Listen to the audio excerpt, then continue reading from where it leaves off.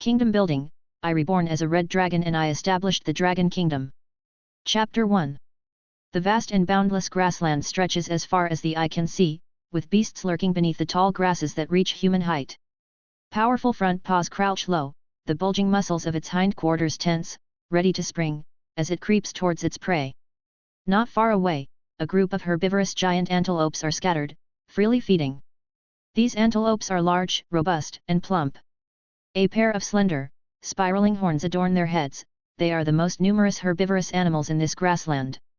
When these antelopes feed, they encircle the weaker young ones in the center of the herd, with the mothers spreading out around them to graze. The strongest rams in the herd position themselves on the periphery, occasionally raising their heads between mouthfuls to look around, oblivious to the impending danger. Suddenly, a gust of wind sweeps through, causing the wild grass to ripple like water, revealing the beast.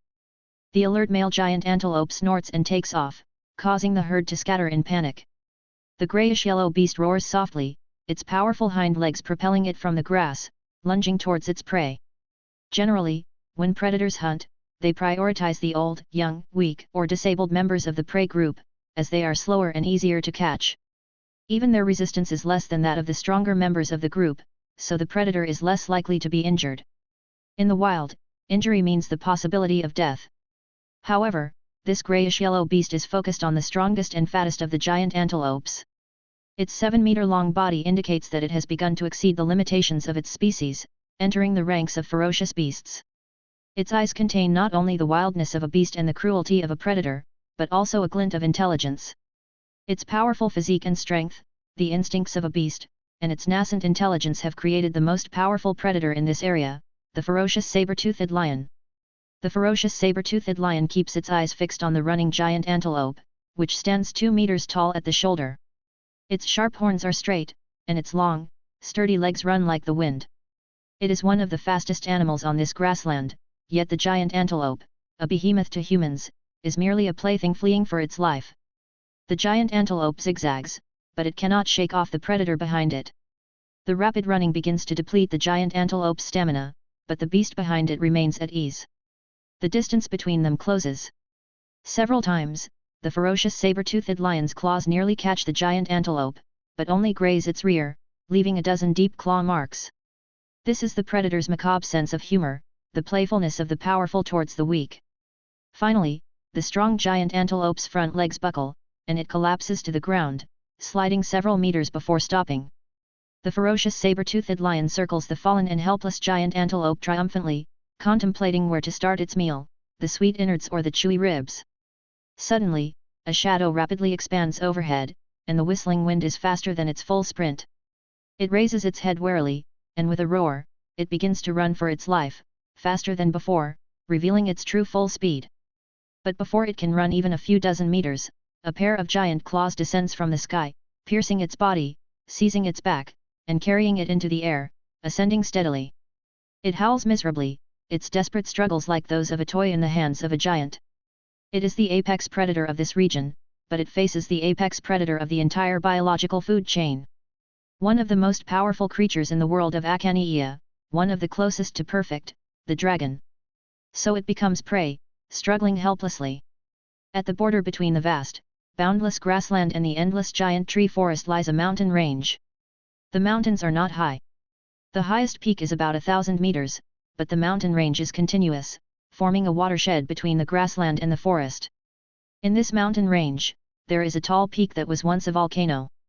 But now it has been dormant for hundreds or thousands of years, it is a dead volcano. The volcanic ash left by the former volcanic eruptions, carrying various organic-rich substances, has now turned into fertile soil, making the dense forests at the foot of the mountain exceptionally tall.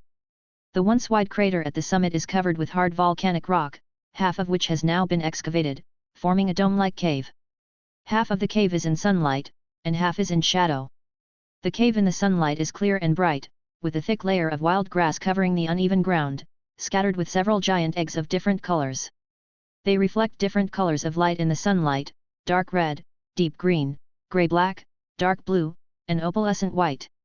The light flows across the giant eggs, brightening and dimming, like the eggs are breathing. Gao Xian felt like he was constantly sinking into that trance-like and deep dream, surrounded by darkness. His consciousness was constantly sinking and descending in the vortex of the dream. His consciousness was sometimes clear and sometimes dormant, and countless chaotic and illogical pieces of information flowed through his mind. Sometimes he would remember his name, his identity, his relatives, his everything.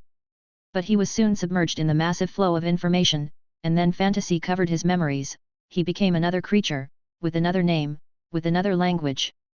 The darkness made him increasingly irritable, his consciousness untethered, but gradually strengthened by the barrage of information. Until one day, he felt his body, and then an impatient rage drove him to use his body to shatter the darkness. Bang! Once, twice, 3 times. Crack! A crack appeared on the dark red giant egg. Before it could spread, the second crack appeared, and more cracks followed with dense bursting sounds. In the shadow-covered cave, the enormous creature was startled by the noise and opened its huge eyes. The bright gaze, like condensed sunlight, looked at the dark red giant egg that was making the noise. The giant egg was covered with cracks and finally couldn't hold on any longer and shattered. A young dragon whelp stretched its limbs, opened its big eyes, looked at it, and suddenly hiccuped as if it was frightened. A thin wisp of smoke mixed with sparks came out of the little whelp's nose and mouth, and then the little whelp raised its head and roared, uttering the first draconic word in this world. Karen Gormora, this is the little hatchling's name in this life. Although his true name is much longer than this, he obviously doesn't like reciting the menu. The newborn cub is about the size of a newborn foal, with fine red scales covering its body, but they are still soft, like its claws. Even the horn-like bumps on its head are soft, and the bone on its nose is soft, and its wings are still weak, drooping limply. It will take more than 10 minutes for the cub's claws and scales to gradually harden, as will the horns on its head and the small horn on its nose. After a few days, the scales will begin to thicken, and the claws and horns will become true weapons. But the most important thing for the newborn cub to do is to eat its fill. Obtain enough nutrition and energy to supply the activation and growth of some organs that are not yet fully developed, and adapt to the body as soon as possible. But Karen didn't dare to move. The dragon's innate transcendent vision allowed him to see the powerful creature in the shadow cave clearly. Just its ferocious head was bigger than him. It seemed that he wasn't even enough to fill the other party's teeth. A sharp, thick horn grew diagonally upward from the nose, and its mouth was full of sharp teeth. A pair of huge ears occasionally flapped, and thick sky blue scales wrapped its soft but tough body. The strong forequarters blocked the hindquarters, revealing only a constantly wagging tail. Obviously, this was a blue dragon. And himself? Karen was stunned. He looked down at the fine and bright red scales on his forelegs. Combining it with the information in his mind, he was also a dragon. No, how did he become a dragon? But a thought subconsciously surfaced in his temporarily confused mind. Fortunately, it wasn't the weakest white dragon among the chromatic dragons. Fortunately, my ass. The other party is a blue dragon, a dragon of a different species from him. The situation is obviously not right. Although he didn't perceive any malice from the other party, and even felt a hint of closeness and familiarity. But the chromatic dragons are born evil dragons. Without understanding the other party's intentions, the sense of threat that naturally arises in the weak when facing the strong has been lingering in his heart. So he had to determine the other party's attitude, even though his stomach was already growling. The giant dragon in the cave finally stepped out of the cave, revealing its strong and graceful body. Its 14-meter-long body showed that it was at least a juvenile dragon, or perhaps even a young dragon. If it weren't for the ferocious dragon head and the raised bones on the tail, the soft and tough body would look like a flying magical cat. Its eyes were also cat-like, light blue with vertical yellow pupils in the center. It indifferently scrutinized the little cub in front of it, who seemed a little different from the naturally impulsive, arrogant, and reckless dragons.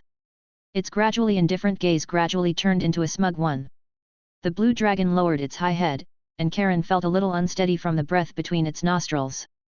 Oh, what a healthy, strong, cautious, and timid little cub. You don't need to be afraid of me. The blue dragon opened its mouth, and a gentle draconic word accompanied a subtle arc of electricity flashed across its open mouth. You are the cub I hatched, and you should naturally regard me as your mother. I will nurture you until you are able to be independent, fulfilling the responsibility of a mother. The little hatchling looked at the huge head in front of him with a face full of question marks. His clear consciousness searched through all the red dragon inheritance dictionaries in his mind, but there was no word for responsibility in them. This blue dragon is a strange chromatic dragon, maybe a rare good dragon, Karen thought. But Karen, who lacked common sense in this world, didn't know that blue dragons, who were among the few evil dragons who liked to live in groups, sometimes picked up the eggs abandoned by other dragons of different species, hatched them, and then raised these hatchlings until they became a solid force in the family. In return, you should hunt for me in the future, become the strongest shield in my hand, the sharpest weapon, conquer territories for me, and find treasures for me. Your powerful kin will also be my kin. The blue dragon's huge eyes stared at the little one in front of it, waiting for his response. Well, I still overestimated the integrity of the chromatic dragons. It turns out there's this waiting for me here. Little Karen seemed to see a street lamp rising from behind the blue dragon. The question is, how big would a street lamp have to be to hang a dragon? This hateful and damned blue dragon actually wants me to work for her for the rest of my life. I used to work, and now I have to work even after coming here and becoming a dragon. Wouldn't that be a waste of my time? And she wants to establish a territory in the future and let me be her thug. Even a red pole is still just a minion. Humph, she's quite ugly. From little Karen's current draconic aesthetic, the blue dragon is not only not ugly, but quite attractive, but she's still thinking too much. Damn it, wait, I am not strong yet, but when I am strong, things will change. Little Karen ran through many thoughts in his mind. Although he didn't want to be a working dragon, he obviously didn't have the ability to refuse at the moment, so he obediently lowered his noble head and said in draconic, "Yes, mother. New seedlings, I hope everyone will support and care for them." Chapter 2. The blue dragon's eyes were full of satisfaction, like a big cat that had eaten its favorite canned food. Having another worker, the happy blue dragon opened its big mouth, used its tongue to roll up the little cub in front of it, and carefully held it in its mouth. It turned its head and placed it between the ferocious saber-toothed lion whose spine was torn apart but still had strong vitality and the giant antelope whose body was already dead and stiff. "Eat, my little cub, eat as much as you like. I look forward to your growth." The blue dragon turned around and walked into the cave, lazily lying down, squinting its eyes and watching the young dragon eating. The two beast corpses in front of him were giant beasts to the young dragon's size, but the innate dragon perception told little Karen who the more energy-rich target was. So the hungry young dragon crawled and rolled over the ferocious saber-toothed lion's abdomen, and followed the giant beast's torn spine to bite down. He tore off the thick fur that was tough enough for the young dragon, until the abdomen was exposed, and began to tear at the most fatty abdomen, eating large mouthfuls. Blood and fat splattered everywhere, but it did not affect little Karen's appetite. When people are starving, they even eat soil, let alone now that he is just a dragon. Physiological habits have a greater impact, so the bloody flesh covered in rust became a sweet delicacy, tempting his greedy appetite. After eating a large piece of flesh from the abdomen, little Karen burrowed into the ferocious saber-toothed lion's abdominal cavity and began to carefully search for the heart and liver. In order to avoid cutting through the stomach and intestines and getting some strange taste, he had not yet reached the point where he would eat anything raw or cold. For the young dragon, the internal organs are the most nutritious food for growth and development, and also the easiest to digest. The rich nutrition can accelerate the growth of some organs in the body that have not yet fully grown and matured. He has now become a rice dragon, meaning someone who eats a lot. Little Karen stopped eating only when his stomach was as bloated as a pregnant toad. He began to lick the blood and flesh attached to his body and claws clean, and then walked to the blue dragon mother's side with a waddle. After eating his fill, his mind was drowsy, and he felt sleepy. He entered a dream, and his consciousness returned to the familiar dream vortex, and he fell asleep peacefully. As one of the most perfect creatures in the world, one of the most enviable characteristics of giant dragons is that they do not need to meditate or exercise, nor do they need to take risks. As long as they sleep peacefully in their nests, the dragon's power will increase with the size of their bodies. In theory, this can be stacked infinitely. The dragon's slumber is also a necessary process for gradually absorbing and digesting its own dragon inheritance, and it will gradually awaken its own magical abilities as it grows older. Although there are the same fixed awakening spells for each species, the differences between individuals are also particularly large. However, little Karen is not yet the time to enter hibernation, just normal sleep. Hatchlings need a body adaptation process of a few days to 10 days depending on individual differences, body coordination, and organ adaptation and body regulation.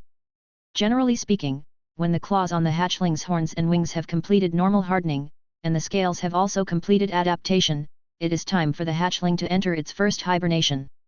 Ugh, the young hatchling opened its eyes and lazily spread out its pale pink fleshy wings. With a wag of its tail, it opened its mouth and yawned, spitting out a few sparks. In the early stages of the red dragon hatchling, the scales and armor on its body are fine and dense, bright red, like pieces of small, bright red gemstone artworks. Even under the dim cave dome, its whole body emits a red halo. Such conspicuous colors are a dangerous cause in the wild, and are not conducive to the survival of young red dragons in the wild. Predators will discover this conspicuous package among the 5-colored dragons at the first time. And the prey will escape early because they are aware of the arrival of the red dragon in advance, so even though the red dragon cubs who have just been born from the eggshell can rely on their strength and sharp teeth to fight adult humans, the result will only be death without the protection of their parents. However, little Karen has really lived a young master's life these days, with clothes to reach out for. Oh, there are no clothes, but he can open his mouth to eat. Every day, he only needs to lie in the cave with the blue dragon mother Carlet and sleep soundly, while another male juvenile blue dragon, Axe, is responsible for hunting, and will deliver the prey on time every day. Axe does not live on this mountain peak. His nest is on the top of a low mountain a few miles away from the blue dragon mother's cave. Axe is a suitor of the blue dragon mother Carlet. The two dragons met during their travels and were attracted by the blue dragon's beautiful and slender body. So, he was induced by the blue dragon mother to sign a contract. Axe serves the blue dragon mother, and he will have priority in mating with the blue dragon Carlet after he becomes an adult. Probably no matter who it is, no matter how beautiful, there will always be some troubles in life. Karen's trouble comes from another female red dragon, his sister Kleinia, who was born one day later than him. The two eggs came from the same nest, and the time between births was not long, and the sizes were roughly the same. Kleinia has already begun to provoke little Karen, whether it is during eating or resting. Although they are only hatchlings, giant dragons can probably be called creatures who are born knowing. The evil dragon inheritance in their minds naturally endows the hatchlings with a relatively complete worldview and values based on the true dragon race, so if the giant dragons you see all show a stubborn and inflexible appearance, there is no need to doubt the other party's IQ. This is just because they are too deeply influenced by the dragon inheritance. This is the natural strength of giant dragons, and also their natural shortcomings. The evil dragon nature in the bloodline is constantly influencing the giant dragons, making them more greedy, prone to irritability, advocating power, and always thinking about challenging the status of other dragons. Kleinia has already begun to be dissatisfied with Karen's priority in eating every time, dissatisfied that the sweet internal organs and the fat belly are occupied by Karen, while she can only gnaw on the butt every time, although the butt is also a fat-rich area. Not only that, Kleinia also wants to establish a leadership position over Karen. Red dragons are born ambitious and are known for being a matriarchal society. Because the lazy and powerful male dragons are too lazy to build families, those powerful male red dragons only like to be lone rangers and bandits who run rampant in one area. As long as those red dragons form a family, they are basically ruled by the red dragon queen, so it is understandable that the little female dragon wants to be above the little male dragon. However, forming a family is not common for red dragons who like to be bandits and lone rangers. It can be said to be very rare. Even female red dragons, only a few like to build families, such troublesome things. This is one of the reasons why red dragon families are matriarchal clans. Only female red dragons are willing to build families, and male red dragons are just bastards who like to prostitute for free. By piao, means get something for free or take advantage of someone. Karen also doesn't want to indulge this little female dragon, although he doesn't care about someone riding on him. But what he cares about is the method of riding on him, and obviously this method cannot be accepted. The abundant energy and nutritious food is one of the aids to his growth, and he will not let the little female dragon have it just for this. And although he has a stable consciousness formed in the old world, he is not smeared by the dragon inheritance from a blank soul, and he is more consciously in control of himself, so as to avoid more smearing. His current free will does not want to be controlled by other factors, even his own body. After all, he himself is a control freak. The difference is that many control freaks like to control others, he only controls himself. Even so, Karen is deeply influenced by the evil dragon bloodline in his body. Maybe his will is not strong enough, or maybe his autonomous soul is not strong enough. He feels that he is also deeply troubled by the innate evil roots of the evil dragon, and has become more arrogant, impulsive, and belligerent. And the source of the trouble comes from Kleinia's growth. Red dragons are a matriarchal society, with many queen dragons who rule the giant dragons. The size of this female red dragon of the same age is obviously larger than that of the male red dragon in the early stage. Now, after a few days of development and growth, Clinea's size can already be seen to be a little larger than Karen of the same age. If this situation continues, the size difference will be more obvious when the two hatchlings pass through their first hibernation period. Maybe Clinia will be a circle larger than Karen by then. Although this only happens in the early stage, just like ladies always develop earlier than men. In the middle and late stages, male dragons will gradually far surpass female dragons, but Karen does not want to be suppressed in the early stage. If he has no other way, the gap between him and Clinia will become larger and larger in the early stage, and he will eventually have to bow his head and admit defeat. Karen thought, that dream vortex where his consciousness sinks every time he sleeps, he can feel that it is a gift from the old world and a gift from the newborn. But he is like a person guarding a treasure house without a key. He still doesn't know what this gift is specifically, and how to use it. Roar! Thinking of this, little Karen's originally happy wagging tail stopped. It was slumped, its head was also weakly resting on the ground, and it roared unhappily.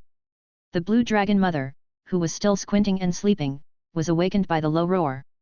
The long tail behind her raised and rolled, and the tip of her tail gently tapped on the little cub's head. Karen looked at the dragon mother's rolling tail, and his eyes lit up, throwing his troubles aside.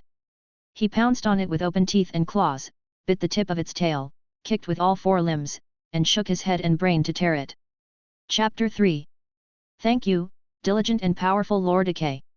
Karen nodded to Ake, a male blue dragon on the verge of adolescence, who had tossed down the body of a 4-meter-long saber-toothed boar and landed with all fours on the mountain cliff of the cave's basin. Ake was now responsible for providing food every day. Kalite was a juvenile dragon, and one meal could last her for 10 days or half a month without needing to eat. Unlike the hatchlings who needed to eat every day, daily contact allowed Karen and Ake to slowly become familiar with each other. This wasn't Karen trying to curry favor. Could the affairs of a social dragon be called flattery? He felt that even stones could be moved by Buddhist scriptures, so it wasn't impossible for his flattery as a true dragon to move a giant dragon. If Ake was moved, perhaps he would help suppress the conflict between Clinea and Karen in the future.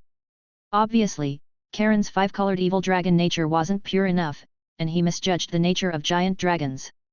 All biological groups in the world have hierarchies to establish their position in the group and maintain order. Some are innate, some are established, and some change naturally. And the giant dragon's way of ensuring group order is through strength. So, the young dragon Ake just nodded and then looked at the scene with interest. The little female dragon Clinea, with her body covered in fine red scales almost identical to Karen's, only had slightly duller scales. At this moment, she was standing on the abdomen of the saber-toothed boar, glaring at Karen who had turned around, and roaring softly. She was provoking him. Karen was a little angry. The anger from being constantly provoked ignited the red dragon's fire surging within his body. He stomped his hind legs on the ground, his front legs hovering, arching his body, and sparks emerged from his nostrils. His voice, low and deep with anger, still revealed his childishness. Are you challenging me, my foolish and ignorant sister? Hearing this, the little female dragon's pupils, as bright as her scales, instantly filled with anger. Her body, the size of a few-month-old colt, pounced. The weak should obey the strong, my poor and weak brother. Her open fangs attacked in an angry roar, biting straight at Karen's neck. In Karen's eyes, the hatchling's attack techniques were too simple and straightforward. Because of the similar size and strength of the hatchlings, getting the first move often determined the victory. But Karen, who had been preparing for this, used his hind legs forcefully. When the little female dragon's fangs were about to bite his skin, he stood upright, contracting his chest and abdomen to avoid the point of attack. At the same time, his head, charged like a ram's horn, crashed down from the side, and a red dragon headbutt slammed into the side of the little female dragon who had lost her footing. The little female dragon's entire body flew out, rolling several times before falling to the ground. The giant dragon's naturally strong body was not injured. The little female dragon, still dizzy, angrily roared and climbed up to attack again, but Karen's attack, which had changed from passive to active, followed closely. Gaining the first move, Karen charged forward with his head slightly lowered, like a red dragon dump truck, heavily hitting the little female dragon's front leg thigh. The powerful force, coupled with the momentum of the run, sent the little female dragon tumbling in the air like a sandbag before crashing heavily to the ground. The surging anger in his bloodline made Karen not miss any opportunity. Flapping his wings, he swooped down from the air. He heavily stepped on the little female dragon's front leg, which had been beaten dizzy. With a crack, the little female dragon Clinea let out a high-pitched scream of pain. Her leg was broken. Invulnerable Clinea, admit defeat. Karen, looking down from above, had increasingly turbulent sparks between his mouth and nose, and his front legs kept stomping and crushing the little female dragon's broken leg. The red dragon's nature of destruction and cruelty in his bloodline made his killing intent surge wildly. He struggled to resist the brutal desire in his heart. The little female dragon's mouth overflowed with blood, obviously her internal organs were injured, but her stubborn eyes revealed her unwillingness to give in. She believed it was just a temporary mistake, and her strength was still stronger than Karen's, so she was unwilling to bow her head and admit defeat. Ah! The stubborn little female dragon screamed, her 4 legs all broken by Karen one by one. Even the true dragon's strong body was in so much pain that she was on the verge of losing consciousness, but she still stubbornly stared at Karen, whose eyes were getting brighter and brighter, like burning flames. The desire for destruction and the anger in Karen's bloodline grew stronger and stronger, until he couldn't suppress it any longer, and a line of red light lit up from his chest and abdomen. Karen involuntarily opened his mouth, and the flames of destruction and anger finally poured out, about to burn everything. Clinea's eyes finally became horrified. She saw the flames coming towards her, closed her eyes, and screamed, "I admit defeat, please stop." "Ha, stop, you cunning little brat." The blue dragon mother, who had been secretly peeking in the cave, finally showed her head. At the same time as Ake, who had been watching, flapped his wings and swooped down, she breathed dragon breath. A subtle lightning breath arrived instantly, paralyzing Karen's body. Karen's body fell straight to the ground as if he had been petrified. Little Karen was very hurt because he was hung up and beaten by the blue dragon mother with her tail. Generally speaking, battles within the dragon group don't matter to the leader, and they won't easily interfere, and even support them. The giant dragon's character of worshipping power determines that battles will always happen. As far as the giant dragon's strong body and powerful recovery are concerned, as long as it is not a fatal injury, it can be recovered, at worst, just sleep once. But this time, little Karen, who couldn't control himself, actually wanted to kill his own kind. Such behavior was too brutal even for the brutal 5-colored dragons, so the blue dragon mother beat him up for the first time. Karen lay listlessly next to the saber-toothed boar that should have been a big meal for him, without moving. He won the battle and gained the right to control food from now on. If he allowed it, the little female dragon could eat with him, and if he didn't allow it, the little female dragon would only be able to eat leftovers in the future. Even if the blue dragon Khalite was dissatisfied with Karen's desire to kill his own kind, she could not and would not change the result of the establishment of the dragon group's status order. If you want to change this result, it will be met with challenges from all the giant dragons in the group, including the licking dragon Ake. Karen's throat was injured due to the premature eruption of dragon breath and needed to rest and recover. Dragon breath is the ability that every true dragon is born with. The red dragon's breath is fire, and it can breathe out cone-shaped flames. Generally, the breath is just red flames, but more dangerous is the cyan flame. Moreover, the red dragon can freely control the intensity of the breath. If necessary, the red dragon can charge up and breathe out more destructive flames. But the ability of breath is only available when all the organs of the body are fully developed in the young dragon. Breathing out dragon breath when the relevant organs of the body are not fully developed causes the fragile throat to be unable to bear it. Karen tilted his head and looked at the little female dragon in the cave, who was miserably huddled next to the blue dragon mother's abdomen, dozing off. Some of the red scales on the chest and head of this little female dragon were scorched. Even the red dragon's transcendent fire resistance, which can be bathed in magma at birth, is difficult to completely exempt from the damage of the destruction dragon breath. Because dragon breath is not pure physical flame. As a powerful magical creature, all attacks of the evil dragon will be attached with powerful magic power. At this time, the little female dragon exudes a burnt aroma, which smells appetizing. Although the broken limbs have been reconnected, they still cannot be stressed. It seems that they are attached to the ground like they are separated from the body, which is really a bit miserable. Karen recalled the scene of uncontrollable anger burning at that time, and had some guesses in his mind. He didn't like his own ideas being affected by the evil dragon's blood in his body these days. He has been consciously suppressing the evil dragon's bloodline, and the evil dragon's bloodline is also constantly fighting against his will, until this moment it erupts so violently. It seems that he can't always fight against and suppress the evil dragon's nature in the bloodline in the future, but should vent the suppressed evil dragon's nature at the right time. Just like the mouth of a dam, you can't accumulate water flow indefinitely, but you need to release the flood on time. After the outbreak just now, Karen felt that the consciousness in his mind was particularly clear, and the destruction and anger that were always lurking in his bloodline were much more peaceful. This allowed him to easily suppress the evil dragon's nature, and the rational thinking that once belonged to humans took the upper hand. Shaking his particularly clear head, Karen sat up on his hind legs. The already hard and sharp front claws easily broke through the abdomen of the saber-toothed boar, and skillfully stretched his head in to find the heart that was as big as a basin, and bit it in one bite. The sweet blood flowed into the body along the dry throat, and a desire to crush the heart and swallow it into the abdomen arose spontaneously.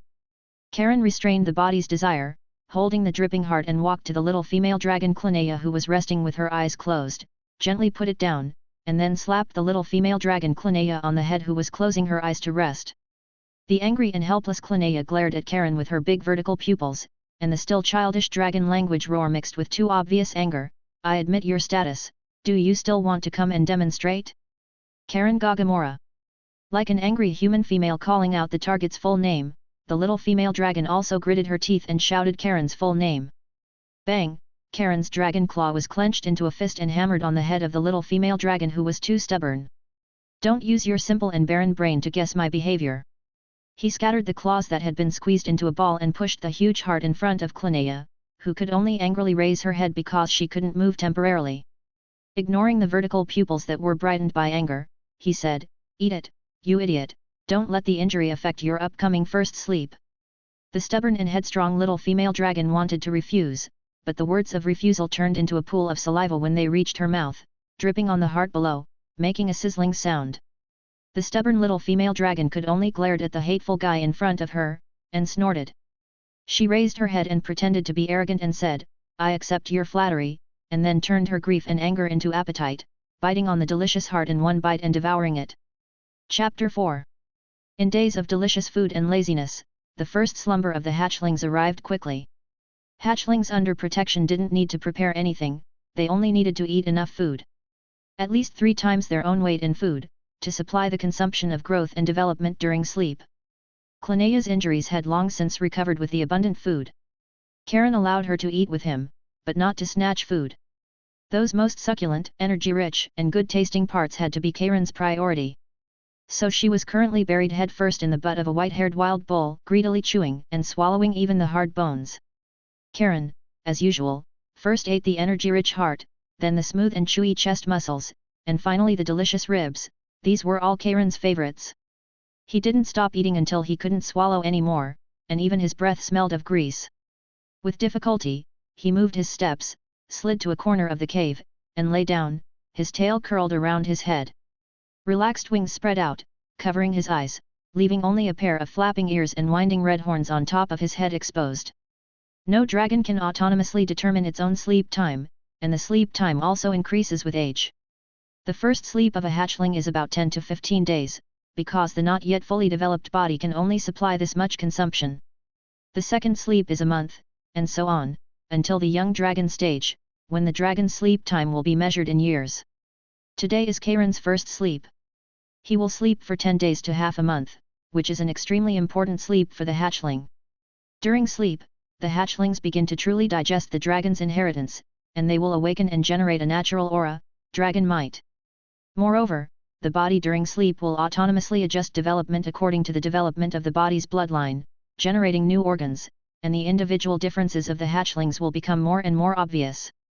The little female dragon Clinea and little Karen are almost identical now, except that the color of the scales on her body is a few shades darker than Karen's. But when the first sleep is completed, the 2 dragons will undergo earth-shaking changes, and many individual differences will be particularly obvious. Clinea, who was already a bit larger than Karen, will far exceed Karen when she wakes up from her sleep. Karen began to worry about whether he would be able to suppress the stubborn little female dragon in the future. Although, based on the little female dragon's simple and crude attack skills, little Karen said there was no problem. Fighting requires not only skill but also talent. However, once the difference in strength and body size reaches a certain point, it is very likely that a scene of 1 force defeats 10 skills will occur. Thinking about the scene of being ridden on his head and bossed around one day in the near future, Karen began to feel a sense of urgency to grow. Moreover, after thinking about it for this period of time, he didn't know whether his sudden arrival in this world was lucky or unlucky, but it shouldn't be that simple. He had been living his life normally, and in a dream, he changed the world. He also had many doubts in his heart. Alas, I wonder when I will be as powerful and free as the blue dragon Kaliet. Maybe with Kaliet's power, I will have considerable self-preservation ability to start exploring this world, and then slowly find out the truth about why I came to this world. Karen glanced at the huge blue dragon lying in the cave through the gap covered by his flesh wings, his mind full of thoughts. Excessive satiety caused the blood flow throughout his body to slowly concentrate towards his stomach, and drowsiness gradually surged in his mind. The red dragon cub Karen, with a sense of crisis and a thirst for power, fell into the first sleep of his dragon life.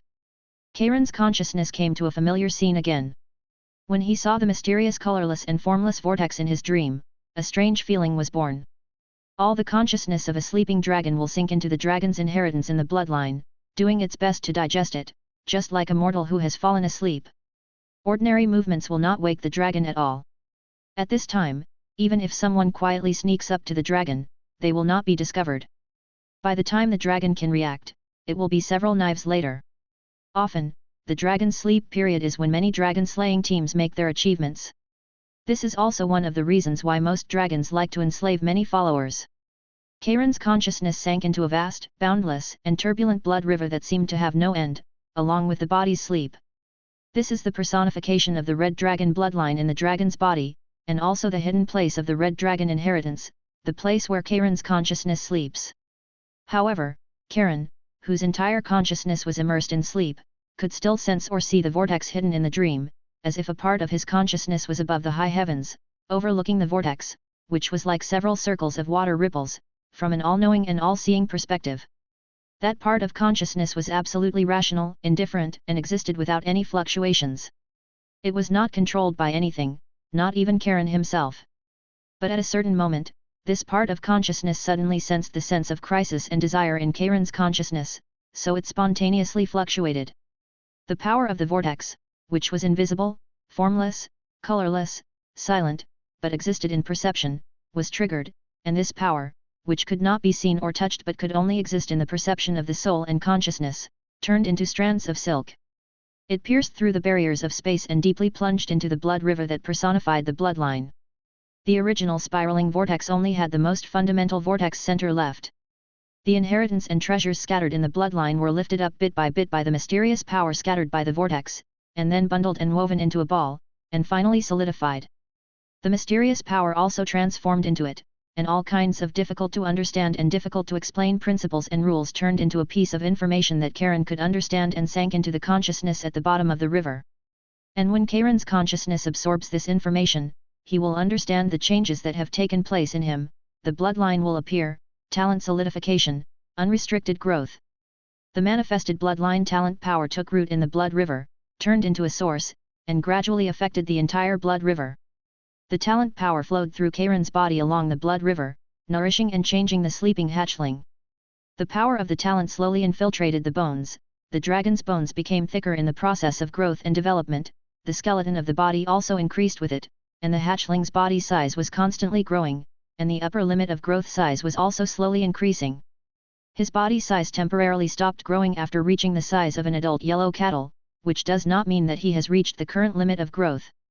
He is now just the body's spontaneous adjustment to the adaptive state of the current growth size, meaning that his current body is just a basic version for future growth and development. Only the basic framework is built, and the barriers and restrictions of body development are expanded. The body needs to supply the remaining nutrients and energy to the internal organs and muscles, etc., to adapt to the deployment and development. Under the nourishment of the bloodline talent, the hatchling's heart became one size larger, the rhythm of beating slowed down, but the power of beating was more powerful. Each beat squeezed a large amount of blood through the expanded blood vessels, and transported it to other parts faster. Many organs also grew and developed accordingly, and many magic organs began to grow in the body, and many tiny meridian tubes that completely flowed with magic power proliferated. This is the dragon, as a magical creature, beginning to improve its body during sleep. Many magic tubes are connected to the dragon's wings, many are connected to the dragon's throat, and the magic spray organ in the throat also began to generate next to the original breathing organ. Originally, the fire dragon's breath carried subtle magic power. Now that a special magic spray dragon breath organ is generated, it means that Kairon's breath will be extremely terrifying in the future. The physical dragon breath spray mixed with the magic dragon breath spray will also accelerate the elemental reaction in the dragon breath spray process. Kairon himself does not know what will happen. This means that Kairon's opponents in the future will not only need physical and magical dual fire resistance and coping methods, but also need to pay attention to the post-reaction after the dragon breath spray. And on the outside of the body, the changes in the hatchling are also very obvious. The original bright scales began to turn to dark red. The flesh membrane wings, which were almost the same size as the body proportion, are now more than twice the length of the body, and a layer of fine and thin red scales is generated and covers it, turning into scale armor wings. And the muscles of the limbs gradually grow and become full. Different from the streamlined shape of the female red dragon, the muscles of the male red dragon are more stout, which appears particularly powerful. The hatchling's delicate and somewhat cute head gradually became angular, and small thorns began to grow along both sides of the statue-like cheeks, and a pair of horns that stretched backwards also became thicker, making the hatchling more ferocious and hideous. The originally delicate and relatively slender neck grew more muscles, and layers of muscles wrapped the hatchling's neck, which appeared thick and powerful. The hatchling, who is still sleeping, developing, and growing, began to show his edges and corners like those red dragons in his memory. Chapter 5. The sleeping young dragon's eyelids were tightly closed, but at a certain moment, they suddenly began to twitch slightly, and a faint aura rose from the dragon's body. Like water flowing, it spread over most of the cave. This was a powerful weapon used by dragons to intimidate the weak and deter the strong dragon might. In the area covered by dragon might, the spirits of weak-willed enemies would be restrained and intimidated, making it difficult for them to act autonomously, while the spirits of strong-willed enemies would also be constantly oppressed. Obviously, Kairon, who was awakening from his slumber, could not freely control his dragon might, alarming the young dragons who were biting, fighting, and playing on the other half of the cave floor exposed to sunlight. Kairon's first sleep lasted a little longer than he had anticipated, probably because he had temporarily limited the growth of his body and used the nutrients and energy stored in his body for internal regulation and development, so now it had been 20 days since he entered his slumber. During this time, several young dragons were born one after another under the magical incubation of the blue dragon mother, 2 white dragons, a green dragon with scales like an emerald dragon, a blue dragon, and a black dragon. This was the result of the blue dragon mother's hard work in collecting dragon eggs from the mountains and wilderness and hatching them. Many 5-colored dragons abandon their eggs laid before adulthood in the wilderness and mountains due to not having a fixed nest or being too lazy to take care of them, etc. A large part of the reason for raising the hatched young dragons after adulthood is also the requirement of Tiamat, the evil dragon god. These young dragons were only a dozen days old, and their sizes were not very different. The weakest black dragon was also half a circle larger than a 3 to 5 month old foal. At this time, the young dragon group was looking in surprise at the source of the dragon might, and then began to slowly gather around Clinea, the most powerful red dragon in the field. The young dragons were true dragon races, and dragon might's suppression on them was not as severe as it was on other races. What alarmed the young dragon group was not the dragon might, but the unique red dragon that stepped out of the shadow cave. As a young dragon, his body was far inferior to the blue dragon mother in the depths of the cave, but the full and muscular muscles of his limbs and chest and back showed the powerful power prototype of the red dragon that far exceeded other evil dragon species. Even the most powerful gold dragon in the metal dragon in the good dragon camp would not be stronger than the red dragon at this time in terms of pure strength competition under the same age conditions. On the three-dimensional face, the thorns from the mandible to the cheek and the dark red dragon horns winding backward and beginning to metallize added 3 points of ferocity to the red dragon. The light red vertical pupils were not filled with the indifference of beasts but with the sparkle of wisdom, and there would be additional pressure when staring at the enemy. Red patterns began to be born on the white and solid wings, and there was a tendency to spread to the scales of the whole body, which meant that this red dragon had awakened its own flame spell. These patterns were born because of the fire attribute magic, which would make the dragon's magic flow faster, the control ability stronger, and the spell power greater. But these patterns are not produced by every red dragon, just like not every gorilla will be born with wisdom. The scales that gradually turned to dark red became thicker and stained with a metallic luster, and occasionally there was a hint of gray-yellow light flowing. The young dragon's inheritance told them that this meant that this red dragon had awakened other special talents. And the red dragon is the born monarch of flames and magma, and also has the potential to become a master of controlling earth and metal elements. So it can be roughly inferred what the special talent awakened by the red dragon is. What kind of monster is this? Such emotion arose spontaneously in the hearts of the young dragons who existed as monsters in the eyes of most creatures in Acania. Looking at Clinaea, the small iron-headed female dragon who was even longer than Karen but seemed a little thin in comparison, the green emerald dragon Antogena was like a knight in full armor compared to a blank soldier. She couldn't help but nudge the little female dragon's shoulder with the tip of her wing, glanced at Karen, who was stepping out and spreading his wings to move his body, and quietly lowered her head and asked, "Is this the monster with outstanding talent that you want to challenge? I think you should forget it." Clinaea, who was influenced by the red dragon's inheritance and had the intention to be the red dragon queen, looked at the young dragons who had a look of retreat on their faces after this period of physical persuasion, and even her girlfriend Antogena looked worried. A burst of anger began to rise in her heart, and she snorted unconvincingly, "Are you all dragons, and are you afraid of another dragon? I'm not afraid of Karen. Humph, I will find a chance to challenge him, and then defeat him and make him submit to me." The growth after the dormancy period made the little female dragon a little inflated. "Then I suggest you take advantage of the fact that he is still in the weak period after waking up from his slumber to challenge him. After you defeat him, we can help you hold him down, and then let him bow his head and admit your leadership position among the young dragons." The green dragon's eyes turned. As a green dragon Antogena, who was born with a love for conspiracy and tricks, bewitched. This is not taking advantage of Karen. He won't be convinced. Clinaea, who had some martial ethics but not many, hesitated. This suggestion did make her dragon heart move. "We will help you, and we have a large number of dragons, so he cannot compete with us." The mixed-blood white dragon, whose brain was naturally more chaotic than other five-colored dragons, spoke to help. This white dragon was obviously smarter than his dazed compatriot. Only the black dragon and the blue dragon looked at each other silently and did not speak. Clinaea hesitated for a second and accepted the suggestion, squeezed out of the dragon group, and roared in a low voice. It's like an engine with a high and low sound when it continues to sound. Roar. This is a provocation to Karen. Karen, I want to challenge you. The winner will become the leader of the young dragons. If you dare not accept the challenge, bow your head and admit that I am your queen. The little female dragon Clinaea roared in a low voice and declared war on Karen. While learning Karen's previous practice, she stepped heavily on the ground with her hind limbs, and her forelimbs feigned stepping were ready to go. She felt that she had a good idea. She wanted to defeat Karen with Karen's method, and then break Karen's limbs. There is no doubt that the dragon's pettiness and revenge are also the consensus of all creatures in Acania. Karen did not answer, he just roared in a low voice, and his strong and powerful hind limbs rose upright, and his wide and strong wings flapped gently and soared into the sky. He knew that no matter what kind of opponent he faced, he could not let the other party easily understand his offensive intentions and methods. Although he was not afraid of the little female dragon's direct strength confrontation, Karen hovered slightly in midair and then pounced down. Clinaea calmly waited for Karen's pounce. When Karen's thick and sharp dragon claws were about to approach, her hind limbs exerted force and stood upright.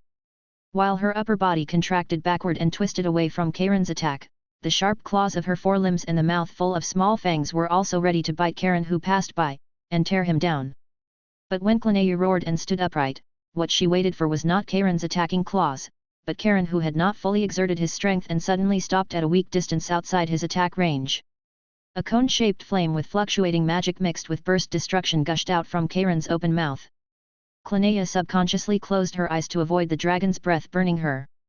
Even though the red dragon's natural flame resistance is extremely outstanding, and it can even be said to be immune to physical flame damage, the relatively fragile eyes cannot withstand the spit of the dragon's breath. At this moment Clinaea heard the wailing of her neck bones, and then fell heavily to the ground.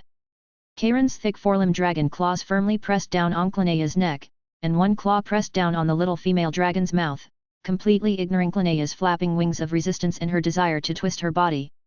In the dust raised by the tail, the fierce head approached the little female dragon's open eyes. 4 eyes met. In the overlooking vertical pupils, there was no anger and desire for destruction that existed in the previous battle, only reason and indifference. "This is the last time you offend me." Karen's gradually stronger and fierce head began to have majesty under the blessing of the winner's identity.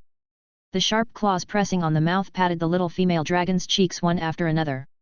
The calm and gentle words were even more powerful. I am in a good mood today, so I decided to forgive your stupid offense. If there is a next time, the price will be your fragile life. The arrogance and humiliation in Kalinaya's heart, which had been easily defeated in 2 consecutive challenges, were finally shattered, and the inflated will return to reason. The shadow in her heart revealed weakness and submission through her eyes. The still flapping wings drooped weakly, and the twisting body also quieted down. Only the dragon language of submission sounded lowly, forgive my reckless offense. I will follow your will. Very good, you finally took your damn brain out of your ass and used it, Karen released his claws with satisfaction.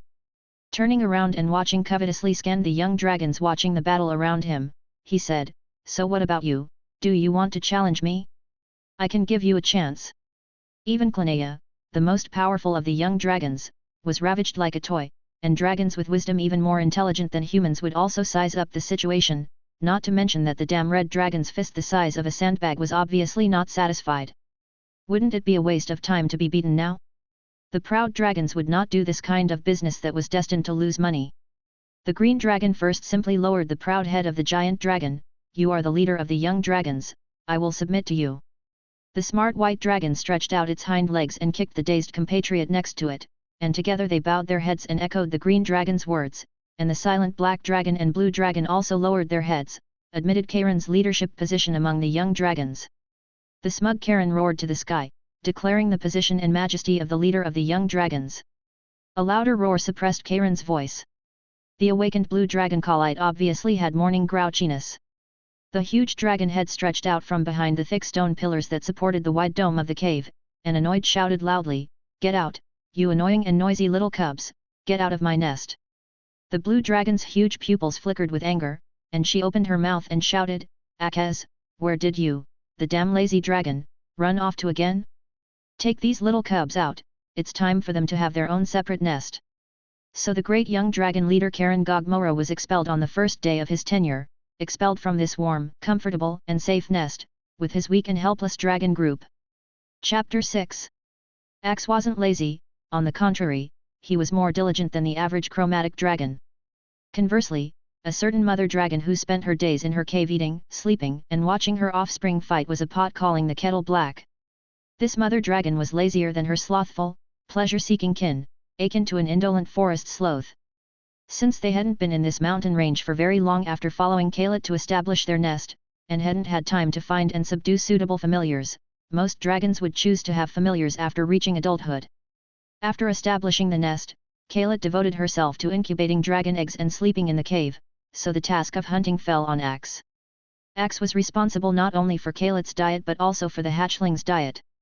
He also needed to patrol the territory attached to the dragon's nest, confirm the extent of the dragon's nest territory, and maintain the dragon group's inherent territory because now all the dragon group's cubs had been born, and the dragon group's expansion was only a matter of time. The original territory was only about 100 miles around this mountain range, but as the cub dragon group grew, it would gradually become unable to support them. After all, each dragon's growth required a large amount of food. Even he himself was just a juvenile dragon about to enter adolescence, and he knew very well how much territory was needed to support the growing dragon group. So today's Axe was a model worker among the chromatic evil dragons. He needed to patrol the territory every day, and if he could solve it with his near-adolescent blue dragon abilities, he would expand the territory accordingly. If he couldn't, he would mark it and warn the young dragons. He would break through here after the cubs in the dragon group grew up. Axe didn't have the idea of calling Kalet. This wasn't out of fear of the dragon group leader's power and punishment. Rather, based on the fact that he was a simp dragon, he didn't want Kalet to think that he was blocked by some small difficulties and still needed to seek help. He didn't want to lose face. So he took this group of hatchlings to a canyon formed by a fractured mountain range between his nest and Kalet's nest and left in a hurry, continuing his journey as a diligent worker. This canyon, fractured from the mountain range, wasn't completely disconnected from the mountain range. The cliff facing the grassland to the north was still connected by a thick stone wall, like a natural conjoined arch bridge. The canyon on the south side, leaning against the forest, was completely disconnected, forming a gateway to the canyon. A stream flowed out of the gateway from a pool formed by the sinking of the canyon. The canyon might be a bit narrow for adult dragons, but it was wide enough for this group of hatchlings. At least it was much better than in the blue dragon leader Kaylet's cave. In the future, the hatchlings wouldn't have to worry about waking up the sleeping big dragon when they were playing around. The lush green environment was obviously very satisfying to the dragon group. The hatchlings scattered and began to dig caves on the mountain walls on both sides of the canyon. They tried their best to choose places where the stone was soft to move their claws. Under the sharp and hard dragon claws, the stones were easily dug open.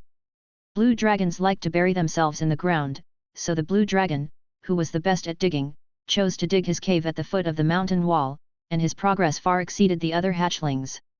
The black dragon, who liked marshes, originally wanted to settle down in the canyon's pool, but this pool was the hatchling's drinking water source in the future. Once the black dragon settled in the water, it would pollute the water source, making the clear water in the pool turbid and smelly and slowly turning into poisonous water. So the black dragon was scolded by the dragons in dragon language, quite dirty. He had no choice but to learn from the blue dragon and become neighbors with the blue dragon. Antagina, like a green emerald dragon, liked to stimulate trees to grow in the forest like her green dragonkin, and build nests on the huge canopies of the trees. But now, as a hatchling, she didn't have the strength to build a nest alone. She chose to dig a nest on the high cliff with Krina. As for the white dragon, let's not talk about it for now. Karen chose his nest at the bottom of the cliff opposite the blue dragon, but he didn't like to be buried in the ground, so he could only honestly dig open the stone wall and chisel the cave little by little. He planned to spend some effort, after all, it was the first nest in his dragon life. Of course, he had to make his own nest well to live comfortably. First, he had to dig out the passage for entering and exiting the cave. Under his hard claws, the already soft stone was as weak as tofu. Karen's powerful strength and the dragon's unparalleled energy quickly dug through the mountain wall, forming a 10-meter-long passage that could barely pass through. Then he began to widen and raise the passage so that he could easily enter and exit the cave. The second step was to dig 2-meter-long passages to the left and right at the end of the passage, and then dig a 10-meter passage parallel to the entrance and exit passage straight into the belly of the mountain in the 2 left and right connected passages. Then widen the corners of the passage into an oval shape to avoid getting stuck in the future. Next was the focus of the entire nest, his resting place. Karen hollowed out the stone wall behind the left and right passages to form a huge circular cave, so that the 2 passages were connected to the cave. The 10-meter-thick passage stone wall on the front of the cave became a wind, so the ventilation was good, and it could also shield the view of the cave from the outside. Finally, Karen used his control of the earth element to compact and flatten the ground, and then used dragon flame breath to dry the cave. Then the uneven cave stone wall engraved with claw marks was burned into a smooth wall, and the melted stone and the minerals mixed in the stone turned into high-temperature water flowing down the wall, laying a layer of crystal light on the black and yellow hard and flat ground. So far, the little red dragon's nest was finally completed after more than half a month. Karen curled up his limbs and lay on the ground that was still emitting some heat, comfortably exhaling a breath, enjoying this special moment of tranquility. At this moment, this place actually had a feeling of home. Damn Comed, can you take your damn stupid head out of your big ass and use it? You motherfucker passed the ball to the wrong dragon, we and Dos are on the same team. The clever white dragon, Gamot, was cursing at his slow-reacting brother with what he thought was the most elegant swear words he had learned from Karen. He moved his body sideways, trying his best to block Krina, who was charging with a round metal ball, and then was undoubtedly knocked away and fell to the side, staring at the blue dragon Dos behind Krina as the little female dragon put the ball into the goal. Woohoo, we won today, right? I finally won once. The happy green emerald dragon, Antagina, cheered and turned to ask the black dragon excitedly. Poor Antagina, since Karen exploded and invented this sport that mixed rugby and football, she had never won. When Karen wasn't on the field as a referee, the team that the most powerful little female dragon Krina was on usually had the most winning chances, and the unlucky Antagina had always been on the opposite team. The black dragon, Rosani, also nodded happily, we won, we just have to wait for Karen to announce the result. Very good, 26-10, the right-hand team won. Karen, who was squatting outside the field as a referee, clapped his claws and announced the result. Krina, Antagina, and Rosani, you will have priority to eat dinner tonight, and Krina, who performed the best, will receive a heart as a reward. Listening to the cheers and frustrated voices of the hatchlings, Karen felt a little proud. He created this activity not only for entertainment. On the one hand, it could consume the dragon cub's usually vigorous energy, so that they wouldn't mess around casually, making it easier for him to manage them. It could also exercise the hatchling's physical coordination and reaction ability. The original oval rugby ball was also changed to a circle, which could also exercise the dragon claw's dexterity and strength. On the other hand, it was to train the hatchling's cooperation ability and strengthen their group awareness, so that the dragon group could cooperate in hunting and fighting in the future. Of course, the most important thing was that Karen was always in the implicit referee position of the dragon group. The rewards and punishments were all from Karen's hands. These could strengthen the impression that Karen was the dragon who made the final decision in the dragon group. Let the unruly dragon group slowly get used to obeying Karen's decisions. The influence caused by this subtle influence was difficult to achieve by simply relying on the deterrence of power. He hoped that one day when he had enough power to fight against Axe and Kalet, these hatchlings would subconsciously obey him and follow him to fight against the enemy. This was Karen's idea. He couldn't always be under Kalet's command. He had the ambition of a dragon to rule others, and he also had the human-like idea of planning. Especially after he absorbed the information left in his mind by that vortex, he knew that he would have more talents and means in the future. That was Karen's confidence, even though he was still exploring now. Karen flapped his wings and flew towards the blue dragon Axe, who was squatting on the top of the cliff and watching with great interest, and landed beside him. The 3-meter body was like a kitten in front of the 11-meter-long axe. Karen lowered his head to show his respect to the model worker Axe. A very interesting game, even I want to join it. Axe nodded. His knowledge couldn't be less than those hatchlings who had just been born, so he didn't treat the talented red dragon cub in front of him as casually as he treated other members, although he still looked down on him. With the power of Lord Axe, he will definitely be the final winner, Karen complimented. The flattery skills were naturally activated. You manage the hatchlings very well, saving me a lot of trouble. The blue dragon Axe turned his head and looked down at the red dragon who was complimenting him on the surface but had no expression. Perhaps I should give you some rewards. Karen was silent for a while, then suddenly opened his mouth and smiled. Is Lord Axe planning to reward me with some gold coins? I don't have my own treasure yet. The blue dragon Axe also fell into silence, and only spoke after a while. I don't have many gold coins either. Then he spread his wings and flew away, but the opened wings accidentally knocked the somewhat expectant Karen over. Chapter 7. The cave grew dim, with only the bright, vibrant red scales on Karen's body emitting a faint glow in the darkness, like a large, dim red lantern. Karen lay silently in the cave, his powerful adaptability having fully adjusted to his current life. However, he still missed the world where lights shone brightly every night, the interwoven lights even outshining the stars in the sky, but that was a thing of the past. He suddenly thought of a topic he had once seen: if an animal's body contained a human soul, would it be considered an animal or a human? In Karen's eyes, this topic wasn't worth dwelling on. Whether in an animal's body or a human's body, he was still himself, he was both human and dragon. After a long while, he sighed and closed his eyes.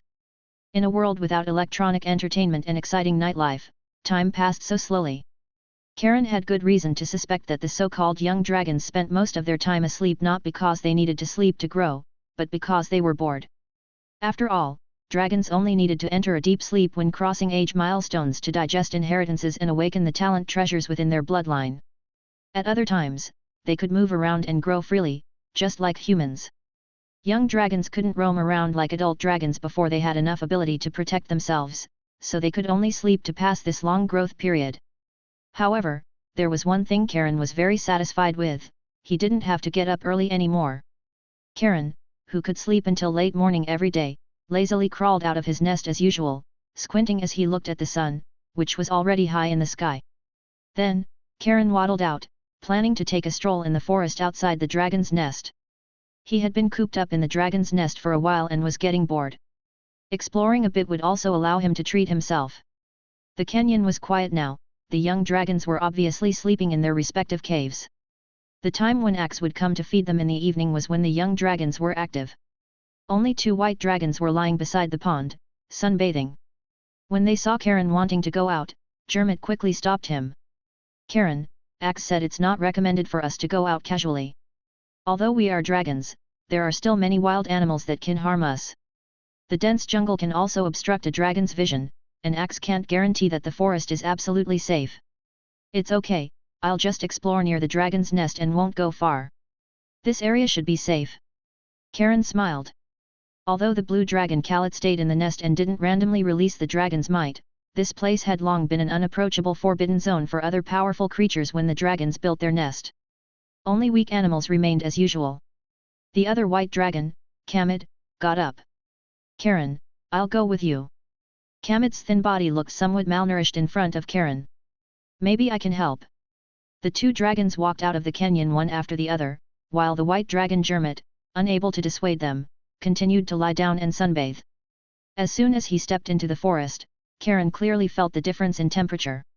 Trees averaging the thickness of several people's embrace and dozens of meters high had lush branches and leaves. The huge canopy blocked the sunlight, noticeably reducing visibility compared to the outside. The white dragon, who liked to stay in cold areas, revealed a comfortable expression. The slightly cool air in the forest was a refreshing breeze for the white dragon. The two young dragons carefully avoided the direction of the water flow and moved towards the forest, stepping on the thick layer of fallen leaves, turning over and exposing the fertile black soil underneath. The forest beside the mountain range was extremely quiet, and even some small animals were rarely seen. Only occasionally were birds startled by the dragon's might, that the white dragon Kamid hadn't yet mastered, flying away from above the trees. After walking about a few miles, a fat, white, and tender worm was suddenly startled and crawled out of the rotten soil. Kamid lowered his head and stuck out his tongue like a lizard catching mosquitoes, nimbly wrapping the worm in his mouth, biting down, and splashing out a bit of white juice. Watching the white dragon's enjoying expression, Karen raised his claw and slapped the white dragon's head. "You're so useless, you even eat this kind of worm," Karen said, and couldn't help but stick out his flexible tongue and lick his lips, asking, "How does it taste?" "Hee, delicious." Kamid nodded honestly. "Very good." Karen stretched out his claws, stuck out his butt, and started digging on the ground with the white dragon. He didn't have the so-called arrogance of a dragon. Eating was nothing to be ashamed of. The worms that liked to hide under the fallen leaves and rotten soil were in great trouble today. Living in the dense forest for a long time, they had few natural enemies, so they grew white and fat. Each worm was as long as a palm, and when bitten, juice splashed out, like eating soup dumplings. The taste was very good, and the two dragons ate happily. "Yo-ho, dragons who like to eat worms!" A burst of laughter came from the forest, from far to near. Karen, who was squatting down and engrossed in digging, felt a shadow flash above his eyes. Alert, he subconsciously turned his head to look. His excellent dynamic capture ability allowed him to see a miniature creature with gossamer-like butterfly wings flying past, carrying a meteor tail-like or rain-like sparkling stardust behind it. The white dragon Kamid also heard the movement and looked around vigilantly. This creature obviously had curiosity about the dragon's behavior but was also a bit timid and shy, flying behind a tree branch and hiding, revealing its upper body, with a pair of eyes rolling around. Karen then saw the creature's face clearly. This creature was about a foot tall and emitted a full moon-like glow. It had two pairs of gossamer wings like butterflies on its back, and a petal skirt was hollowed out at the abdomen, revealing a delicate navel. An acorn cap was worn on its head, and the pixie girl's round little face was full of curiosity. "Forest sprite!" Karen exclaimed in surprise with a dragon face. "The dragon is wrong, Raven is not a forest sprite, Raven is a pixie." The pixie raven didn't seem very satisfied with being called a forest sprite, and flew out from behind the tree branch. A pair of naked, white and tender little feet stepped on the moss covered with branches, and a pair of round little hands patted the chest that the petal skirt couldn't completely cover. Karen's eyes rolled, remembering the magical creature called a pixie. Female pixies were also called magic fairies, had considerable magical abilities, were friendly to plants, and in Karen's eyes were very useful plantation masters. The stardust behind the pixie, like a tail flame, was called fairy dust. A small amount of fairy dust could grant the ability to fly, and it could also confuse enemies and make them fall asleep. This was a natural magical phenomenon. Moreover, they also had a natural ability to become invisible, and rarely appeared when they didn't want to be seen, which proved that the sprite in front of him was well-intentioned. Moreover, pixies like to seek pleasure and make friends everywhere, regardless of the species. As long as they didn't have malice towards the pixie, they would be friendly. So Karen used his dragon claw to pick up a worm and smiled very friendly to the sprite on the tree. "Well then, Pixie Raven, would you like one?"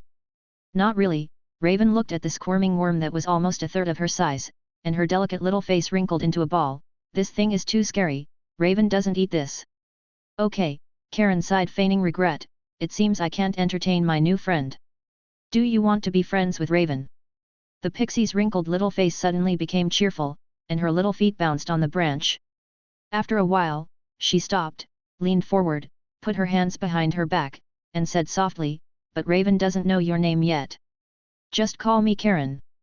The red dragon was planning that maybe he could subdue the pixie race as a family member in the future. Strength was not the most important thing in his eyes. No matter how strong a family member was, it was impossible to be stronger than himself. Being useful to him was fundamental, and whether it was strong or not was just a version, whether it was beautiful or not was a lifetime thing. As a visitor from another world, he saw it more comprehensively. These pixies with considerable magical abilities and natural plant affinity could play a big role in agricultural production. If used for combat, that would be the wrong path. Thinking of Raven and her clan wielding small hoes like fire, the red dragon felt a sense of evil pleasure being satisfied in his heart. My name is Kamid. The white dragon, who had been silently following behind, also took the initiative to speak with Karen's approval. Karen, great, and Kamid, then we will be friends from now on. The happy pixie flapped her wings and flew down from the tree, stopped in front of Karen and stretched out her white and tender little arms, a pair of round, black eyes staring at Karen. The red dragon tacitly stretched out a claw and let Raven hold it. Yes, we will be good friends forever. The red dragon deliberately emphasized his tone with malicious intent, revealing a mouthful of grinning white teeth. Yo-ho, then I can go back and show off to the other pixies that I have made powerful dragon friends who will be very powerful in the future. Raven's small figure happily circled around Karen, and the butterfly wings on her back made a buzzing sound. By the way, I know where there are delicious things in the forest, follow me Karen, and Kamid, just as my treat to new friends. Chapter 8. Phew, Kalen, can you two hurry up a bit? We're almost at my grazing bee territory. The pixie raven flew happily ahead, introducing with a somewhat boastful tone. This is a method I learned from a giant tree druid who passed through the forest.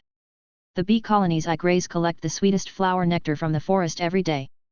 The honey they make is praised as the best dessert in the world, even by merchants who come all the way from the human empire. Kalen listened to the pixies boasting while trudging along behind with the white dragon. Although the two dragons weren't yet large enough to have difficulty moving through the forest of giant trees. But Raven's flight path ahead wasn't a straight line. She liked to fly up and down, turning left and right, making Kalen a little confused. But he still keenly grasped the main point of the pixies' words, merchants who came all the way from the human empire. In this place without internet or newspapers, contacting merchants was the best way for him to understand this world. Every merchant could be called a walking encyclopedia of miscellaneous books. Moreover, merchants meant trade. Merchants didn't care if you were a dragon or a demon. As long as there was profit, they could trade with you. In theory, merchants were the ones who treated all creatures as equal. So Kalen asked curiously, how do merchants come here? The road to this place isn't easy. His predecessor's bloodline hadn't lived in this place, so the inherited knowledge in his mind didn't have information about this area. When he chatted with Ak, he learned that this place was far from many civilized lands, a desert of civilization. To the south was a vast, boundless forest wilderness, and to the north was an endless grassland and desert. Without exception, these places were inhabited by many monsters, with ferocious beasts everywhere, and many magical creatures. These were all great dangers to humans. Ak and Khalite were both outsiders, and hadn't nested in these mountains for long. The explored surrounding area was probably not as extensive as that of the pixie elves who were originally natives. This was one of the reasons why Kalen intended to befriend the pixie elf Raven. Those merchants come by boat. There are not only humans, but also some short, non-smelly goblin merchants. Raven saw that Kalen was very interested and flew back, standing on the red dragon's outstretched claw, explaining to Kalen while pointing the way. If you go far to the east from here, about 2 days of flying for me, there is a bay. Merchants come there by boat, and then many brave humans come with them to the forest to trade with the pixie elves. But the merchants take a long time to arrive each time, maybe because it's too far. Kalen nodded thoughtfully. This was the style of those merchants. As long as there was profit, what did a little danger matter? He even saw in his inherited memories that many trade caravans forming alliances specifically crossed worlds to trade with demons in the abyss. That was truly being more greedy than dragons. Yikes, the pixie elf, seeing that the red dragon looked very interested, suddenly became anxious, waving her round little hands vigorously in front of Kalen's big eyes to remind him. Kalen, you can't secretly run over there. That bay belongs to the terrible ogre tribe. That powerful ogre tribe not only has a terrifying ogre king who can easily kill young dragons, but also powerful ogre wizards and mysterious ogre giants. They like to enslave other creatures the most. I don't want to lose a friend I just met. Okay, a friend's advice is worth considering. Kalen nodded, solemnly agreeing to the little thing in front of him. He was indeed tempted when he initially heard that there was a bay where trade could be conducted. Such a place was a treasure trove for making money. But right now, he was too young, and the will of the dragon clan was not determined by him. This could be planned for the future. But is this the bee colony you graze? It looks a bit lively. Kalen stopped and tilted his head to look at the opposite side. Under a palm tree as thick as several people could embrace, dense bee colonies flew around. Each of these bee colonies, which looked similar to honeybees, was as thick as a thumb. When they scattered, they looked like a cloud, and the entire forest buzzed loudly. A 3-meter-tall black bear was tiptoeing to reach a tree hole in the tree. Its entire huge head was stuck in the tree hole, one paw trying to scoop honey out of the tree hole and stuff it into its mouth, and the other paw occasionally swatting away the bees stinging it. Occasionally, when it was stung too hard, it would shout wailing, but it refused to pull its head back, and kept humming and smacking its lips, obviously relying on its thick skin to withstand the damage from the bee colony and intending to eat its fill before stopping. Although this black bear didn't seem to have entered the ranks of ferocious beasts, standing on tiptoe made it look like a small one-story building. Its size was about the same as Kalen standing upright, and it wasn't a synonym for weakness in the eyes of the two young dragons at this time. Seeing this situation, Raven had already flown over angrily, shouting, with the fairy dust fluttering behind her, drawing out phantoms. This damnable big black bear is stealing my honey again, damn it! The pixie elf's small body suddenly stopped above the black bear, screaming and chanting a spell, and stardust like fairy dust fell behind her. The power of magic enveloped the black bear, and with a thud, the black bear turned into a little sheep and fell to the ground, its two dazed horizontal pupils staring at the sky as if it hadn't realized what had happened. Help me hold down this big bear. The raven pixie was busy comforting the restless bee colony, leading the bee colony into the tree hole to check the losses, while greeting the two dragons.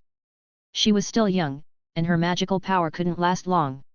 It wouldn't be long before this dazed sheep would change back. Kalen and the white dragon stepped forward, one dragon holding down half of its body. Sure enough, after a few breaths, the power of magic expired, and the sheep changed back into a black bear with a swollen face from bee stings. Although this black bear was the same size as Kalen, it dared not move under the control of the two young dragons. Trembling under the suppression of the dragon might, its small eyes were full of horror. Fortunately, this big bear didn't scare my little babies. After a while Raven came out of the tree hole, the anger on her small face disappearing without a trace, and she was laboriously carrying a large flower basket in her hand. This flower basket was obviously woven with the power of magic. The flower vines used for weaving were still fresh, and the tender green branches still carried the aura of magic. The bottom of the densely woven flower basket was lined with some kind of huge, broad leaves, filled with a full basket of honey. Raven hung the flower basket on the red dragon's claws, shyly raising her small face and said, "Kalen, I have to go check the situation of the other beehives. I will come back to play with you when I have time in the future." After the pixie elf got Kalen's permission, she left in a hurry, ignoring the big bear who had become a prisoner. Kalen and Kamid looked at each other, and decisively bit the black bear to death. But Kalen didn't intend to eat in the forest. He wanted to take the prey he had picked up for nothing back with the white dragon. This was a small idea he wanted to teach the young dragons, that some things can be shared, such as the delicious food roasted after being coated with honey. "Hey, Kamid, do you know the way back?" "Kalen, I think you are much smarter than me." "Okay." Kalen had no choice but to hang the small flower basket on his tail and lower his head to sniff. Fortunately, the dragon's sense of smell was sensitive enough, not inferior to that of a dog. The two dragons, like hunting dogs patrolling the mountains, sniffed in the forest for a long time before dragging the prey, which was also huge relative to the young dragons, back to the valley along the original road. Kalen ignored the white dragon Gamot who came up next to him, and Kamid also followed arrogantly and ignored his brother. Kalen skillfully emptied the internal organs of the black bear, and then directed Kamid to peel off the fur of the prey, and then put the emptied body of the black bear into the pond and rolled it twice to finally clean it. Finally, he dragged a few dead trees from the top of the mountain, strung up the prey and put it on the fire, and started the first small barbecue after coming to this world. Although he was a dragon and could adapt to the taste of any food. But eating food raw was only because the dragon had enough strong adaptability and laziness, which didn't mean that the dragon particularly liked it. Dragons were not mindless beasts, and enjoying food was also one of the labels of dragons. So when the food on the fire began to emit the charred aroma smell unique to barbecue, a circle of young dragons had already gathered in front of the fire, all the dragon cubs staring intently at the constantly fat food due to the roasting. Looking at Kamid, who was raising his chest with a look of inexplicable pride and diligently turning the wooden frame, the white dragon Gamot actually had some regretful thoughts in his heart. Maybe I should have gone out with Kalen just now, so I could have gotten a big piece of food. This idea was even stronger when Kalen poured a layer of honey on the roasted food, especially when he saw that the young blue dragon A, who used to disdain to sit with the young dragons, had quietly mixed into the waiting dragon group at some point, with glistening corners of his mouth. Kalen didn't give up his dominant position because of AK arrival, and he still distributed the food. This time he kept the delicious ribs for himself, and then divided the food one by one. AK got the delicious and chewy chest and abdomen, and the blue dragon was also very satisfied. Kamid, who went out with him, got the previously left internal organs and fatty abdomen, which was worthy of Kamid's hard work. There was no need to care about the remaining young dragons. Kalen just roughly divided the roasted food into several equal parts, and then began to enjoy the simple food in front of him. It seems that I have to pay attention to those merchants the pixie elf mentioned. I can buy many useful things from them. Well, condiments such as spices are indispensable. Kalen smacked his lips, feeling that it seemed more delicious to eat like this, although it didn't quite fit his previous habits. After all, it was unsightly to smack his lips while eating, but now he was just a dragon and didn't have to care about other people's opinions. Chapter 9. Yo, go for it, Kalen, you're the best. Oh, Dos, you too. Try not to get knocked over by Kalen again. The pixie, Raven, flapped her wings, flying around the designated arena, excitedly shouting encouragement. She flew wherever Kalen went. Recently, Raven often visited her new friends, becoming quite familiar with the young dragons like Kalen. In her opinion, staying here was much more fun than listening to the pixies brag all day. Of course, she ignored that she was the one who had been boasting the most in her group lately. As the only creature currently allowed into the dragon's nest who wasn't a dragon, the pixie's status among the younger generation of her kind had soared. Raven liked being with Kalen because she felt that he wasn't like the stereotypical evil chromatic dragons. Instead, he was more like the humans who occasionally visited the forest. Kalen was more humane. Well, simply put, Kalen treated her as an equal friend, unlike other dragons who arrogantly looked down on all creatures. The usually taciturn Kamid still possessed the pride of a dragon, and Kalen's attitude didn't make him think more highly of the pixie. Moreover, there were green dragons among the young dragons who liked to eat pixies and sprites. Every time Antagena looked at Raven, it felt like she was looking at prey. Fortunately, being near Kalen provided enough security, otherwise Raven wouldn't dare to come to the dragon's nest. Only Dos, the relatively calm blue dragon, didn't show his attitude as obviously as the other dragons, so he was more familiar with the pixie. Bang! Kalen knocked over the blue dragon, Dos, landing on all fours, the ball he was holding rolling forward. The red dragon, Kleineria, rushed forward to grab the ball. Seeing Rosani, the black dragon on Kalen's team, pounce forward to steal the ball, she immediately flicked it with her claws to the green dragon behind her. The green dragon, Antagena, didn't want physical contact with Kamid, the white dragon rushing to defend. Instead, she pretended to charge but kicked the ball through Kamid's legs, allowing Jermit, the white dragon who had been lagging behind, to receive it. But at this moment, Jermit was at the forefront of the attack. The white dragon easily sent the ball into the goal, then shouted, "Woo, we won." 4 against 3, they had struggled to win this game, so now it was time to enjoy the victory. More importantly, the dragons loved the feeling of winning. That's not fair, we had one less dragon. The highly competitive black dragon, Rosani, was still panting. This exercise was quite strenuous for the dragons, but dragons didn't sweat. Instead, a faint mist appeared on their bodies. The green dragon, Antagena, who had been loafing around the whole time, came over. Her emerald green eyes, like clear gemstones, looked at the red dragon and said, "Yeah, Kaelin is stronger than all of us young dragons. It would be fairer if we had one more dragon than you." The green dragon had recently begun to consciously try to please the particularly strong red dragon in the dragon group. Perhaps it was the nature of the green dragon species. They liked to attach themselves to powerful members of their kind, and it would be even better if they had the opportunity to bewitch and exploit them. Humph! The young female dragon, Kleineria, snorted. It wasn't that she didn't accept Kaelin's status as the strongest among the young dragons, but she felt annoyed when she saw Antagena fawning over Kaelin, even though the two female dragons usually got along well. Kaelin didn't care about the young dragon's arguments. There would be different opinions when there were many, no matter what the race.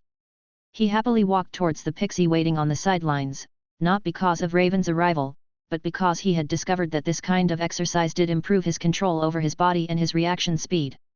It seemed that not only humans, but dragons also needed to exercise regularly. "Let's go, Raven." The red dragon turned his head, indicating that the pixie could sit on his shoulder. "I feel like I have a good appetite today. I could eat a whole deer." While chatting with the pixie, the red dragon signaled the white dragon, Kamide, to follow him.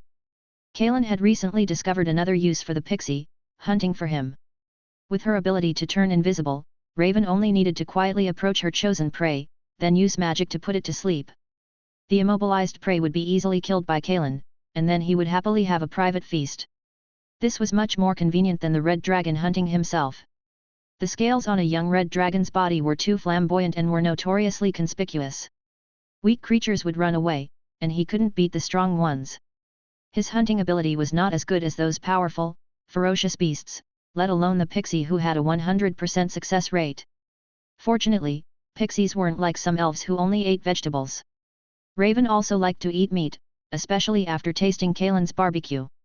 The barbecue wasn't anything special.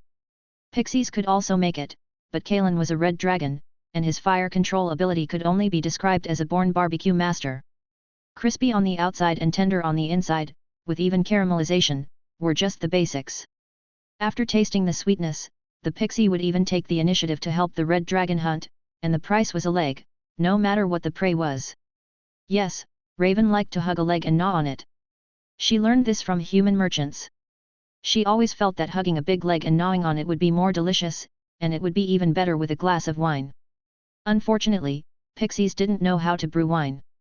As for Kaelin, Kaelin was a stupid dragon who only knew how to eat and had to wait for the pixie to feed him. Chatting with Raven casually, Kaelin even felt like he was being taken care of, with the price being a small barbecue. This made Kaelin's dragon face a little hot, but fortunately, he always had the tight-lipped white dragon, Kamide, with him, and the other dragons didn't notice this embarrassing fact. However, thanks to Raven's feeding, Kaelin could feel his development accelerating in the past 2 months, and he was now 4 meters long. With the talent of unlimited growth, Kaelin's already powerful digestive ability as a dragon was even better. He ate twice as much food as the other young dragons every day, and Axe's quantitative feeding couldn't satisfy him at all. If it weren't for Raven, Kaelin would either risk hunting himself or simply use the dragon's powerful stomach to digest dirt. Therefore, Kaelin's attitude towards the more useful pixie was friendlier. "Wow, Kaelin, your horns are so beautiful." Raven stared at the thick horns on the red dragon's head. Her little hands looked restless. She really wanted to touch the swirling patterns on the dragon horns. The weak always admired the strong, and the pixie race was no exception. They liked to make friends because they hoped to have the friendship of the strong. In Raven's eyes, the dragon horns on the red dragon's head represented the dragon's power and majesty, which she could not possess, so she had always been very envious. In terms of aesthetics based on power, the dragon's horns were indeed full of power and barbaric beauty. Kaelin turned his head, his large dragon eyes glaring at Raven, implying that if she dared to touch them, he would bite her. Kaelin certainly didn't care that dragon horns represented the dignity of a dragon and could not be touched, but he wouldn't show it. Even between friends, there needed to be a certain sense of boundaries.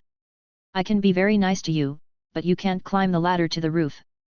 Well, I'm just envious of your dragon horns." Raven's restless little hands retracted, and her round little face showed a bit of frustration. "Why don't pixies have horns on their heads? I also wish I had a pair of beautiful little horns on my head." The red dragon was amused by the pixie's words.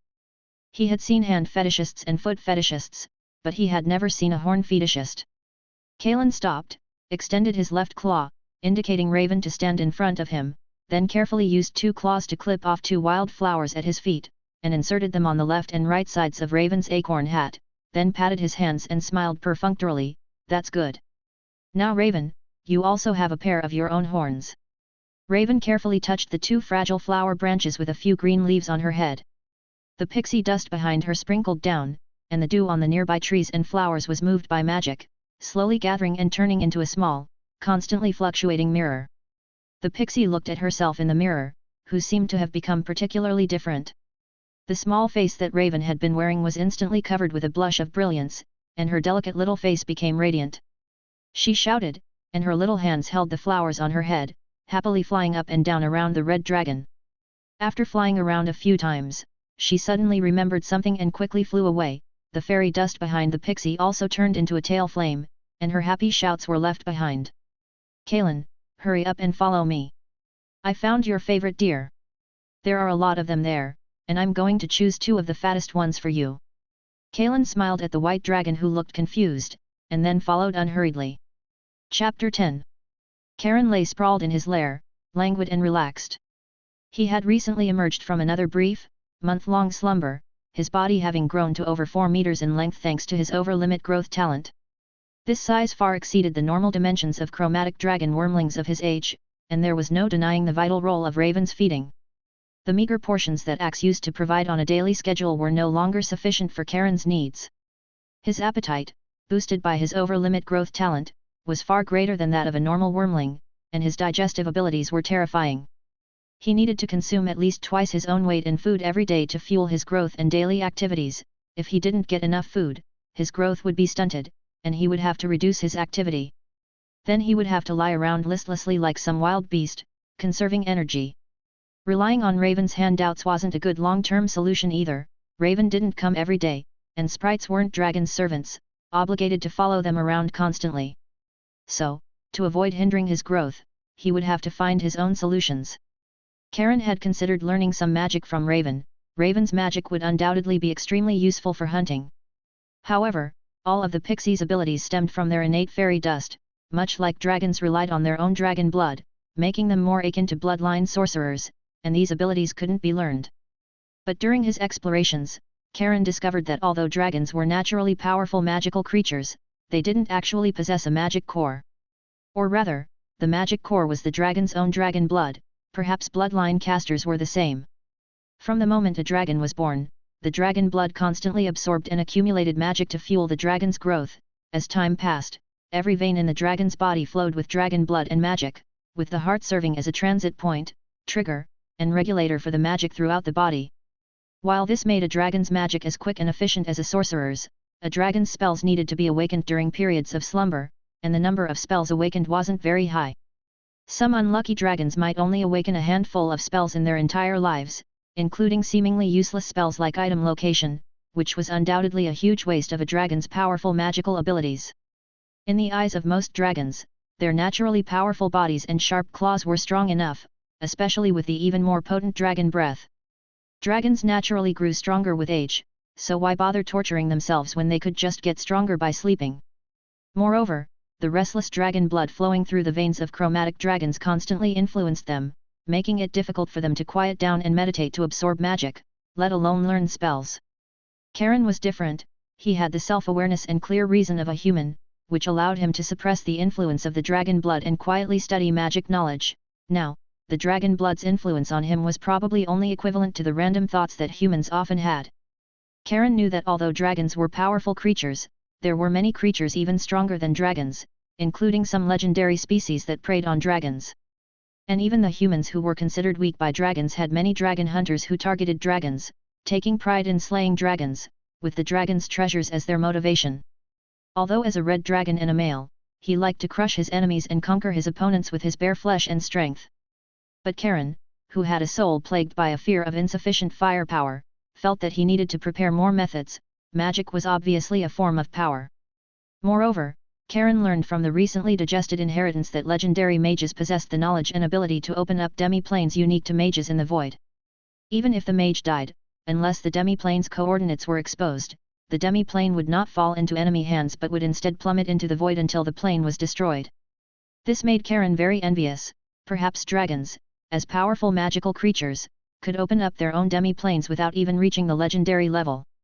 This would be the dragon's safest treasure vault and dwelling place, equivalent to a stable safe house, and Karen, who lacked a sense of security, immediately decided that he should embark on the path of diligent study. Karen felt that he should find an opportunity to talk to Axe and see if Axe had any knowledge in this area, but the most important thing at the moment was to fill his stomach. Half of the pond in the canyon was now frozen into a huge sheet of ice, and 2 white dragons had claimed it as an open-air lair, which the black dragon Rosani envied greatly, circling around the pond every day. Then he would be chased away by the white dragon brothers unless Rosani accompanied other wormlings to drink water. The scene Karen saw when he crawled out of the cave was a daily occurrence in the canyon. The white dragon brothers were probably about to enter hibernation, so after chasing away the black dragon, they lay sprawled on the ice like lazy huskies. They only got up when they saw Karen approaching, and Jermit, who liked to curse, greeted his idol obsequiously, "You're awake, Karen, you've become even stronger." Seeing this, the black dragon Rosani also took the opportunity to approach and greet Karen. Karen nodded, glanced around, and seeing that most of the wormlings who hadn't entered hibernation were here, he asked, "I'm going hunting in the forest, do you want to come along?" He asked the wormlings for their opinions because dragon whelps usually only left the nest to explore the safe areas around the dragon's lair during the wormling stage, when they had some ability to protect themselves. Wormlings usually stayed in the dragon's nest, sleeping, playing, and frolicking. Although he wanted to take the wormlings out to hunt and train the dragon group's teamwork, he still wanted to respect the wishes of the other dragons. Because the little female dragon Kleinia and the blue dragon Dose had successively entered hibernation, the black and white dragons couldn't play and could only sleep every day, which had long left them bored. So they decided to go hunting in the forest with the red dragon. Karen, who was stronger than a wormling should be, also gave them a lot of confidence and security. The green dragon Antagena, who was nestled in a cave on the mountaintop, had always had a curiosity about the forest that was different from other wormlings. Hearing the wormling's decision, she also poked her head out and shouted, "Take me with you, Karen, the forest is my home turf, and I'll be able to help." Karen nodded in agreement and led the dragon group to fly towards the forest outside the canyon. The colors of the scales on the wormlings' bodies were too conspicuous and could easily be spotted by prey. The tall, dense forest could block the prey's view but not the dragon's sharp eyes, making the forest very suitable as a hunting ground for the wormlings. This wasn't the first time Karen had left the dragon's nest. With the help of Raven the guide, he was actually very familiar with the nearby forest. He decided to only hunt within a few dozen miles of the dragon's nest, an area that was considered very safe. The overly powerful and ferocious beasts and high-level creatures had either been driven away or killed by the blue dragon axe, and if anything dangerous that he couldn't resist happened, he could call for help loudly and quickly get support from the big dragons resting in the dragon's nest. The wormlings spread their wings and flew in the sky, advancing in a triangular formation. Along the way, there were only the wormlings' wails and howls. Obviously, the dragon group was extremely excited about their first hunt and the rare chance to let loose. Karen didn't plan to stop them, he also wanted to howl a few times. There were an unusually large number of beasts living in the forest, which wasn't suitable for big dragons to hunt, especially in the forest, which had exploded either because of the wormlings' cries or because of the dragon's power that hadn't been deliberately restrained. Wild deer scattered and fled, wolf packs gave up hunting and howled in fright, flocks of birds nesting in the trees were startled and scattered, otters fell from the tall trees, and black bears hurriedly burrowed into their caves. Karen, who was looking down for his target, also saw a few hares that had knocked themselves unconscious against the trees. But these weren't Karen's target, he was carefully searching for his prey. A black boar over 6 meters long was grunting as it used its thick tusks to dig up plant tubers, the circle of mustache-like white hair around its face stained black with mud, and the coarse black fur on its fat body knotted together. A thick layer of mud armor formed from a mixture of mud and resin covered its body. This was a boar king who had already entered the ranks of ferocious animals. The boar king led a herd of about 200 boars, which were scattered around the boar king, leisurely feeding. The boar herd had no vigilance at all while feeding because their leader was the most powerful creature in this area of low hills. All invading enemies would be pierced by the boar king's huge tusks and then eaten by the boar herd. A gust of wind blew, bringing with it a special and dangerous smell. The boar king, who had been burying his head in the ground, raised his head warily, and a pair of small eyes began to search for the source of the dangerous smell. The next moment, the dangerous smell descended from the sky. The wormlings, who formed a circle around the boar herd, slowly flapped their wings to float in midair 3 feet above the ground, and the hunting instinct made all the wormlings focus their eyes on the leader in the boar herd. Before the dragon group could take action, the boar king, feeling the danger, howled urgently, avoiding the strong red dragon directly in front of him and driving the boar herd to rush towards the black dragon, who looked the weakest. The boar king also began to charge forward under the protection of the boar herd. The momentum of the boar herd's charge startled the black dragon, who quickly rose in altitude and let the boar herd pass, while spitting a mouthful of acid at the huge boar king. The wormling's weak acid struck the boar king's thick mud armor, only making a slight sizzling sound, without even breaking the mud armor. Seeing this, Karen roared angrily, rose into the air, and chased after the boar king in the boar herd. The white dragon Comet, who was usually slow to react on the black dragon's side, suddenly pounced from mid-air, his sharp dragon claws streaking past, cutting through the boar king's hind leg, slicing through the mud armor, and leaving a wound on the boar king's thigh, a trace of blood blossoming from the wound. But this little injury was insignificant to the huge boar king. The mud armor, a pseudo-spell awakened by the ferocious beast, was very thick and blocked a lot of damage, so he ignored it and plunged forward. The green jade dragon Antagena, who had arrived in pursuit, quickly used her talent, and the vines clinging to the trees suddenly twisted into tentacles and actively wrapped around the boar king's running hooves. But the power of the rampaging boar king was something that even Karen didn't dare to collide with head-on, and a few vines couldn't restrain him. He just staggered slightly. The white dragon Germit was half a beat slower than the green dragon. He barely managed to spew out dragon breath, but the cold dragon breath couldn't freeze the beast's running pace, but it condensed into a thin layer of ice under the boar king's feet, and the beast's front hoof slipped and he knelt on the ground. At this time, Karen's attack also arrived. His strong muscles exerted force, and his sharp dragon claws swept past, easily piercing the mud armor and opening a cut on the boar king's back, revealing the white spine wrapped in pink muscles. Then he tore off a piece of flesh and stepped on the screaming boar king, who was trying to run away again, using the force to fly up. The awakened black dragon quickly spat a stream of venom at the boar king's eyes, blinding one of the boar king's eyes.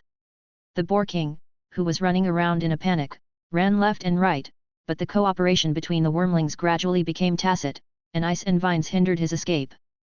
Karen and Comet's sharp claws constantly bled and tore his flesh, while the black dragon desperately flapped his wings, trying to fly in front of the boar king to spew acid and repeat his old trick. Before he had run a few miles, the boar king, unable to hold on, crashed to the ground with a bang, unable to get up again, only having the strength to grunt on the ground. The landed Karen walked to the front of this ferocious boar king, biting through its neck in one bite, and the still hot blood flowed into Karen's hungry stomach, making Karen feel a sense of satisfaction. Karen suppressed his desire to eat, used his sharp dragon claws to break open the belly of this huge beast, took out the still slowly beating heart, and handed it to the white dragon Comet. This was the best reward for Comet's bravery. Comet roared happily in a low voice, biting through the huge heart in one bite. Then Karen called the wormlings forward to share this behemoth, while he occupied the abdominal position and began to eat. Now was the time for the dragon group to enjoy the prey, the wormlings' feast had begun. Chapter 11. Karen's lair was very clean. Due to the red dragon's residence, the mountain's belly, which should have been dark, damp, and cold, was now dry and warm. In some corners, there were piles of bones used for grinding teeth. From the corners covered with bone fragments, a small number of dragon blood flame grass grew. This magical herb, as crystal clear as red jade, was conceived from the blood dripping when the red dragon ground its teeth and shed scales. It emits a warm halo all over its body and is also one of the sources of the cave's rising temperature. This is part of the influence of the dragon's lair effect. The longer dragons stay in one place, the greater the impact on the surrounding environment and ecology. The lair effect of a legendary dragon can easily change the landform and celestial environment of a place, affecting the creatures living near the dragon's nest. Under the dragon's might and bloodline radiation of a legendary dragon, many half-dragon species will even be born near the dragon's nest. Many beasts and monsters will also mutate into powerful creatures with corresponding dragon characteristics. These creatures are also one of the sources of many dragon familiars. However, now Karen is only a young dragon, and the influence of the lair effect is limited to his own cave. After discovering this spontaneous diffusion effect that he possessed, Karen, who was somewhat obsessive about controlling himself, had been trying to actively control the emission of these hidden powers, but so far, the results have been minimal. Karen, Karen, can I come in? Kamide called out, craning his neck outside Karen's cave. The dragon's lair is an extremely important secret space for dragons. Randomly entering another dragon's cave is considered a provocation. Even Kamide, who often followed Karen to the forest to freeload and was very familiar with him, did not dare to enter Karen's space casually.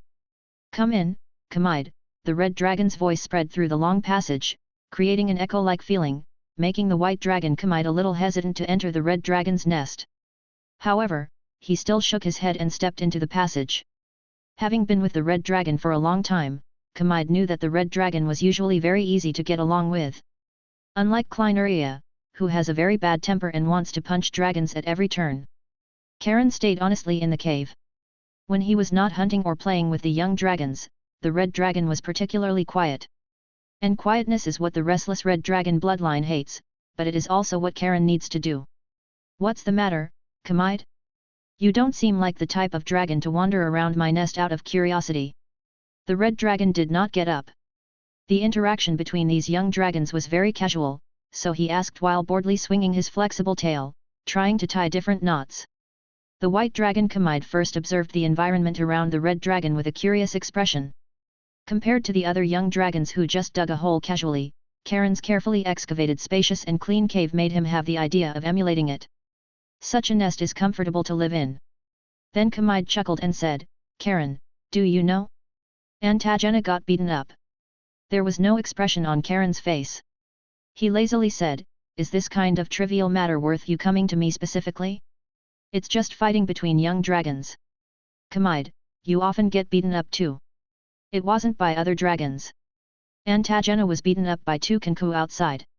She is very angry, but embarrassed to come to you in person. Kamide's face, covered with small white scales, was obviously gloating. The green dragon usually looked down on the white dragon, the weakest of the chromatic dragons, so Kamide naturally didn't have a good impression of the green dragon. Beaten by Kenku. The small red scales between Karen's eyebrows furrowed.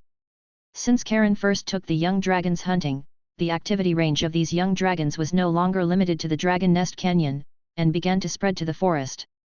And the green dragon Antagena encountered the Kenku nesting in the forest while wandering in the forest, and was beaten and driven away from the Kenku's foothold by a small tribe of Kenku. This orc variant, rumored to be bred from ancient orcs and extraordinary magical creatures, is naturally irritable and likes to be noisy. Even if they possess the wisdom that those beasts in the wilderness do not have, they cannot suppress the irritable temper of the Kenku. This needs to be checked out. These Kenku really have a lot of nerve. Karen got up and beckoned the white dragon to leave the cave. The green dragon was currently cleaning her wounds by the pond in the canyon. The Kenku had made several wounds on the green dragon's back, and several pieces of the dense, beautiful green jade-like dragon scales were torn off. The green dragon couldn't lick the wounds on her back herself, and she didn't want other dragons to help. The other young dragons were active in the canyon, watching the green dragon's jokes. Even Kleineria, who had a good relationship with the green dragon, also had a gloating look. Dragons have always been like this. They will only think that Antagena is too weak and will laugh at the green dragon's failure. This is also why dragons, whether they are gregarious or not, have great self-identity and independence, because they are inherently affected by the inheritance of previous generations, more or less. This is not worth ridiculing. The red dragon stood in the middle of the canyon, his tone very serious when facing the young dragons. The green dragon is a member of our dragon group. Her failure also means that the interests of the dragon group have been damaged. This is what our dragon group cannot tolerate. Let's go, follow me, Antagena. I will take you to teach those blind Kenku who don't recognize the owner of this land a lesson. The green dragon's beautiful eyes lit up, and she followed the turning red dragon and white dragon. Kleineria and the rest of the young dragons looked at each other and followed with their tails drooping.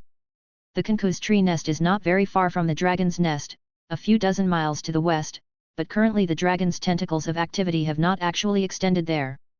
Because X is only a juvenile dragon, most of his energy is focused on the relatively easy to observe and control grassland, and the rest of the young dragons are actually still in a protected state. X only hopes that these young dragons can be stable in the nest and will not have more requirements for them. The Kenku's tree nest is built on a rather tall broad-leaved tree. The thick branches under the tree nest are enough for each young dragon to stand firmly. When Karen landed on the branches of the tree crown, the young dragons also landed one by one, surrounding the unprepared Kenku. These Kenku, with their mottled feathers, sharp beaks, and sharp claws, made harsh calls, but hesitated to attack rashly. They could boldly drive away a young dragon, but there were 7 young dragons in front of them, which was a situation the Kenku had never expected. Moreover, the belligerent Kleineria had already begun to look for her hunting target, and the other young dragons had also opened up their attack posture. As Karen said, the young dragons are now a whole. The leading Kenku's sharp, hoarse voice rang out, "Young dragons, we have no intention of confronting you. We have been living here for decades, and before we just drove the green dragon away from our residence." Karen ignored the Kenku. He is now a red dragon, a chromatic evil dragon, not those good metal dragons.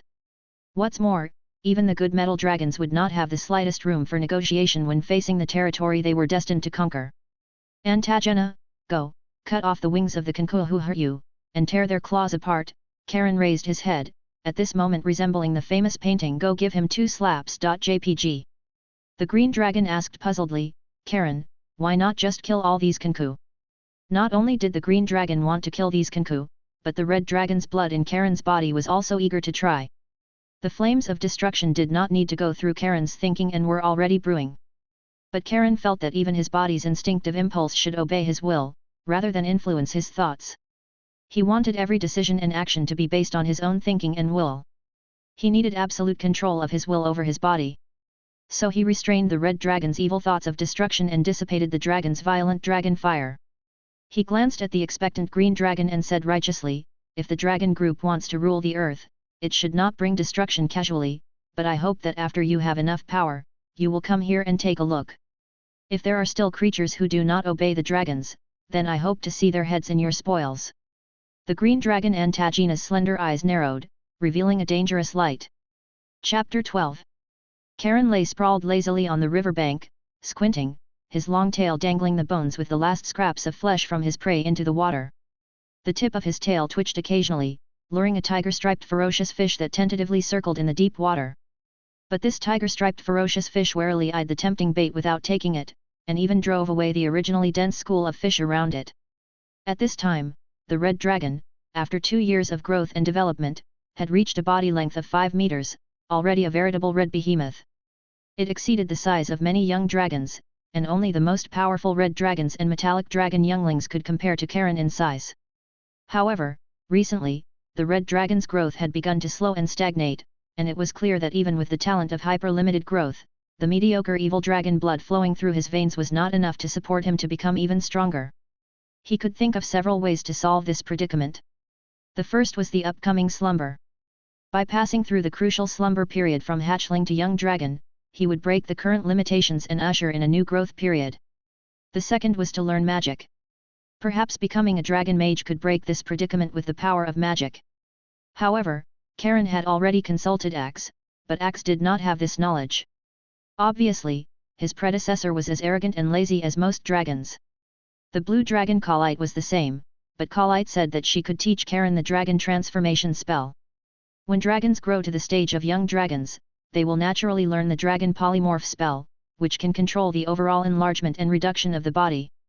But the transformation spell is to change into the form of other races, and it is not engraved in the inheritance of every dragon. Karen decided that after this slumber, if he failed to learn the transformation spell from his inheritance, he would learn it from Khalite. Perhaps he could use the transformation spell to find an opportunity to travel to the human world. He could learn the knowledge he wanted from human mages. The third method was obtained from his own inheritance, to break through the limitations of his mediocre evil dragon blood, trace back to the powerful ancient evil dragon bloodline. The more powerful the bloodline, the higher the upper limit of growth. In the inheritance, there are many figures of dragons who broke through their mediocre bloodlines. Their bodies are generally one size larger than other members of the same race, with their own unique power characteristics and appearance symbols. Among them, the one that impressed Karen the most was a 100-meter-long red dragon. Its body, as large as a mountain, brought unparalleled oppression and fear to the enemy. Under those wings that blotted out the sky, the world seemed to be wailing and screaming, praying that the red dragon would restrain its power in the flames of destruction.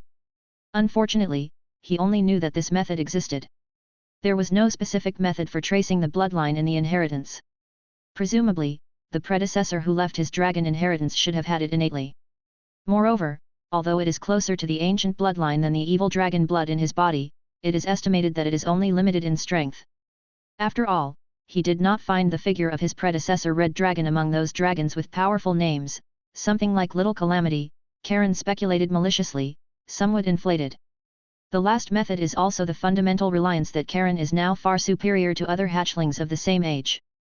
It exists in his mind, deep in his consciousness, in the vortex that he can only see in his trances between dreams. Previously, the vortex, which was the size of a human baby's fist, had only a small amount of fundamental power left, the size of a finger, after combining with his evil dragon bloodline to form the talent of hyper-limited growth. In the past few years, Karen has carefully explored with his consciousness every time he fell asleep. At this time, only the most fundamental vortex finally revealed its true face. This is a wonderful structure composed of countless tiny pale golden runes that are difficult for even consciousness to observe. This structure is oval in shape, hidden within the vortex, floating up and down. It was this group of runes that gave Karen the powerful ability to far exceed dragons of the same age, and Karen had a hunch that his talent for hyper-limited growth was only a negligible ability of the mysterious runes. When Karen first completed the hunt for the ferocious Wild Boar King, he felt that the soul lost by the Wild Boar King caused fluctuations in this power in his mind. It's just a pity that he didn't have the knowledge and ability to absorb souls. Only the vortex passively absorbed a trace of some kind of power from the soul at an extremely short distance, without giving play to subjective initiative at all. Moreover, when he sensed the soul power of the Wild Boar King, he also vaguely noticed some danger, perhaps warning him not to devour souls casually, or perhaps the fluctuation of this group of runes made him discover some hidden dangers, all of which are unknown.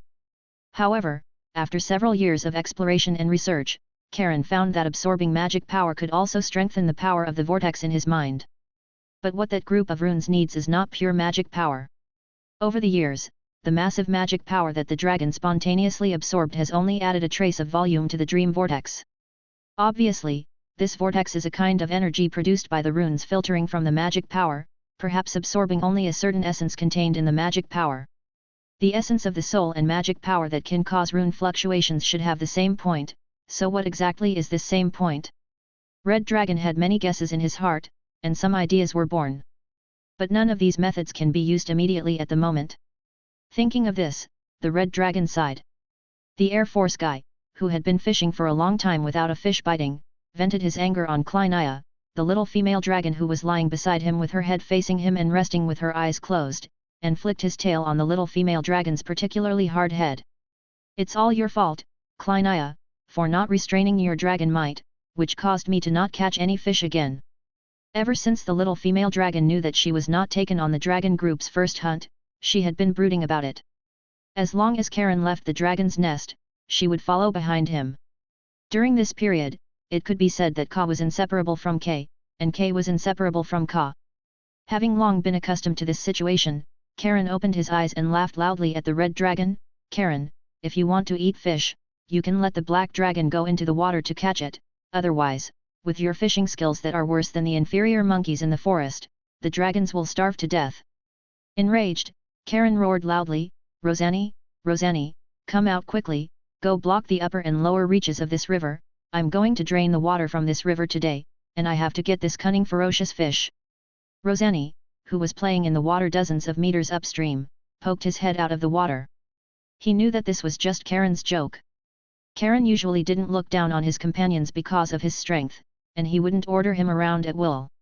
He was a very easygoing dragon.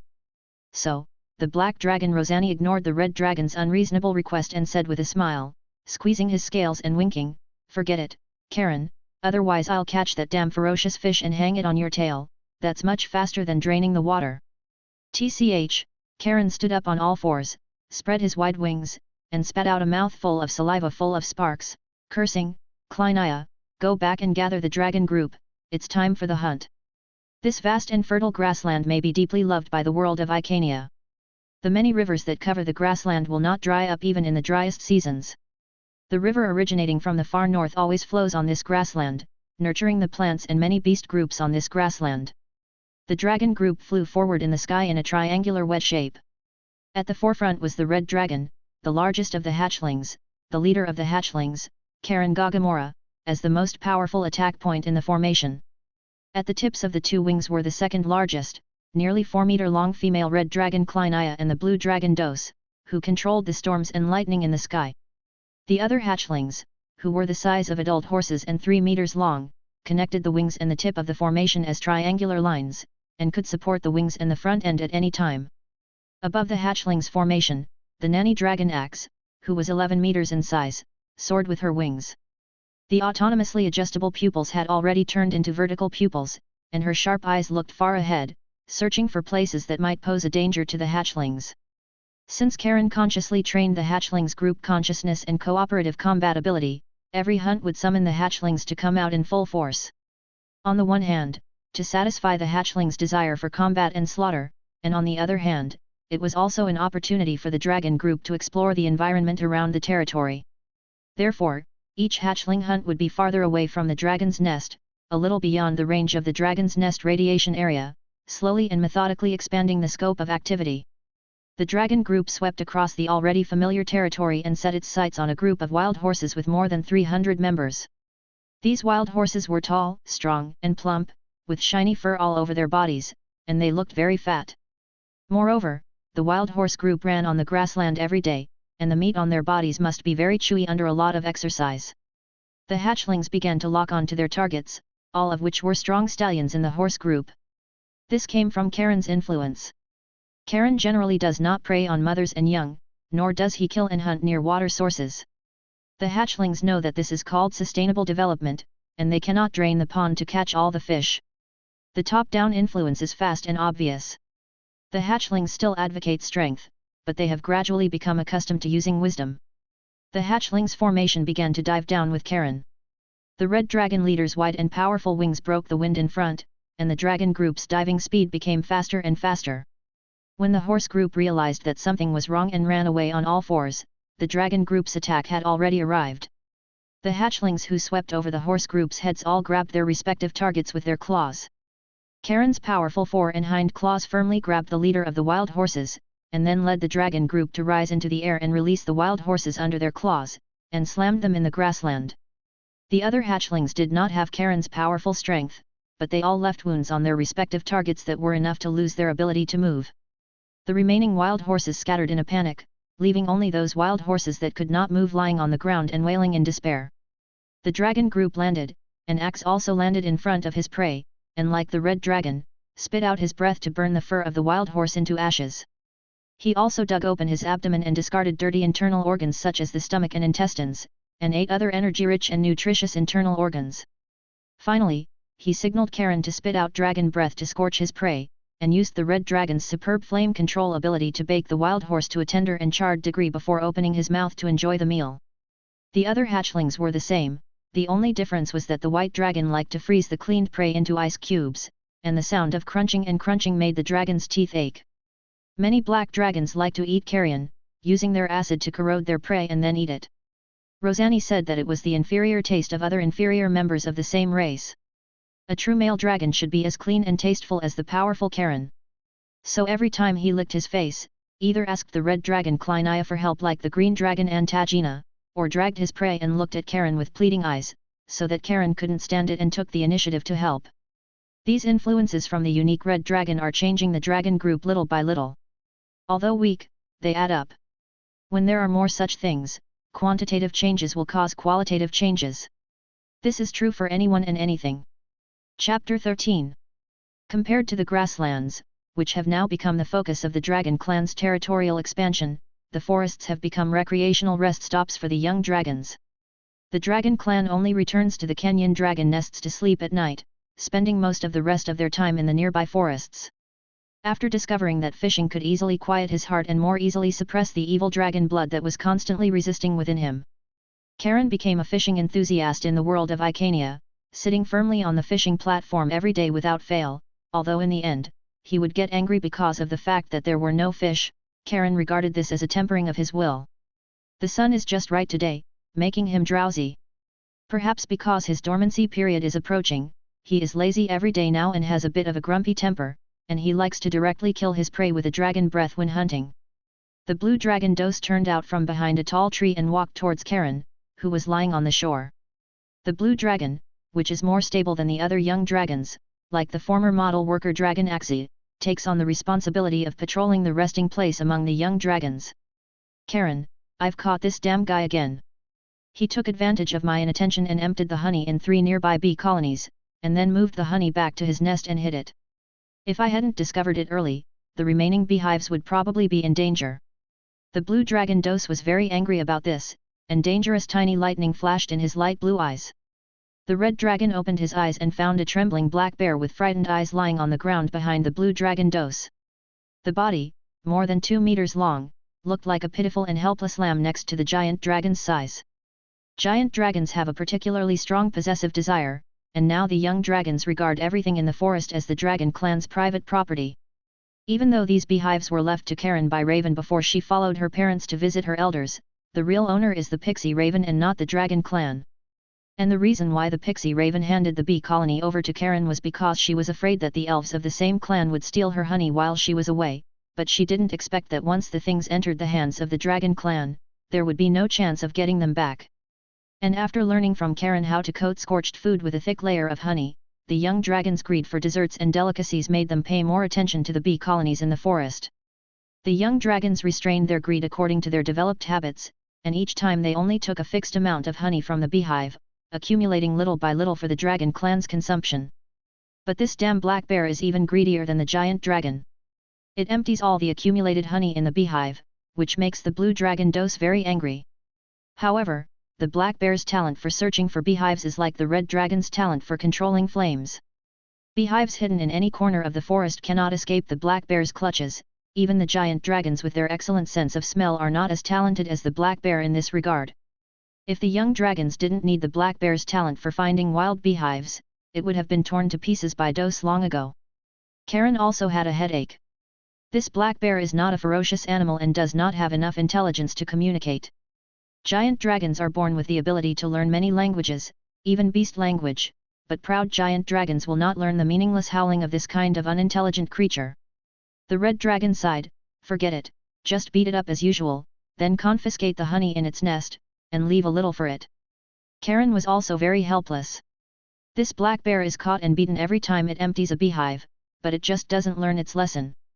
By the way, Dose, let Antagina open up a clearing in a suitable place in the forest as soon as possible, and transplant the fruit trees we found there, and let Antagina take good care of these fruit trees with her talent for cultivating plants. This will be the dragon clan's future orchard for leisure, and it can also attract bee colonies to inhabit. Karen, the hands-off shopkeeper, instructed Dose.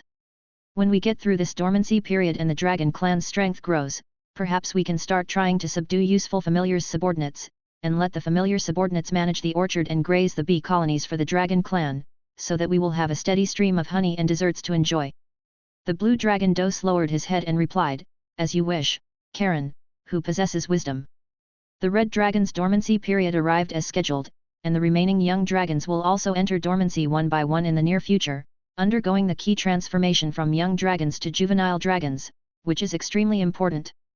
The young dragons will awaken their spells in this stage and gain a leap-forward increase in power, but it is also extremely dangerous. There have been many cases in dragon history of dragons gradually dying during dormancy and transformation. The once noisy canyon became deserted, making Axie, who had become accustomed to the excitement, a little unaccustomed. He would fly to the top of the canyon and pace for a long time every day. After confirming that the young dragons sleeping soundly in the dragon nests were safe, he would spread his wings and patrol around the mountains again and again, until night fell before returning to his dragon nest to rest. And after night completely fell, the lazy true dragon clan leader Khalite would fly out of her cave, stand on the highest peak of the mountain range, and silently overlook the sleeping place of the canyon's young dragons. Until the sun rose. This is the habit of the great dragons who form tribes and live together to protect the young dragons, and it is also the duty of the dragon clan leader. Sunrise and sunset, seasons change. The young dragon's dormancy will last for 1 to 3 years, which is just a dream for giant dragons, but it is a lifetime for many races. The red dragon slept motionless in his constantly expanding cave, breathing slowly. Each breath was accompanied by a large amount of aura fluctuations and magic surges, which was the magic being absorbed by the giant dragon to promote the evolution of its body. Even the air in the cave, which had become hot due to the red dragon's long-term habitation, lost its heat, and the temperature of the cave in the mountains seemed to decrease with the change of the outside seasons. The dense dragon blood grass bushes that were born in the corner of the cave due to the blood stains dripped when the red dragon gnashed its teeth and claws, and the influence of the long-term aura were also slowly withering, and the pure fire element energy was absorbed by the giant dragon. If a goblin merchant saw this scene, he might beat his chest and cry. The evil dragon's blood is poisonous to other races, but the dragon blood grass born from the dragon's blood contains the purest dragon blood. Such a purebred dragon blood grass in the hands of a mage can be used to make excellent fire-attributed magic potions. In the hands of a warlock it can help purify the dragon blood in the body. In the hands of a warrior it can be used to make potions to strengthen the body. In the hands of a merchant it can be exchanged for a small bag of gold coins. This is why the giant dragon's label in the outside world is that it is full of treasures. Even the poorest giant dragon's cave will give birth to some precious materials. That is the bright gold coin. But now all of this has become a handful of ashes. 1 month, 2 months, 3 months, time passed, and the red dragon's consciousness also fell into dormancy, passively receiving inherited information. Losing the suppression of clear consciousness, the evil dragon blood in the red dragon's body began to boil, and a massive amount of fire-attributed magic was absorbed by the evil dragon bloodline, and then turned into a surging flame in the bloodline and burned fiercely. The evil dragon blood, unwilling to be mediocre, scorched and withered in the flames, and then absorbed the giant dragon's energy and magic to revive again, day after day. The red dragon's bright scales lost their luster over time, and the flame-like patterns wrapped around its body were as dry and black as a dried-up riverbed, dry and astringent. The giant dragon's strong body was also becoming thin, the time interval between heartbeats was getting longer and longer, and the powerful aura was also slowly declining, approaching nothingness, like a lifeless dragon-shaped mountain stone. Dust began to cover the red dragon's body, and the cave, where everything once retreated, also welcomed new residents. Cobwebs were densely covered in the corners, and poisonous spiders the size of adult fists settled here. Strong life emerged from the compacted ground, and weeds sprouted. Some insects also found this seemingly safe home, and occasionally a burrowing lizard would hang on the spider web. More than a year later, 2 white dragons were the first to wake up from their dormancy. After a short hunt and meal, the 2 white dragons, who had grown bored, decided not to occupy the pond anymore, and also dug their own caves on the mountain wall to pass the time. In the next few months, the green dragon and the black dragon also passed their dormancy periods one after another, becoming juvenile dragons and awakening the spells of their dragon life. However, perhaps they had become accustomed to sleeping for too long. These juvenile dragons usually liked to stay in their nests. The black dragon Rosani no longer coveted the pond in the canyon, and the daily routines that had been staged in the past also disappeared. Then the blue dragon Dos also woke up, and his past enthusiasm for patrolling the forest also disappeared, except when he was hunting in conjunction with other juvenile dragons. The last to wake up was the grumpy and stubborn little female dragon Kleinaya. The female red dragon, who had entered a new stage of development, was now the strongest of the awakened juvenile dragons. She wanted to become the leader of the dragon clan's hunting during Karen's dormancy, but the blue dragon Dos disagreed, and also said that Kleinaya was a fool with her head stuck between her buttocks. Although Kleinaya was a bit larger than Dos, the pure-blooded blue dragon was not afraid of her. The blue dragon sits firmly in the second place among the 5-colored dragons, looking at the first place, and has been competing with the red dragon for the title of the strongest dragon species among the 5-colored dragons. This shows the power of the blue dragon's bloodline. And the black dragon Rosani and the white dragon Gamot did not object or support, but they were closer to the blue dragon, because Kleinaya was usually very arrogant, the kind of arrogance that red dragons have towards other colored dragons. Although the green jade dragon Antagena had a good relationship with Kleinaya, she did not express her support for the red dragon's opinion on the surface. When the dragon clan's opinions differed, she would use seductive language to divert the topic. As for the other clumsy white dragon Kamide, although he did not learn a belly full of dirty words from Karen like his brother, he also learned something, such as when facing a dragon he did not want to pay attention to, he would look at the other side with his sincere eyes, and then abba abba. In this way, the juvenile dragons had disputes, lost their cohesion, began to hunt separately, and then slept in their caves all day like other giant dragons, lazy and scattered. Although Axa would still occasionally fly over this cliff when patrolling the territory, he never stopped again. This place was no different from other giant dragon clans, and he was naturally no different from other giant dragons. Chapter 14. In the third year of Kaelin's slumber, the red dragon, now turned to grey stone, finally showed a reaction. After being continuously burned and refined by magical flames, a more powerful ancestral bloodline was born from the mediocre evil dragon blood, and the magical flames were devoured by a strand of revived crimson blood. The evil dragon blood, which coursed through the red dragon's body like a dull dye compared to the newly born bloodline, was also rapidly consumed. The red dragon's heartbeat paused for a few breaths, and then the blood of new life burst forth from the depths of the bloodline, flowing rapidly throughout the giant dragon's body via the heart's pumping. The rich magical power that had accumulated for a long time outside the body was also triggered, turning into a small-scale magical storm in the cave, and the red dragon's aura began to grow from nothing, slowly strengthening as it accumulated power for a slow revival. The increasingly powerful ancestral bloodline nourished the giant dragon's body, changing it. The giant dragon's current body was as thin as a skeleton covered with scales, and its body length had grown by half a meter, yet it was even larger than before entering hibernation. The proportion of its neck was shorter than that of other red dragons, but it appeared thicker. The thick lower jaw had grown a layer of bone protection, and the originally slender spines on the skin covering the protective layer became short and thick. The head, with its distinct, rock-carved lines, grew thick, long horns, and the patterns that originally coiled around the horns like fiery threads became intertwined with dark red, ochre, and golden colors. The seemingly indestructible dragon horns, as hard as metal, split into 3 branches, with 6 branches on a pair of horns, rising backward and upward from the head lying flat on the ground, revealing unparalleled sturdiness and sharpness. The base of the dragon horns was actually hollow, which meant that the giant dragon could now transmit magic and release spells through its horns. The scales on the giant dragon's body quietly fell off, and the regrown scales were whiter and thicker, with a deep red color and golden luster, so much so that even if it impersonated a mixed-blood gold dragon, many dragons would probably believe it. Changes were happening to Kaelin in the cave, and changes were also happening outside the cave. Sensing the revival of their young dragon leader, the blue dragon emerged from its cave. He called out to the sneaky, peeking white dragon, Gremot, and his brother Kamide, who had the makings of a movie star, and the 3 dragons set off towards the forest, carrying tall stone jars used to store honey. The anxious blue dragon hurriedly flapped its wings, starting to worry if that damned black bear would ruin all the nearby beehives. Antagena suddenly remembered the task Kaelin had given her to manage the orchard, so she took the eager black dragon, Rosani, away as labor, as black dragons were also good at digging, and of course, clearing weeds should also be quite good, right?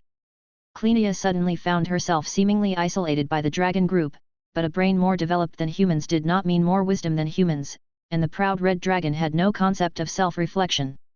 So she had no choice but to wander around Kaelin's dragon nest every day. Even her head, which had been pinched by a butt, knew that as long as Kaelin woke up, the dragon group would accept her again. The air in the cave had changed from hot to high temperature, and the smoky magma and sulfur smell filled the entire cave. The power of Kaelin's revival caused subtle cracks to appear on the originally smooth stone walls of the cave, and the scent of the fire elemental plane, which belonged to the world of Icania, was faintly transmitted from the cracks. Raised patterns bulged on the flat ground, and the raised soil was mixed with some dull metal ore. A wave similar to dragonmite gradually rose from the red dragon lying on the uneven ground, but unlike dragonmite, this power was invisible yet tangible. As soon as this power was born, it spread rapidly, and an unimaginable high temperature, like a domain, enveloped the upper, lower, left, and right sides of the power fluctuation, penetrating everywhere and inescapable. The dried insect and animal corpses that had fallen all over the ground were instantly burned to ashes, and even the metal ore under the giant dragon's feet was slowly melted into black-red molten iron by the scorching high temperature. Even the magic within the cave reacted violently as if being burned by fierce fire. This power burned everything, incinerating everything, and fortunately, without Kaelin's deliberate activation, this domain only maintained the minimum level of power. This was the power brought to the giant dragon by the blood of new life, similar to an aura, but even more powerful. This was the domain, ashes to ashes, and also the talent ability awakened when transitioning from a hatchling to a young dragon. After 3 years, the sleeping Kaelin finally opened his eyes, dragonmite radiated, demonstrating his revival, feeling the extraordinarily powerful strength in his body, and the spells awakened by growing into a young dragon. He felt like he could beat several of himself before hibernation, and maybe after another period of rapid growth after hibernation, he could compete with the adolescent dragon Axie. Before he could feel proud, Kaelin discovered that the stone walls in the cave had begun to be melted into stone water by his power, and he was so frightened that he quickly withdrew his dragon might. The skilled control ability from dragon might, and the power of the ashes to ashes domain were also easily contained. Then he darted out of his nest, lest he become the first fool in dragon history to be crushed to death by his own collapsing cave, and then be inscribed in the bloodline inheritance by other dragons as a disgrace to be ridiculed for countless generations. Clenia, sensing the movement, was sticking her head out to look inside the cave, but was directly knocked away by the suddenly rushing red dragon, and caught off guard. Clenia tasted the long-lost flavor of the red dragon truck again. Clenia, who had been developing and growing to nearly 5 meters in length after hibernation, was like a teenager meeting a strong man under the power of the male red dragon, flailing her limbs in the air and tumbling several times before falling to the ground with a thud. Clenia shook her head, and at that moment, she seemed to see stars in the sky. Roar! The red dragon's command was perfectly executed, and the young dragon formation, attacking in a triangular formation, quickly spread out in a circle with Kalen as the fulcrum, encircling the herd of wild bison that had begun to run wildly across the plain when they saw the situation was bad. The rapidly descending dragon group reopened their wide wings in mid-air, a dozen meters above the ground, and their momentum slowed down as their bodies crashed straight into the stampeding bison. Pairs of sharp claws sank into the flesh of the prey, and the dying wails of the bison and the excited roars of the dragon group's slaughter became the main theme of the grassland beneath their feet. Kalen didn't know what had happened to the young dragons during his hibernation, but the first thing he did after waking up was to habitually summon the dragon group, let the dragon group hunt for him, lead the dragon group, influence the dragon group, and let the dragon group get used to him again. He also wanted to take this opportunity to see if any young dragons, due to the expansion of their power and his period of weakness, would challenge him. Currently, Clenia, who was the most stubborn and most likely to challenge him, had been in a state of great shock ever since she was almost knocked silly by him, and the other young dragons showed obedience and welcome. Kalen originally wanted to try the drama of the Dragon King returning after 3 years of absence, to give these young dragons a little shock, but unfortunately, the heavens did not fulfill the dragon's wishes. The red dragon shook his head regretfully, while gobbling down food. The long-lost food flowed down the throat and intestines into the shriveled and empty stomach, and then was squeezed and crushed by the giant dragon's powerful stomach, and the all-corrosive gastric acid quickly decomposed the food. The food was quickly digested and converted into the energy needed for life to supply the giant dragon, and the giant dragon's thin body gradually filled up. The food piled up by the young dragons next to Kalen was decreasing, and the red dragon's strong muscles became full again, and the streamlined and knotted muscles made the weak black dragon Rosani envious. As the red dragon's body expanded, a majesty and power far exceeding the past emerged on the red dragon. It seemed that the giant dragon in front of him represented power, and was the embodiment of violence. No artist in the world could sculpt the red dragon's head, which coexisted with majesty and ferocity, and the thick, forked dragon horns had a unique ferocity and beauty. The mouth full of thick fangs and the wide chin made it hard to imagine how amazing the bite force of the giant dragon in front of him was. Even the bison's hardest thigh bones were easily crushed. The scales covering the entire strong and robust body shimmered with a luster that even dragons were dazzled by. Even the gold and silver dragons, known for the beauty of their scales, could not compare to the brilliance of the red dragon in front of him. It was like shining treasure. All of this fascinated the green dragon Antagena, and the dazed Antagena involuntarily stepped forward, wanting to touch Kalen's scales. Clenia, who was in a state of shock, instantly woke up, and a warning and threat appeared in her eyes, blocking in front of the engrossed and eating Kalen, and making a low warning sound in her throat. Kamide quietly poked his brother Gremot with his claws, and whispered, "That beautiful little female dragon seems to have fallen in love with Kalen. You have no chance, Gremot." Although giant dragons only reach sexual maturity in their adolescence, young dragons are not ignorant children. They have already begun to have awareness and knowledge in this regard. Gremot looked at the little female dragon, who was like green jade, with a small nose horn and beautiful lines, and said dejectedly, "Forget it. Antagena is definitely going to lay a nest of eggs with Kalen, maybe 2 nests, and when Kalen doesn't want to lay eggs with Antagena, there is still the blue dragon Dose. I have to wait a long time. Actually, I'm not interested in Antagena, but I quite like Clenia. She is destined to be a powerful female dragon." Dose walked over after hearing the words. His aesthetic preference was more towards strength rather than appearance, although Clenia's appearance is also considered a little beauty in the dragon race's aesthetics. Hearing this topic, the black dragon Rosani, as a male giant dragon, expressed his opinion. He squeezed in and smiled, "Hee, that actually I think those lithe and beautiful little mares in the wild horse herd are also pretty good." Several young dragons laughed hee hee. It is well known that giant dragons have the widest range of aesthetics in the world, but sometimes it is also a terrible and disgusting giant dragon aesthetic. Chapter 15. Karen, how did you grow that head? Your body is much larger than Krena, who is also a red dragon, and it doesn't match the normal age group. Dos, the blue dragon, asked Karen, who was closing his eyes as if meditating. Logically speaking, every dragon would regard their own heritage and secrets as treasures, not allowing any prying eyes.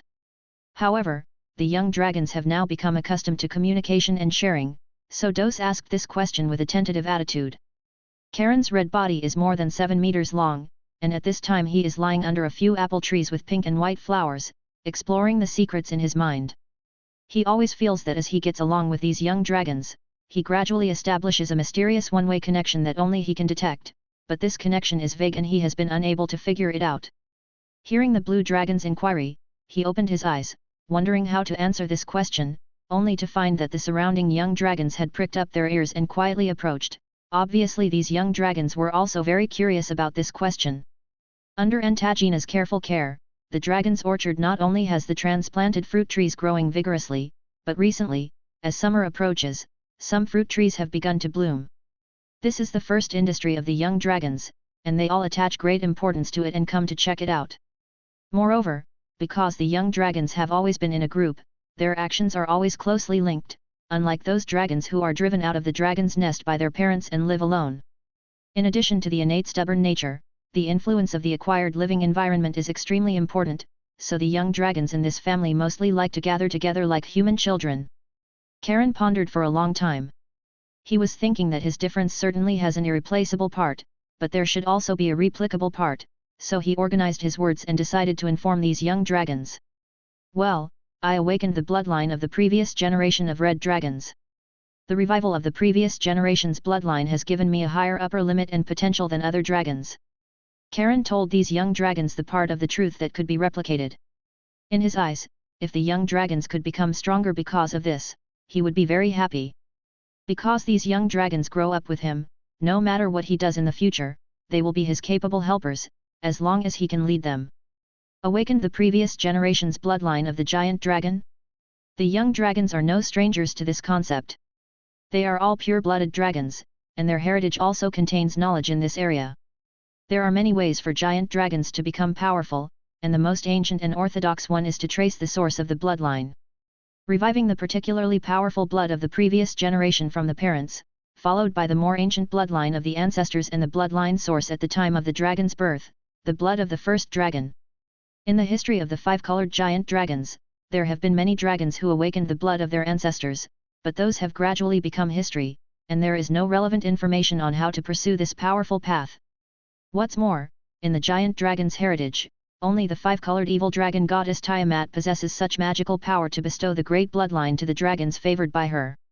Ever since Krena was easily defeated by Karen in succession, she has been aiming at the male red dragon as her goal. Hearing the red dragon's explanation, she immediately asked eagerly, "Then how can I awaken a more powerful previous generation's bloodline from myself, Karen? I haven't found any special training methods from you. Could it be that fishing is also a useful method?" Speaking of this, Krena was still a little depressed. She had been with Karen all this time. There was no reason why such a simple behavior could be of such great help to the giant dragon. The green dragon Antagina and the blue dragon Dos both showed suspicious gazes, only the white dragon Comide, this relatively thin white dragon, had a look of contemplation in his eyes. Karen shook his head and made a fist with his dragon claw to prop up his chin. This posture made him feel more comfortable. He combined the information he had obtained from his inheritance and then summarized, "It should be fighting. Haven't you noticed that those giant dragons who have clearly awakened the blood of their ancestors in history are not like most giant dragons who only hide in caves filled with treasures and sleep soundly, occasionally coming out to act mighty? Those giant dragons like to challenge those powerful opponents. They enjoy fighting. Fighting can satisfy the evil dragon blood in their bodies. Maybe this is the reason why the evil dragon blood is evolving." Rosani scratched his head in confusion, "But we always act together every time we hunt. Could it be that, Karen, you secretly sneak out to fight with others after we fall asleep?" At this time, the black dragon's expression was as indescribable as a student in university discovering that other students in the dormitory were secretly studying and taking extra lessons. Of course not. Besides fighting with enemies to satisfy it, you can also fight with yourself, fight with your own evil dragon blood will, so that we can control the evil dragon blood, instead of letting the evil dragon blood control our will. Karen always feels that this method is a bit like the so-called heart training, which is the tempering of the mind and will. Even though Karen knew that his awakening of the previous generation's bloodline was caused by a combination of various factors, there is no doubt that this kind of tempering method was also a great inducement. Then that's too difficult. How can you do it, Karen? The green dragon antagonist sighed. To control the evil dragon blood, first of all, you must have enough will to suppress the dragon blood's innate influence on the giant dragon. For example, the red dragon's nature is to be irritable, impulsive, combative, cruel, and tyrannical. After a long period of persistence, Karen is now more rational and quiet than the blue dragon, who is born with a relatively calm personality. He only extends his claws when he needs to. This means that in his daily life, Karen has also been constantly fighting against the influence of the evil dragon blood and has achieved suppression. The influence of the giant dragon's blood is extremely difficult to overcome. For Karen, the simplest point is the most difficult point for these young dragons, that is, many giant dragons can't even distinguish what their own will is and what is the idea induced by the influence of the evil dragon blood. Therefore, in the ears of several young dragons, this method is already a bit like the kind of training method that requires one to be a contrarian and not do what one wants to do. Krana covered her head and walked away, muttering, "Why can Karen do it but I can't? I have to try to see if I can do it." The other young dragons were thinking about Karen's opinion. After all, no creature would refuse to become stronger. The blue dragon Dose has always liked to think about things more than the other young dragons, so he vaguely grasped some ideas in his mind. Gremot and Rosani also learned from Karen to pad their dragon claws on their chins. This way of thinking may have extra wisdom. Well, Kamide still looks thoughtful, he is always like this when he encounters things he doesn't understand and words he doesn't understand. The various kinds of flowers in the orchard swayed in the breeze. No matter how colorful the colors were, the ideas in the young dragon's minds were just as chaotic at this moment. Today, there will also be lovely and good-looking readers voting for the author. Kamide thought thoughtfully. Chapter 16. Today is a beautiful, sunny day. The temperature on the grassland, under the gentle afternoon sun, remains pleasantly warm, invigorating many of the animals that live there. Numerous rivers crisscross the grassland, fed by ample rainfall, and low-lying areas have formed into marshy hollows. Many plump hippos emerge from the riverbeds, venturing into this aquatic playground to frolic. Numerous animals come to drink, unafraid of these seemingly massive hippos, standing comfortably nearby to quench their thirst. They must hurry to replenish their fluids because hippos are veritable dung factories, and this rare, safe, and clean water source will soon be muddied by them, leading to illness if ingested. The shadows of young dragons are cast upon the land, the assembled dragon shadows covering a large area of the grassland. The shadow quickly sweeps over the animals drinking, as the dragon flock does not hunt near water sources. The young dragons, pursuing their prey, soon dive down alongside Kalen. The white dragon, Germit, lags behind the flock. He is the most timid of the young dragons, always preferring to hide behind the others, even when facing defenseless prey. Hunting has become easy for the young dragons now. The collective is an undisputed overlord of the grassland, especially under the leadership of the strong red dragon. These young dragons easily become more aggressive. Soon, several white-headed bison are captured by the dragons, but the young dragons do not stop to eat there. Instead, they carry their prey to a place not far from the Dragon Nest Mountains before landing again. This place is where the dragon flock eats, not because these young dragons have some strange sense of ritual, but because this place is special to the dragon flock, or rather, special to Kalen. They eat here simply to leave more of the dragon scent in this place. Germit, the white dragon, suddenly craving a change of pace, volunteers to remove the fur and internal organs from Kalen's prey, earning the red dragon's fiery assistance. The red dragon controls his volatile dragon fire, making it gentle, which undoubtedly helps him practice controlling the flames. The softened flames envelop and lick the bison's body, slowly roasting it until fragrant and charred, leaving only a hind leg with a large chunk of meat untouched by the flames, still raw and bloody. But Germit is not surprised because the young dragons know that Kalen will use the processing feed to feed his little pet. Kalen, with the bloody bison leg still in his mouth, walks towards a place not far from where the young dragons are eating. There stands a solitary green banyan tree on the grassland, its lush canopy providing excellent shade from the sometimes scorching sun. Usually, such places belong to powerful beast clans or are exclusive to some ferocious animal. But conversely, this place is occupied only by a female leopard who isn't even strong among ordinary beasts. This female leopard is clearly old, now appearing somewhat aged. The sagging cheeks of the leopard lying under the tree make her look like a toothless old cat, and her once bright eyes have become somewhat cloudy.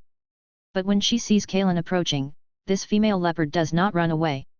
Instead, she moves her no longer agile body and slowly walks up to Kaelin, nudging the red dragon's forelegs, and then lies down, exposing her pale belly to show submission and obedience. Kaelin gently places the bison leg on the ground, indicating that the female leopard can eat freely. The leopard scrambles up and begins to enjoy the feast with purring sounds. Anna is the name Kaelin gave to this female leopard, and Anna grew up under Kaelin's watchful gaze. The red dragon has always had a fondness for these big cats with beautiful fur. When he discovered this creature in his territory, he kept an eye on her. Anna's family seems to be an oddity among beasts, starting with Anna's mother. This family of leopards seems to possess far more emotions than ordinary beasts. Generally, after a mother leopard raises her young, she will drive them out of her territory, and even solitary dragons do the same. But Anna's mother left alone after raising Anna, leaving this safe territory to her offspring. Perhaps it was because Anna was too lazy, her mother was no longer willing to endure Anna's freeloading but was unwilling to drive Anna away.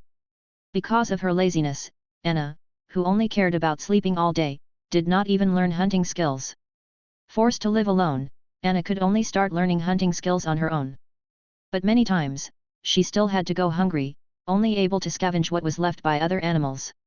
Kaelin watched like he was watching Anna's life documentary, watching the leopard Anna from her initial clumsiness in hunting alone to later learning superb hunting skills. Later, Anna started freeloading again, or rather, freeloading off her husband. Anna met a male leopard and returned to her lazy ways, only knowing how to sleep all day. But perhaps influenced by Anna and inspired by the beast's heart, this male leopard was also different. He would attack and punish beasts that offended the female leopard for Anna's sake. He also allowed Anna to eat with him, sharing food with the female leopard, and bore offspring with Anna. Because this male leopard was reliable, Kaelin also gave him a name, Reliable. Unfortunately, Reliable died. Only after Reliable's death did Anna take on the responsibility of raising her cubs, but when she raised her 2 cubs, she began freeloading off her cubs. After her 2 leopard offspring grew to their peak, they also became tired of this lazy mother, but they did not drive away the already weakening Anna. Instead, they left this land like their grandmother, and Anna has lived here ever since. The female leopard has never been afraid of Kaelin because she always sees this big guy who is quite friendly to her in her daily life. Kaelin watched Anna eat slowly. This female leopard was old. For Kaelin, it was just a transition from hatchling to young dragon, but for this leopard, it was most of her life.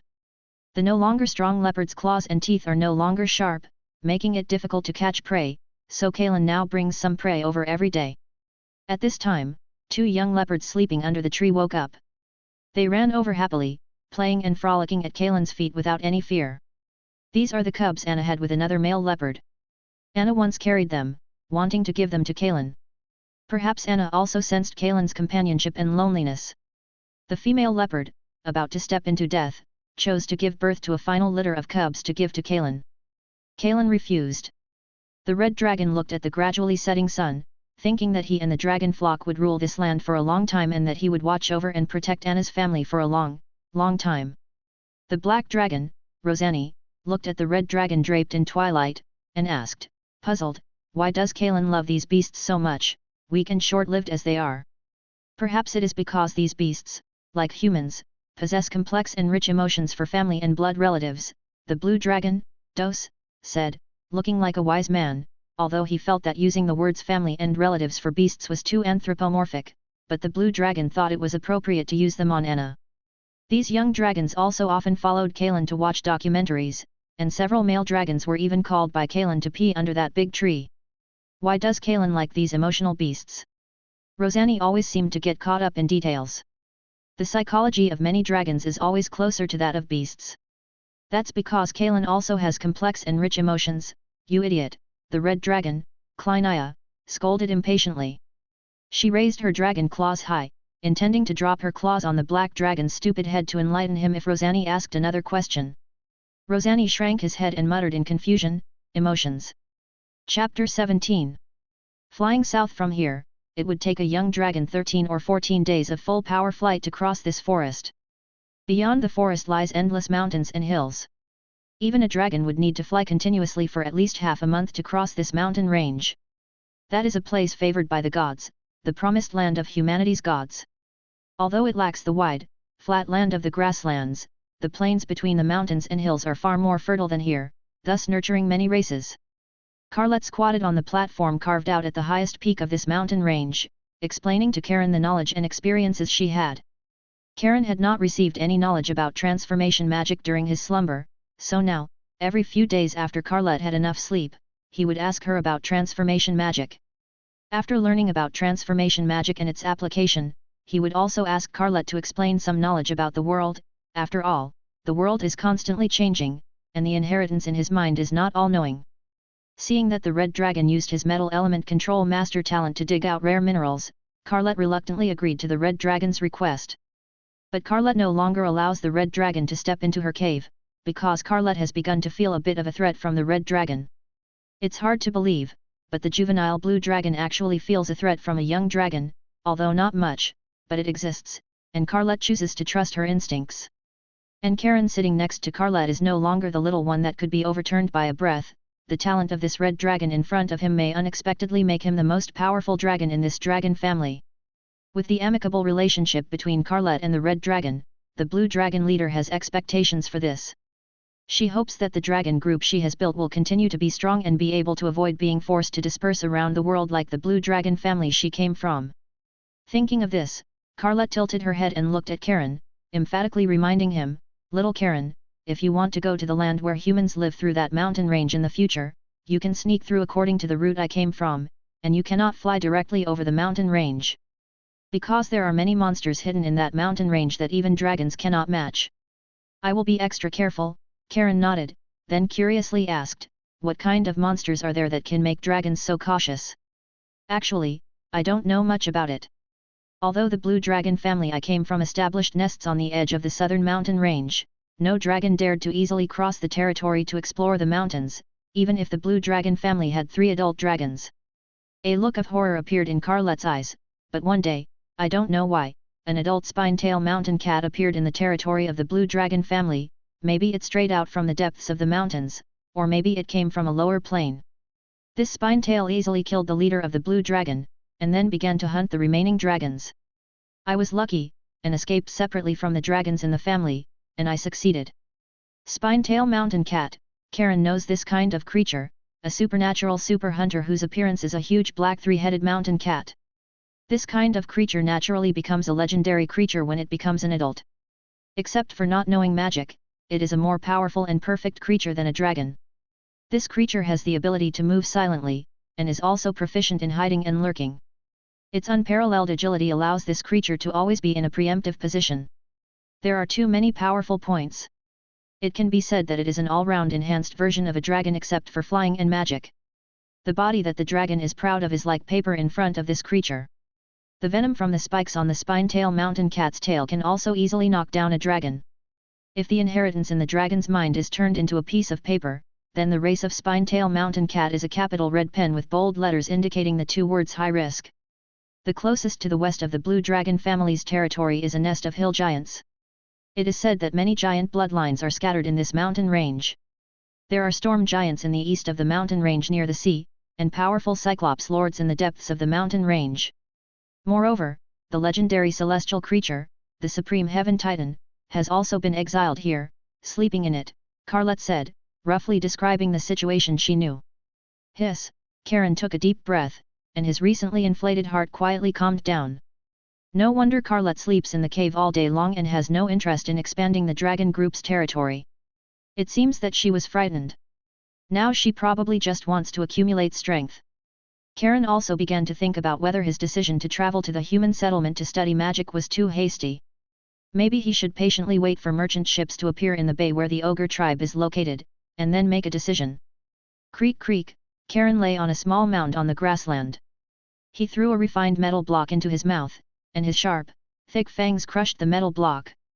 The tough metal tasted like good chocolate under the dragon's terrifying fangs. The red dragon's flexible tongue licked his palate. Well, the taste with a high iron content is slightly bitter, similar to the taste of pure dark chocolate. He selected the metal he wanted to try from a pile of metal blocks in front of him. The one with a high silver content had a bit of a cool taste, a bit like mint chocolate. The one with a high gold content had a particularly soft and smooth taste. Eating metal can promote the development of the dragon's body, skin, and scales, making the dragon's skin tougher and the scales stronger. But this requires long-term and massive amounts of food. This amount is just a drop in the bucket for the red dragon. Karen is just greedy and wants to taste it.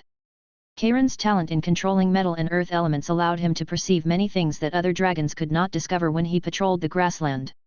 When he patrolled in the sky just now, he sensed that there were many minerals in many places on this grassland, and there were many black minerals that could cover a thick layer on the surface, and some were buried underground.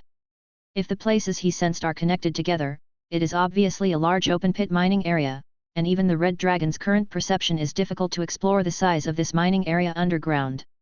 There is a thick layer of black minerals on the surface and underground of this mining area, but Karen also found traces of silver and copper mines in it, and careful inspection will also reveal traces of lead and zinc mines in the ore. This is a treasure land. And there is a high probability that there is a gold mine under the soil, which can be distinguished from the associated minerals of the ore bed. In addition to being happy, Karen was thinking about whether to go back to the forest and reluctantly accept those hobgoblins and green-skinned rats as miners. At this moment, the soil covered by weeds next to a nearby mound moved, and a yellow shadow wrapped in a gust of wind darted out of the grass. The weeds swayed, revealing a dark cave. The yellow shadow was extremely fast, but the red dragon's eyesight could still clearly capture all its dynamics. This creature is about the size of a dog, covered in rough golden fur, with silver eyes and golden pupils in the middle, and 8 strong legs ending in 6 centimeter long bronze claws. This is a gold-eating beast. This creature likes to live in areas with abundant gold mines and uses gold as a supplementary food. The appearance of the gold-eating beast proved Karen's guess, but perhaps because of the particularly powerful blood of the newborn, the greed from the bottom of his heart instantly occupied the red dragon's head. This damn thing actually dares to steal my gold mine. The 13-meter-long wide wings stretched out, the shadow covered the sky, the dragon roared, and pounced towards the gold-eating beast. The gold-eating beast running in front felt the dragon's breath and was terrified. It had just escaped from the siege of those evil kobolds underground and was inexplicably attacked by the dragon. The low-intelligence gold-eating beast did not explore the reason, but its 8 legs were faster. But before it could run far, the previously normal grassland suddenly became strange. The flat grassland under its 8 long legs suddenly recessed, and a pit appeared out of thin air. Before it could react, the gold-eating beast fell directly into it. The 8 strong legs wanted to step on the bottom of the pit and then jump out of the mud pit, but found that it couldn't use any strength. The harder it tried on its legs, the more the mud under its feet sank in. The 8 legs were flapping in the mud pit like paddling. Karen landed on the ground and stretched out his head to stare at the gold-eating beast in front of him, who immediately pretended to be dead in the mud pit after seeing him. This thing's fur is very valuable. The complete fur can be made into an extremely strong and exquisite leather jacket by merchants. This leather jacket not only has strong physical defense, but also can defend against ordinary flame damage and a certain degree of magical flame damage, so it is very valuable, worth about 15,000 to 20,000 gold coins. And the body of the gold-eating beast can also be melted. The body tissue of this size of gold-eating beast is so dense that it can probably be melted into 150 to 200 pounds of high-purity gold. It can be said that this creature is full of gold coins. These are the basic knowledge inherited in the red dragon's mind and a natural instinct for valuation. Living gold-eating beasts are more valuable. After being tamed, they can be used to sniff out ore veins and can exert more of the gold-eating beast's function. However, the gold-eating beast's intelligence is equivalent to that of a low-intelligence beast. It cannot be communicated with, and Karen does not know how to tame the gold-eating beast, so he is hesitating. 2 heads quietly poked out from the entrance of the cave that the gold-eating beast crawled from. Crocodile-like heads and lizard-like bodies, and bone-like magic items in their lizard-like claws, all showing their identities, kobold wizards. The 2 kobold wizards were whispering, "What should we do? That gold-eating beast was caught by the true dragon. This is a brutal and greedy red dragon. If we go out to ask for it, we may be burned to death. We definitely can't get that beast back." Another slightly larger kobold wizard shook his head and reprimanded, you are really a fool. As long as we attach ourselves to this powerful true dragon, offer him tribute, and then ask the great true dragon to bestow that beast to us so that we can better serve the true dragon, wouldn't it be easy to bring that beast back? You are so smart, the smaller kobold smiled happily, then why don't we simply attach ourselves to the previous blue dragon who looks more powerful? That should be a juvenile dragon soon. You are indeed a fool, the other kobold glared at his partner, that blue dragon is too ugly. Look how beautiful the scales on this red dragon are, how majestic the body is, how dignified the head is. We kobolds should worship such a great true dragon. Besides, the red dragon who grows up will be more powerful than the blue dragon. You are right. The two kobolds retreated into the cave, and the sound became farther and farther away. Then we have to hurry back and tell the leader, lest the precious beast be eaten by the great true dragon as a snack. Chapter 18. You want to receive my protection and become my kin. With one foot gently pressing on the feigning death gold-eating beast, Karen sat squatting on the ground and roared loudly, spreading his wide wings to display the dragon's intimidation, while coldly overlooking the group of yelping kobolds below. Most of these kobolds were between 90 centimeters tall, with thin bodies, lizard-like physiques, and brownish-red skin. Their heads were more like those of crocodiles. These kobolds were all dressed in rags, some even with only a piece of cloth hanging around their waists. These kobolds were more like lizardmen with diluted dragon blood. Only the constant woof-woof barks from their mouths were somewhat consistent with the identity of kobolds. The problem was that the barks were in Draconic, but in Karen's ears, it sounded like Indian accented English. He needed a certain level of reading comprehension and listening skills to understand what these kobolds were trying to express from their action-rich language. Yes. Yes. Several particularly strong kobolds stepped forward and knelt before Karen. The kobold at the very front excitedly crawled forward to embrace Karen's long and sharp dragon claw. An increasingly enthusiastic barking sound rang in Karen's ears. Noble and great true dragon, your humble admirers have been searching for your tracks. Your scales, more beautiful than moonlight, will harden our skin, your bones, stronger than armor, will support our skulls. The great dragon heart will ignite our magic. We are the dragon's servants, we live for the dragon, and serving you is our only desire.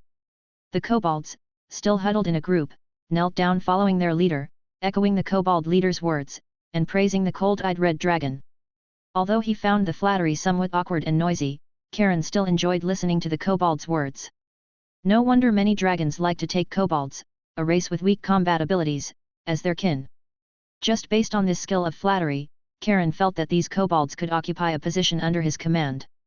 Moreover, although kobolds are very weak in combat, this race still has its merits. Kobolds are warlike and hard-working, good at making traps and mining, and they also value the growth of the kobold tribe. Therefore, kobolds will be very obedient to the will of the ruler, especially when their ruler is a dragon. Karen raised his claw, the huge dragon claw completely enveloping the kobold leader's head, gently pressing down to indicate his approval. I allow you to submit. You will receive my protection, you can freely walk and hunt within the dragon's territory, and you will offer everything to me. Thank you, great true dragon, you are forever our master. The kobold leader excitedly kissed Karen's claw, completely ignoring that the dragon in front of him could easily crush his head. The kobolds behind him also cheered. With the protection of the dragon, they would no longer have to live only in dark caves. They could also live freely in the sunlight, have plenty of food, and their tribe would grow rapidly. Karen didn't pay attention to these things. His consciousness was attracted by the fluctuation of the rune cluster in his mind.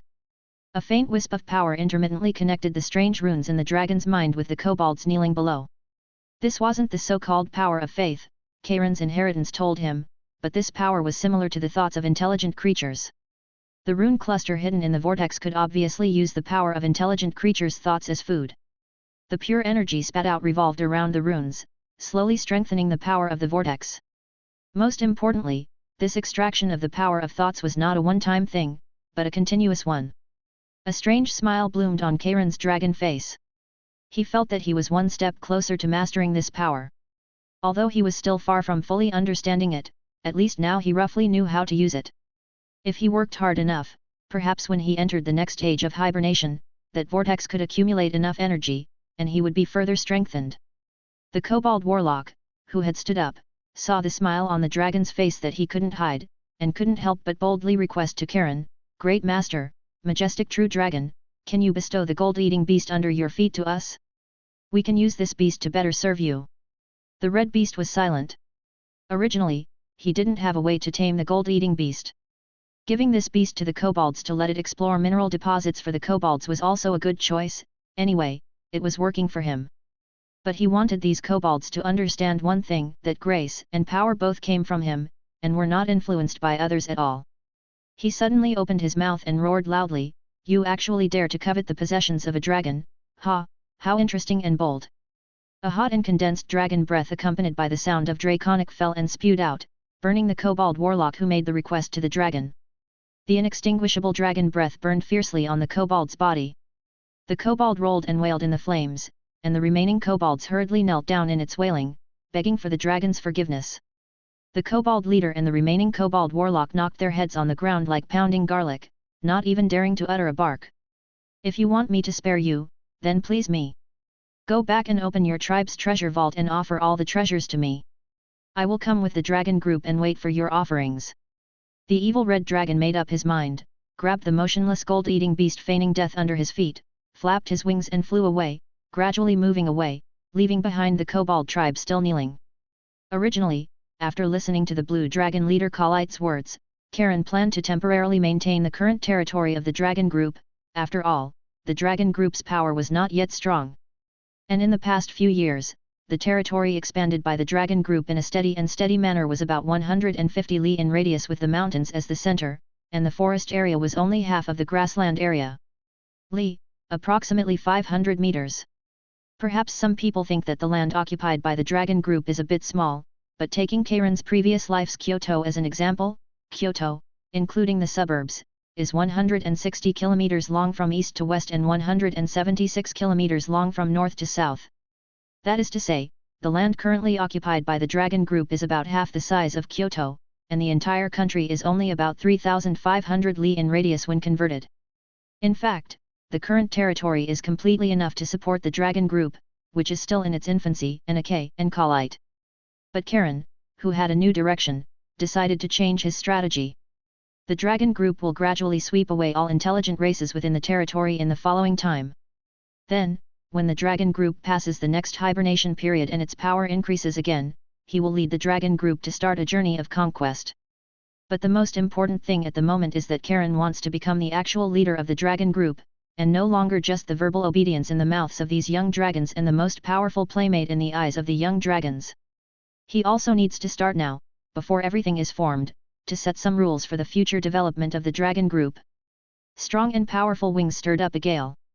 Karen, who made a slightly crazy decision in his heart, roared past the grassland. He is now returning to the dragon nest to summon the young dragons patrolling outside. Ang, the high-pitched and powerful, long-lasting dragon roar shook the entire canyon dragon nest. Layers of echoes accompanied by draconic spread from the dragon nest.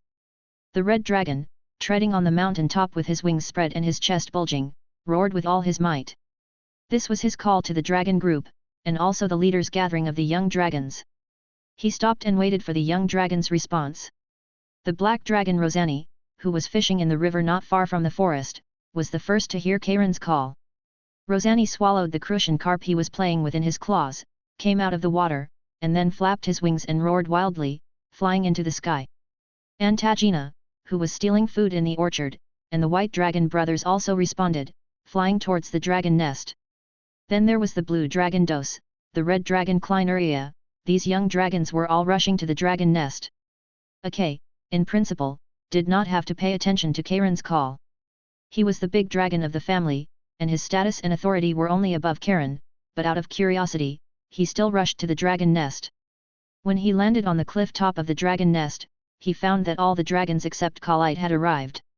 The thin little cubs in his eyes had grown up, and their average bodies of 4 or 5 meters long had begun to show the sense of power of a giant dragon, and had the prototype of a strong dragon family. Moreover, the cohesion of the family far exceeded other dragon groups, and the future leader of the family would also far surpass other dragon groups. Before the curious Akay could ask, the strong young dragon leader Karen had already laughed first. Next is the dragon group's hunting time.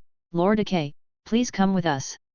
Akay looked at Karen in confusion, then looked at the silent volcano cave, and then nodded, okay. Chapter 19.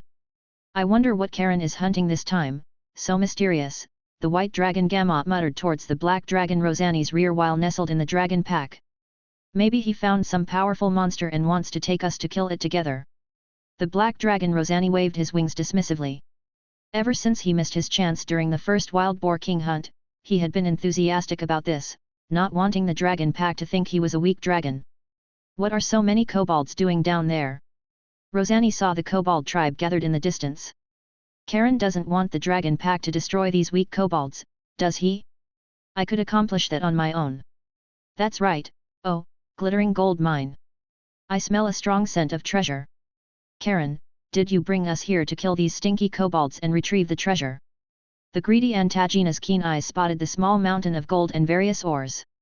There were also some roughly refined gold nuggets of various sizes neatly stacked. Next to the small mounds of gold nuggets were several wooden frames filled with jewelry made of various gems, which was the kobold's hobby. Thus, sharp shouts rang out in the dragon pack. The shadows of the dragon pack's wings in the sunlight quickly approached. The terrified kobolds gathered on the ground had already knelt and prayed under the overwhelming momentum of the dragon pack, and some timid kobolds even wet themselves. The dragon pack landed in front of the kneeling kobolds, the dust raised concealing the short kobolds, but the dragon pack didn't care. Every dragon's eyes were filled with greed as they looked at the treasure piled on the ground, even axes. He had never seen so many gold nuggets before. This was the treasure accumulated over countless years by a kobold tribe of nearly 1,000 members, a treasure created by searching and digging underground in the grassland for countless years. Even among adult dragons, few possessed such a large amount of treasure. The greed born with the evil dragon bloodline occupied the giant dragon's mind. Axes involuntarily walked towards the small mountain of gold nuggets, not caring that his raised dragon claw crushed two terrified kobolds prostrating on the ground into meat paste. You better stop, Axes. These are my followers, and I won't allow you to harm them. This is also my treasure, and I won't allow you to touch it. The red dragon's warning voice sounded from behind. Roar, Axes, already overwhelmed by greed, turned his head and roared frantically, I am a young dragon in the family, I raised you little whelps. You belong to the family, and these treasures should be controlled and distributed by me. Whoever disagrees, I will kill it, and then its share will be gone. The young dragons, also driven by greed, were much more sober-minded, and took a step back, hissing angrily. Faced with the threat of the young dragon axes, they temporarily did not have the ability to fight back. Karen did not retreat but advanced, stepping forward, his eyes staring straight at the frantic blue dragon, word by word, Axes, blinded by cumbersome greed, show me your so-called power in front of me, and see if you are qualified to dominate my treasure. If I lose, the treasure is yours. If you lose, then submit to me and honor me as king. The frantic Axes immediately became even more violent. The blue dragon, who controlled the storms and lightning in the sky, shot a bolt of lightning from his breath, spread his wings, and took off, accompanied by the blue dragon's cold voice, Come on, Karen. It seems that the flattery of the little dragons has made you lose your way. I will give you this opportunity to challenge me. Prepare to die, I will not hold back against you. Karen, Dos, with a worried face, stopped the red dragon who was about to take off. The blue dragon was famous among the evil dragons for his wisdom. Dos, who prided himself on possessing wisdom, although he was also a giant dragon who advocated strength, he looked down on those giant dragons who only used brute force. Dos had always admired Karen's ability to restrain the chaotic bloodline of the evil dragon, so he liked and respected the red dragon whose rationality was greater than wildness.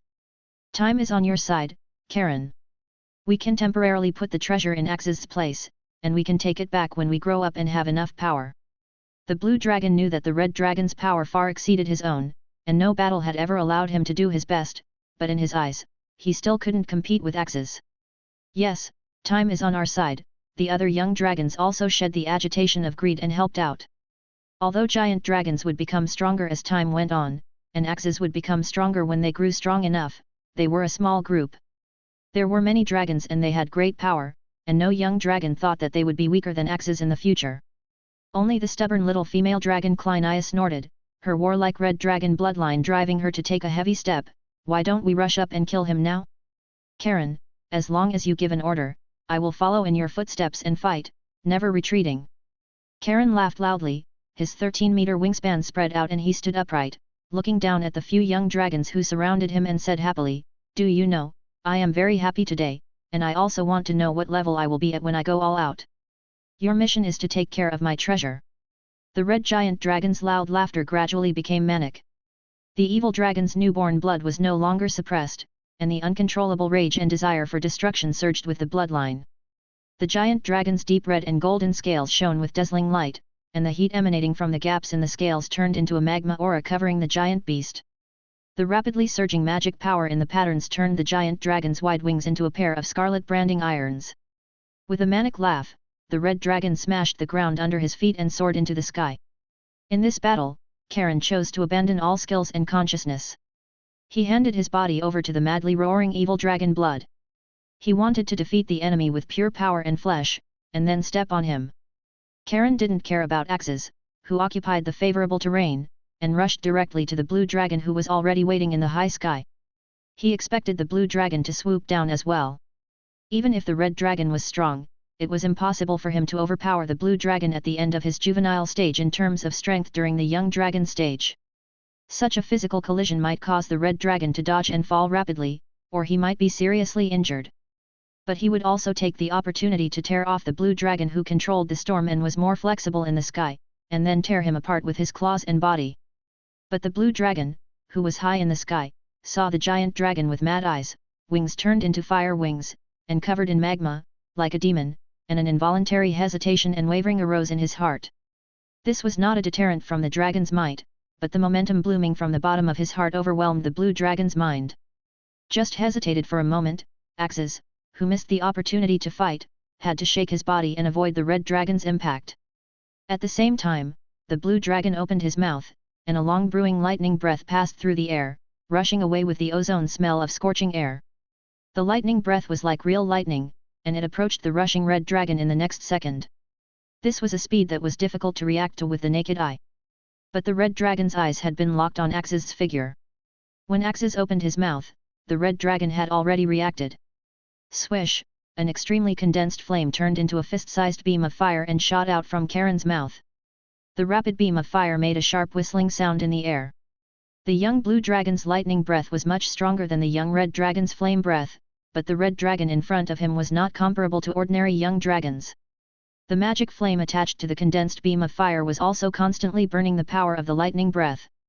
The breaths of the two dragons were actually in a stalemate in the air for a short time. The blue dragon had to flap his wings to avoid the red dragon's forward impact and try to get close to him, while increasing his strength to suppress the red dragon's flames with his breath. He realized that he could not withdraw his breath first, otherwise he would not only have to endure the attack of the flame breath, but also allow the red dragon to take the opportunity to get close to him and gain the upper hand. But he couldn't keep dodging like this, so the annoyed blue dragon maintained his breath while chanting dragon language in his throat. This was the spell he had awakened, a treasure found in the blue dragon's inheritance, lightning cage. Giant dragons have special breathing organs. Flexible tongues and special throats allow giant dragons to chant dragon language and release magic in their breath. The red dragon's thick and strong dragon horns also lit up, and the magic power was rapidly gathering. The rising high temperature scorched the air, and a fireball was condensed between the 6 forked dragon horns. The bright flame color rushed towards the chanting blue dragon with a burning high temperature. The blue dragon closed his eyes, and the lightning breath was still maintained. Boom! The exploding flame interrupted the blue dragon's chanting, and also interrupted the stalemate breath of the two dragons. Before the flames of the fireball had dissipated, the red dragon, seizing the opportunity, broke through the barrier of the flames and came to the blue dragon. He stretched out his front claws covered with scales that had been blasted with cracks and firmly clamped the blue dragon's slender neck. The power brought by the awakened previous generation bloodline, the domain, ashes to ashes, burst out of his body, and the high temperature that wanted to burn everything covered the sky, scorching the air to the point of fluctuation. The blue dragon, who had recovered, felt the suppression of the red dragon's domain. The magic power that was usually around him and readily available was also being burned. The inside of the domain was turning into a magic desert, and slowly only the red dragon's power existed. Axes struggled hard. The power of the young dragon could not be completely suppressed by Karen. The blue dragon's sharp claws cut open the layer of earth element protection covering the surface of Karen's chest and abdomen, and then cut through the metal elements attached to the scales to form an outer armor, and finally broke through the red dragon's solid scales. But the power of the claws ended here, only cutting a few seemingly large but not very deep cuts on the red dragon's body. Hot dragon blood overflowed, igniting the anger of the evil dragon's blood. The injured evil dragon's anger soared, opened his huge mouth full of fangs and bit on the blue dragon's waving left front paw. The ferocious dragon head twisted left and right, and actually bit off and tore Axe's left front paw, and the gushing dragon blood spilled on Karen's face, dripping from the high sky mixed with the red dragon's blood. The painful wailing Axes was also torn off by the angry red dragon and fell heavily from the high sky. Chapter 20. Bang! Blue Dragon Axe, having crashed onto the grassland, was bleeding from all his facial features, and barely had enough strength left to wail. However, the dragon pack and kobolds had already shifted their attention away from him. The boiling blood of the dragon allowed Kalen to let out a victor's roar. Even after a short burst of intense combat, he was somewhat overwhelmed. The excessively surging magic caused every muscle and organ in his body to cry out in pain, but all of this was transformed into a majestic and stirring roar that carried far and wide. The young dragons watched the red dragon standing tall, covered in blood. Although he retracted his power immediately upon landing, the surging aura had turned everything within 100 meters to ash. The ground beneath him was like a life-drained purgatory, where even the moist, fertile soil had been scorched dry. This was a display of power, and also the majesty of a dragon king. At that moment, a sense of submission arose from the depths of the young dragons' hearts. Kalen's identity was no longer just the strongest among their playmates. The dragon pack's response to Kalen's summons was no longer just a response to a powerful companion. To them, Kalen was no longer just the linchpin holding the dragon pack together. Kalen had accomplished something they could not, so at this moment, the dragon pack revered him as their king, no longer just a leader in name, but the master of the dragon pack. This was proven by the subtle yet firm power connecting the young dragons to the mysterious runes in Kalen's mind. As for Khalyt, the dragon pack deliberately ignored her. Perhaps tomorrow, perhaps next month, or next year, Khalyt would ultimately just be a member of the dragon pack, and the dragon pack would no longer fear her authority. Is this Kalen's true power? White Dragon Gamot and his brother watched with awe at the young dragon king, once just the object of their crude jokes. The red dragon's power was an unattainable dream for the frail white dragon. Perhaps Kalen's title should be Infernal Tyrant from now on. Perhaps it should be Infernal Monarch, the steady blue dragon Da said, trying to mask the tremor in his voice, with a composed expression. No dragon gets a title during their youth. A title that's too famous will attract trouble.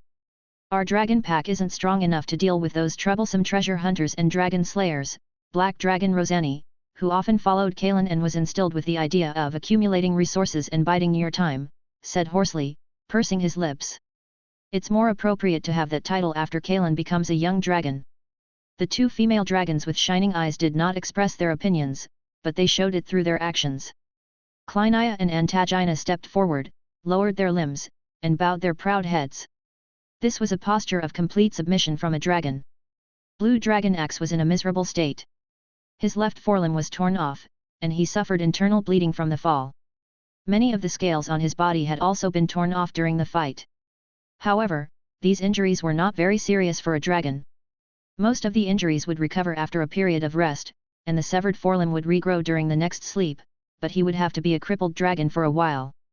So, despite Axe feeling aggrieved and shocked that he couldn't even beat a young dragon in his own family, he decisively expressed his submission to Kalen. Now, he was happily sitting among the dragon pack, preparing to sit in a row and share the spoils. After all, the allure of treasure for dragons is innate. Even greedy humans possess treasure only to use it to change their lives, while dragons simply want to possess treasure, regardless of whether it is useful or not. The dragon pack squatted around Kalen in a circle. Kalen sat in front of a small mountain of gold and silver bricks. These gold and silver pieces, crudely smelted by the kobolds, were not very pure and contained many impurities, and they were of different sizes. But their advantage was in their quantity. At this moment, the dragon pack was staring intently at Kalen's movements.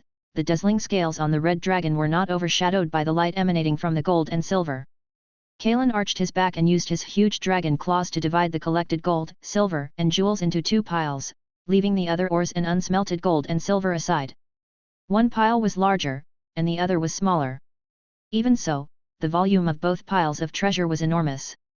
Then, Kalen separated 8 portions from the smaller pile of treasure, with 7 portions being equal, and the remaining portion being twice as large as a single one of the other 7. Finally, Kalen sat down and pointed to the divided treasures, saying, "These treasures were originally offered to me by my followers. Logically, these treasures should belong to me alone, but I want to build an unprecedentedly powerful dragon pack, so today I will share my treasures with you. This is also the beginning of the future agreements of the dragon pack." Black Dragon Rosani withdrew his gaze from the treasure that shone with a lovely luster, licked his lips, and opened his mouth to say, "Speak, Kalen. You are now the leader of the dragon pack, and I will support your will, especially since you are generously sharing the treasure with us." Blue Dragon Das was thoughtful. He was different from the other young dragons. He had known for a long time that the Red Dragon had his own thoughts and plans, but he undoubtedly supported Kalen, so he nodded. Kalen looked at the dragons listening attentively, and then said, "The dragon pack should be a real group in the future. The wealth of the dragon pack belongs to every dragon. As the wealth of the dragon pack increases, the wealth of each dragon will also increase. But in the future, the dragon pack will reward dragons who contribute to the family, and punish dragons who damage the family. The more contributions to the dragon pack, the more rewards the family will give him." Axe also agreed with this. This request was not excessive, and it was good news for him. He had been a model worker dragon for several years, and he thought his future rewards would be generous. Besides, there were only 2 or 3 big and small fish in the family now, and they had not accumulated any treasures. The sum of all the assets of him and Khalite was probably not as much as the gold brick under Kalen's butt. "Very good," Kalen said, satisfied, looking at the dragon pack who did not object under the carrot and stick policy. Then, he stretched out his dragon claw and pointed to the largest treasure. "Then the agreement is established from this moment. This treasure will be placed in the treasure house built for the dragon pack, as the development fund for the dragon pack's territory in the future, and the capital to strengthen the dragon pack.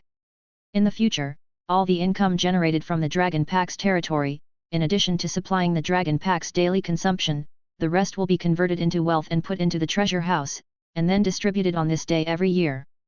Dragons who work more will get more, dragons who work less will get less, and those who do not contribute will not get any treasure rewards. I have finished speaking. Who agrees, who opposes?" Although the dragons were unwilling to have the future income of the dragon pack's territory go into the family treasure house, they were only greedy and not stupid. They also knew that as the power of the dragon pack grew, this would allow them to obtain more benefits. A single dragon still needs to be constantly vigilant against the plundering of other members of the same race, as well as the prying eyes of other races, but under the power of the dragon pack, their treasures will be safely guarded. This is a sense of security that a single dragon cannot match. Moreover, the dragon pack also knew the consequences of opposing Kalen's opinion at this moment. Just look at the miserable axe. But why does the miserable axe look so happy now? The red dragon glanced around the dragon pack. It seemed that no dragon wanted to experience his fist that was bigger than a sandbag, so he nodded. "If no dragon objects, then come up and receive your treasure." Roar, roar, roar, White Dragon Gamot rushed forward eagerly to embrace his treasure, while not forgetting to flatter, "Kalen, you are truly a generous king. I, Gamot, will be your staunch supporter in the future." The other dragons also embraced their treasures one after another, smelling the breath of the treasures with happy faces. The 2 little female dragons actually lay directly on their share of the treasure and rolled around. Kalen also quietly lay on his treasure, enjoying the fruits of his harvest. But soon the dragon pack fell into a happy trouble. The gold and silver treasures accumulated by the Kobold tribe for countless years, even if divided into several portions, were still a treasure so rich that many dragons who were not doing well could not imagine. Several young dragons simply could not bring their treasures back to the dragon's nest. Even the young dragon Axe, whose dragon stomach was naturally used to load treasures, could not fit his treasures. The heavy gold and silver blocks could not be hidden under the dragon scales like gold coins. And Kalen, he not only got the most, but also needed to transport Khalite's share of the treasure and the largest share that would belong to the family treasure house in the future. Kalen was troubled, but he hoped that there would be more such troubles in the future. Fortunately, he still had newly acquired followers, so he ordered the kobolds to cut down large trees to make transportation tools, and transport all the treasures and minerals to the dragon's nest. The dragons who were not at ease with their treasures hovered back and forth in the sky, following the escort team. The kobolds had never had such a strong sense of security as today, which stimulated their diligent hearts, so they transformed into cattle and horses, transporting back and forth, and also relocating the tribe's population. They would settle in the forest within the dragon's territory, which was their new home.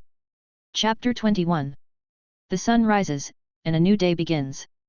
This mountain range, originally nameless, might have been named by a passing traveler, but the dragons were unaware and unconcerned. They arrived, and it became the Dragon's Nest Mountains. Since the arrival of the dragons, this mountain range has become a forbidden zone for all nearby creatures, not even the birds in the sky dare to fly over it. But today, it is suddenly much more lively. The valley where the young dragons' nests are located has been transformed into a construction site.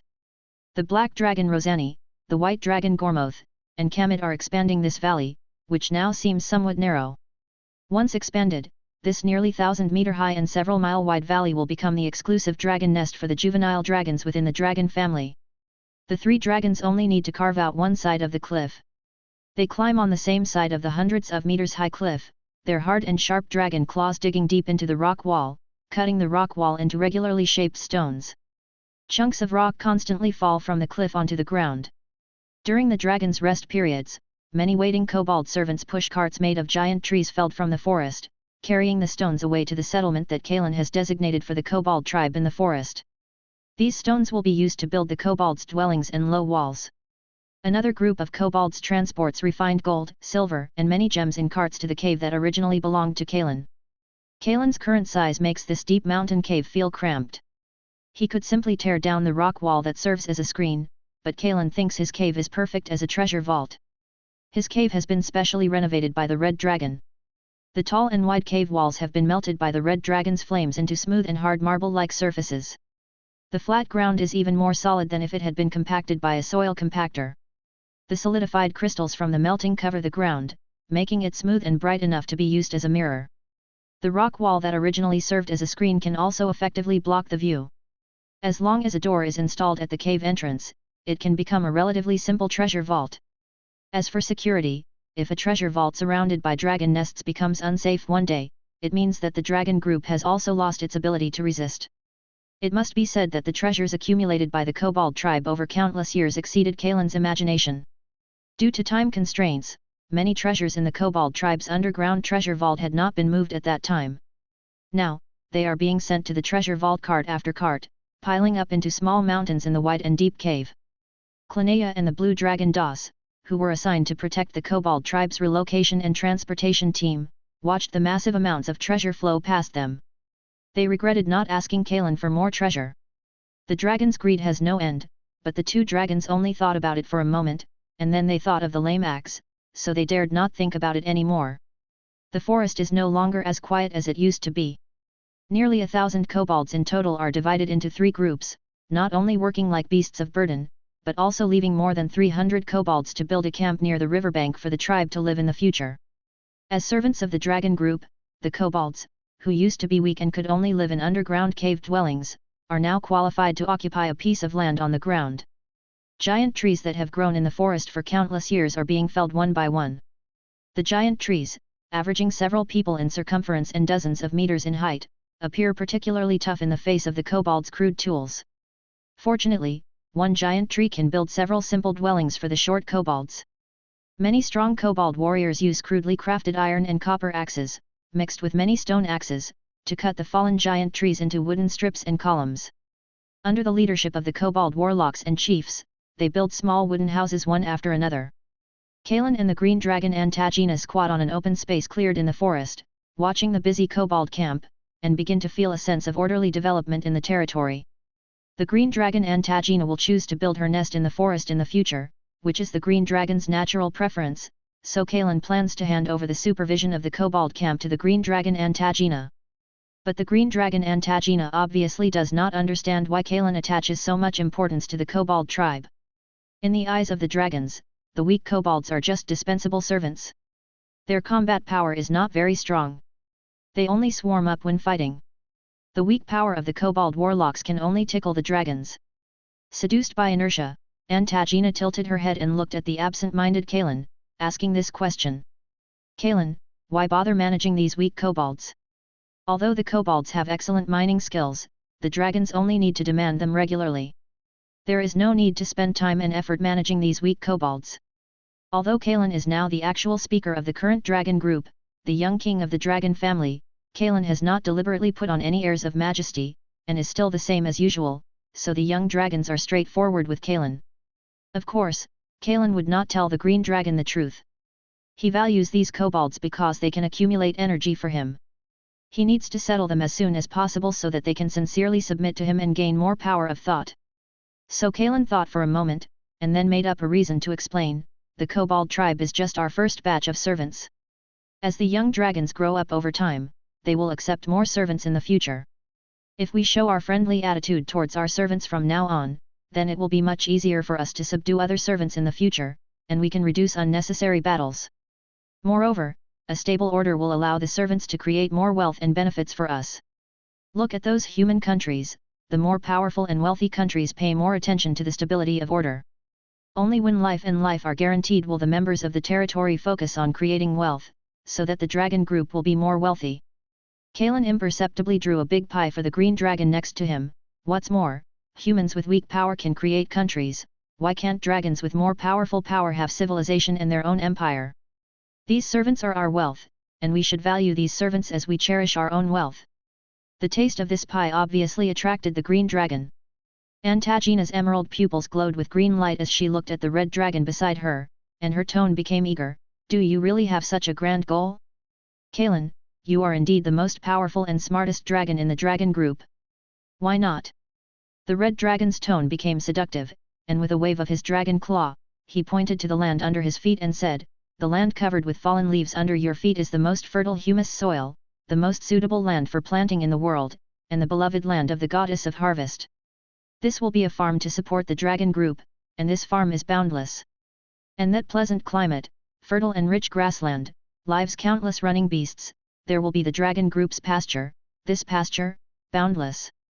And we only need to accept more servants to manage the territory for us, this will become the cradle of civilization, the cradle of wealth. The little mother dragon Antagina was breathing heavily and immersed in the future fantasy described by Kalen, completely ignoring the powerful monsters and tribes living around the dragon group's territory. Many powerful tribes even the adolescent dragon Carlet did not dare to provoke. Perhaps because time always stands on the side of the dragons, Kalen also took it for granted. And Kalen's words are not just drawing a pie, he has this plan, especially now that his source of strengthening energy is also linked to the surrendered servants, which is also driving his motivation. Moreover, the green dragon, who likes to bewitch people's hearts and is good at suggestion, will probably quietly spread his words in the dragon group. The dragon family will gradually have the same goal and will of action, which is very helpful for uniting the dragon's actions. The dragon group with the same goal and appeal will be more united, which is also the purpose Kalen wants to achieve. Kalen knows very well that only when the guns in his hands are solid enough can he cope with many unpredictable accidents and dangers in the future. After all, dragons are afraid of being famous and pigs are afraid of being strong. As long as he embarks on this road to pursue becoming stronger, he is destined to be a journey of continuous conquest. Kalen turned his head as if he felt something, and his dragon eyes searched around. Just now, he felt like he was being spied on by other gazes, but after scanning around roughly, he didn't find the target, so he shook his head and didn't take it to heart. It is not surprising to have such an experience in the forest, maybe it was just an animal passing by and taking a curious look. If Raven was here, it would be great. She is an elf in the forest, and her perception range is greater than that of the green dragon Antagina, who is still a young dragon. Kalen looked at the quiet green dragon, and couldn't help but feel that it seemed more lively when Raven was around. Chapter 22. During this time, the dragons were very busy. The green dragon Antagina needed to oversee the construction of the kobold settlement and separately designate an area for the future smelting workshop. Besides the valuable minerals, practical minerals such as iron, copper, and tin would be transported here for simple processing and storage by the kobolds. These minerals would later be forged into armor and weapons for the dragon's affiliated forces, but the kobolds were only skilled at mining and polishing various gems into crude jewelry. They lacked the forging technology and could only roughly hammer iron ore into barely usable tools, so this plan had to be temporarily shelved. The lame blue dragon Ake was content to stay in the dragon's nest, licking his wounds. However, for his lame leg to regrow, he would probably have to undergo a period of slumber.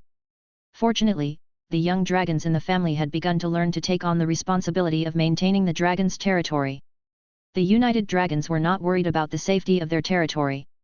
The valley where the young dragons' nests were located was twice the size of the pre-expansion area, and even adult dragons would not feel cramped. The nominal leader of the dragons, Khalite, seemed to be a reclusive dragon. The young dragons never saw her, even though some changes were happening within the dragon's territory. Originally, Kalen was quite worried about how to handle his relationship with Khalite. In his mind, even if the blue dragon Khalite was indifferent, she would not easily give up her position as leader and let the dragon whelp who used to hold his tail as a toy climb on her head. If he offered the blue dragon's share of the treasure, perhaps the greed-dominated blue dragon would demand that the dragons hand over all the treasure. The other dragons would not be happy, and a battle would break out with Kalen's support. Kalen did not want the dragons to waste their strength in pointless infighting. In his eyes, the power of every dragon was useful. However, if he challenged her head-on according to the dragon rules, even with Kalen's enhanced talent, he was not yet confident in successfully challenging Khalite. The strength of a juvenile dragon was far greater than that of the current red dragon. The current state was exactly what the red dragon wanted. It seemed that as long as he provided food on time every day, Khalite could stay in the cave, perhaps sleeping until adulthood. Kalen stretched luxuriously. He had to admit that sleeping in a pile of gold was indeed pleasing to a dragon. He even had a sweet dream last night. The newly expanded cave did not feel cramped at all, but it made Kalen feel a little stuffy. He planned to make do for now and build a new nest on the mountaintop when he entered the next stage of slumber. Before Kalen could leave the cave, he heard Raven's loud shouts outside. He slowly walked out of the cave and saw Raven riding on the gold-eating beast, giggling like she was riding a big cat. A long rope was tied around the gold-eating beast's neck, and the other end of the rope was held by a kobold warrior guarding the cave. Seeing the red dragon's figure, the two kobold warriors knelt down and barked in draconic language with their dog heads on the ground, "Great Master!" Kalen nodded and looked towards the lively pixie raven. The pixie raven, whom he hadn't seen for a long time, seemed to have grown a little taller. She was wearing a green flower fairy dress, and the acorn cap on her head had been replaced with a wreath woven from tender green leaves. Two flowers were still inserted on the left and right sides of her light green hair.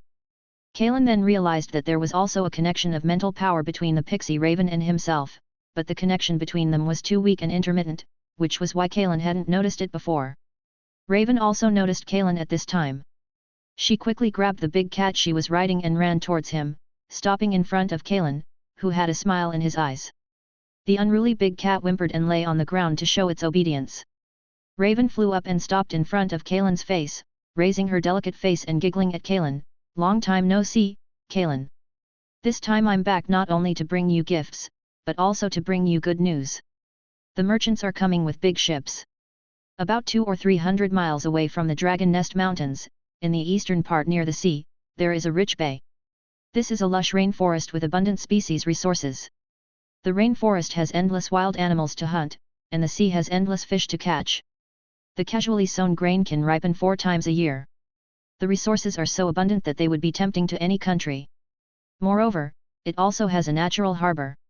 Although it is far from many civilized lands, there are always passing travelers and specially coming merchants who dock their ships.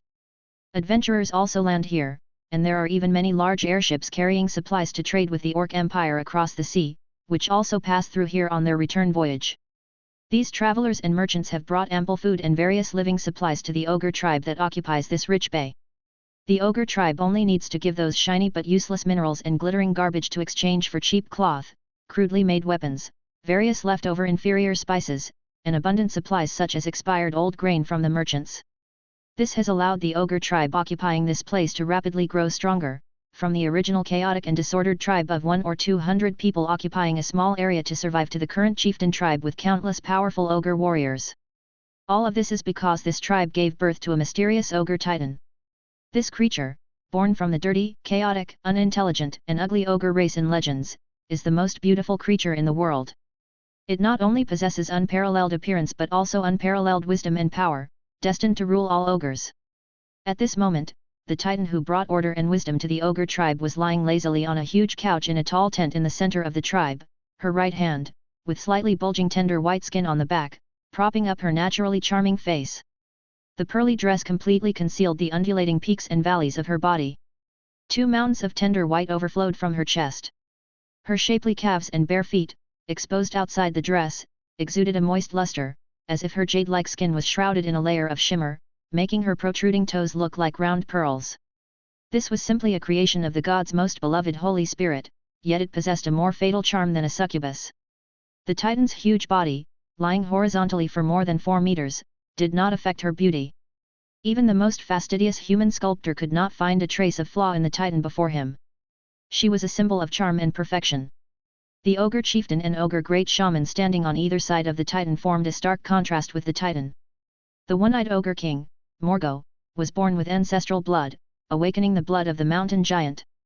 Morgo's face was ugly, standing upright for more than 6 meters tall, and one arm was as thick as the round wood supporting the tent. His bare upper body was full of scars, his muscles were knotted, and he exuded an unpleasant smell, representing the most direct violence and filth. It should be known that ogres and dragons often have the same commonality, that is, the larger the body, the greater the power. However, the dragon's length includes the tail. If calculated in this way, even the juvenile dragon Khalite is far less powerful than this one-eyed ogre king.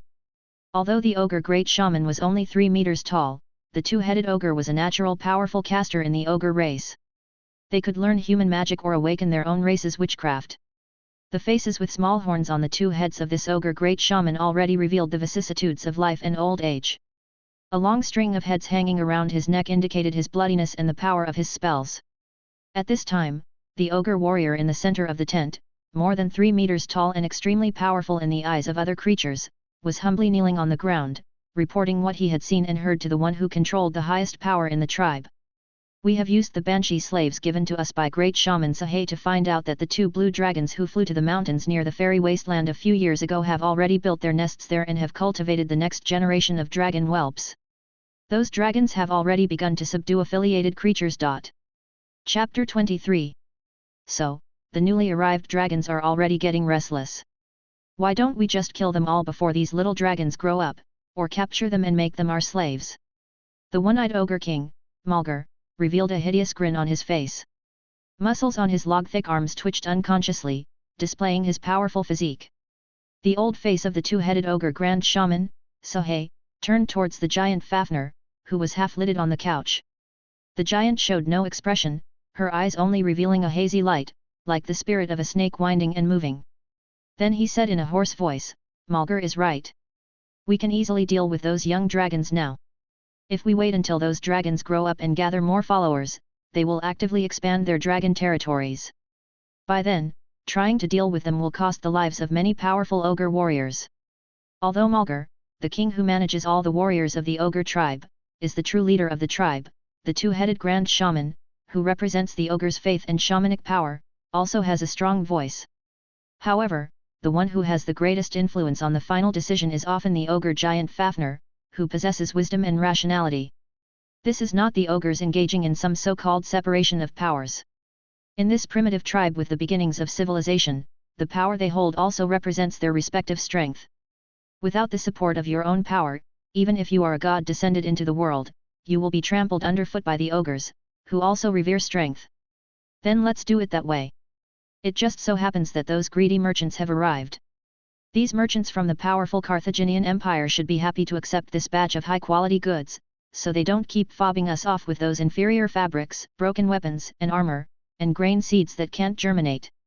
They have to give us real good stuff. I heard that there are actually 2 strong red dragon cubs in that dragon family. Maybe they will be worth using one of my talent slots. I'm really looking forward to it. The lazy giant Fafnir opened her pink and moist lips, and unexpectedly, the body that was so alluring and enchanting actually emitted the crisp voice of a young girl. "Grand Shaman Sahay, you will be responsible for negotiating with those greedy and insatiable merchants. After the agreement is made, it will be time for us to deal with that young dragon family." A slight hint of sleepiness appeared on her delicate face. The giant Fafnir slowly yawned, and her 10 green onion-like jade toes curled up. Then she waved her hand, "That's it, I have to get some sleep first." With a loud gulp, the one-eyed ogre stared at the incredibly beautiful curves lying on the couch and quietly swallowed a mouthful of saliva. The crotch under the cloth that was wrapped around as a long skirt quietly bulged up a large piece. The giant, who was pretending to be asleep, didn't react, but the 4 eyes of the grand shaman Sahay all looked over. Malgar quickly rubbed his head with his giant palm, pretending to smile innocently, and slipped out of the tent. Outside the tent, there were ogre warriors armed with crude weapons everywhere. The stronger elite warriors would also wear some broken leather armor, and the higher-ranking warriors would have rusty iron armor. These strong ogre warriors were on average more than 3 meters tall. They were coming in and out of the tribe's camp. Some were warriors who had hunted from the rainforest, dragging dead wild boars, deer, and powerful ferocious animals. Some warriors returned from the outside with slaves, such as goblins, centaurs, and lizardmen.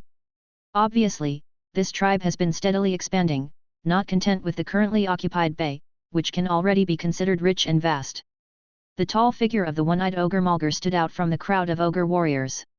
He stopped several ogre warriors leading centaur prisoners, and then grabbed a bound centaur warrior. His thick arms held her firmly, and a smile appeared on his ugly face. He directly lifted the thin cloth around himself, ignoring the helpless and mournful female centaur. It seems that the words I said to the green dragon Antagina last time worked. The other young dragons were obviously bewitched by the green dragon's exaggerated description of the blueprint. Recently, they have been very diligently active in front of Karen, exploring when the red dragon would take them to expand their territory. It can only be said that dragons are born with an extremely strong desire to conquer, regardless of age. Moreover, seeing the kobolds regard Karen as a god and would not disobey the red dragon's orders in the slightest, these little dragons, who had not planned to subdue their followers now, were also very envious, hoping to subdue their own followers and enjoy the status of offering and respect. Karen hadn't said a few words to the long-lost little fairy when the other young dragons pretended to stroll over, kicking and stepping around.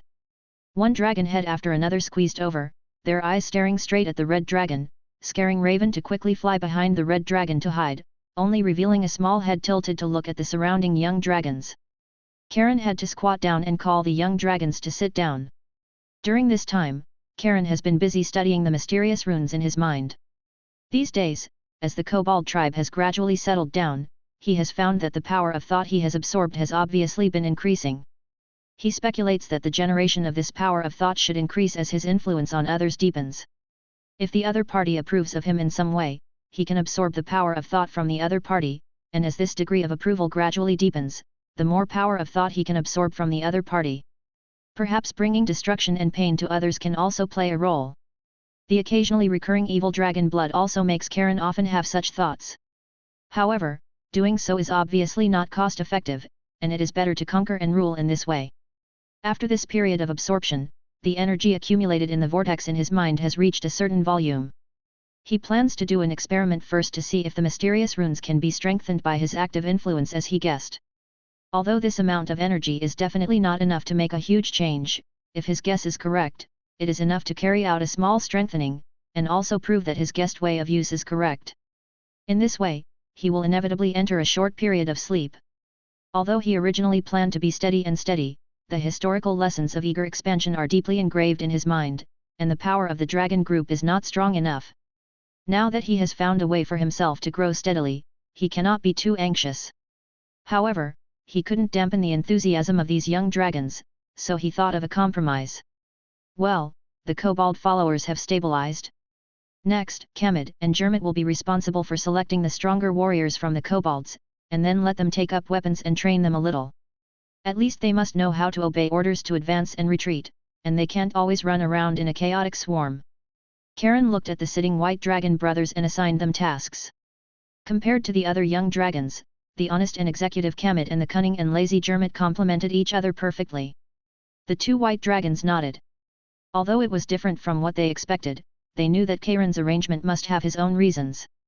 Antagina, you will be responsible for exploring the tribes in the forest within the dragon group's territory that can be subdued. Rosani, you and Antagina will work together.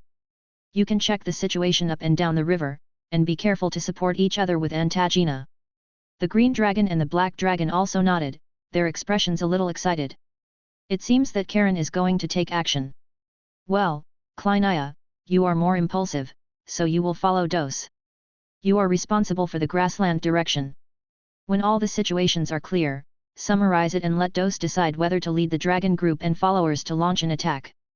Karen made arrangements. This plan is in line with his plans. First, settle these in the original territory and establish a relatively stable rear base. Then what about you, Karen? Hearing that the decision-making power was handed over to Dos, the surprised Kleinaya and the blue dragon Dose actually asked in unison, and then looked at each other. I will enter a period of sleep, the red dragon explained quietly. For him, exploring the mysterious runes in his mind is currently the top priority. Then I will guard your sleep. The red dragon Kleinaya obviously didn't want to obey Dose's command, and her face was unwilling. Karen glared at her sternly. Axie and Carrot are here, safer than you, and remember, never lose your life for the sake of boring arrogance and dignity. If there is danger, escape back to the dragon's nest as soon as possible. Karen explained with some worry. Many young dragons nodded thoughtfully and responded in a low voice. Klinaya's tail trembled from Karen's gaze, and she quickly lowered her head and muttered, "Okay then, I hope Dose is smarter." Raven, who was hiding behind, saw that Karen had finished speaking, and hurriedly came up to join in the fun, raising her little hand and shouting, "Then what about me, Karen, I can be very useful too." Karen tilted his head and blew the wreath on the noisy little fairy's head in one breath, squinting at Raven, who was in a flurry for a moment. "Raven, do you want to betray your own people? This is the behavior of a traitor. Pixie elves don't care who rules them, as long as they don't disturb them from finding happiness." The angry Raven put the wreath back on and punched the red dragon's solid scales, and then cried out in pain, "I'm so angry, Karen, your skin is too thick." Karen raised his dragon claw and scratched his chin. "Is that so? Then Raven, you will be my intelligence officer. Anyway, you are very familiar with the forest, remember to help Dose and the others more." Raven, who volunteered to be a worker, got the answer she wanted, and the angry little face suddenly turned from cloudy to sunny. She jumped on the red dragon's back and shouted, "Good!" Chapter 24. After devouring 2 mountain deer, carefully selected by Raven and brimming with fat, Kalen nestled in his cave and drifted into slumber. The gold and gems, painstakingly piled up by the kobolds, were scattered across the floor as he settled down. Kalen lay amidst the shimmering treasure, his scales gleaming in harmony with the opulent light. In his semi-conscious state, Kalen began to deliberately influence his subconscious through self-hypnosis, aiming to affect the energy produced by the mysterious runes, the mind energy vortex, as he tentatively called this wondrous power. Initially, it proved challenging. In that liminal space between wakefulness and sleep, his consciousness struggled to form coherent thoughts, much like those who dream without realizing they are dreaming, let alone maintaining awareness to complete a logical idea.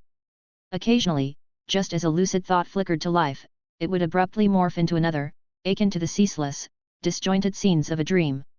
However, with persistent effort, he began to seize those fleeting moments of lucidity, gradually extending their duration. When he first managed to sustain a clear, logical thought, he sensed a presence within the mind energy vortex, a lofty consciousness, detachedly observing all before it, mysteriously linked to the runes within. In that instant, Kalen understood, it was the fundamental consciousness of all beings, his true nature and primal spirit. The vortex and the space it occupied were his own subconscious ocean, with the mind energy vortex serving as its core.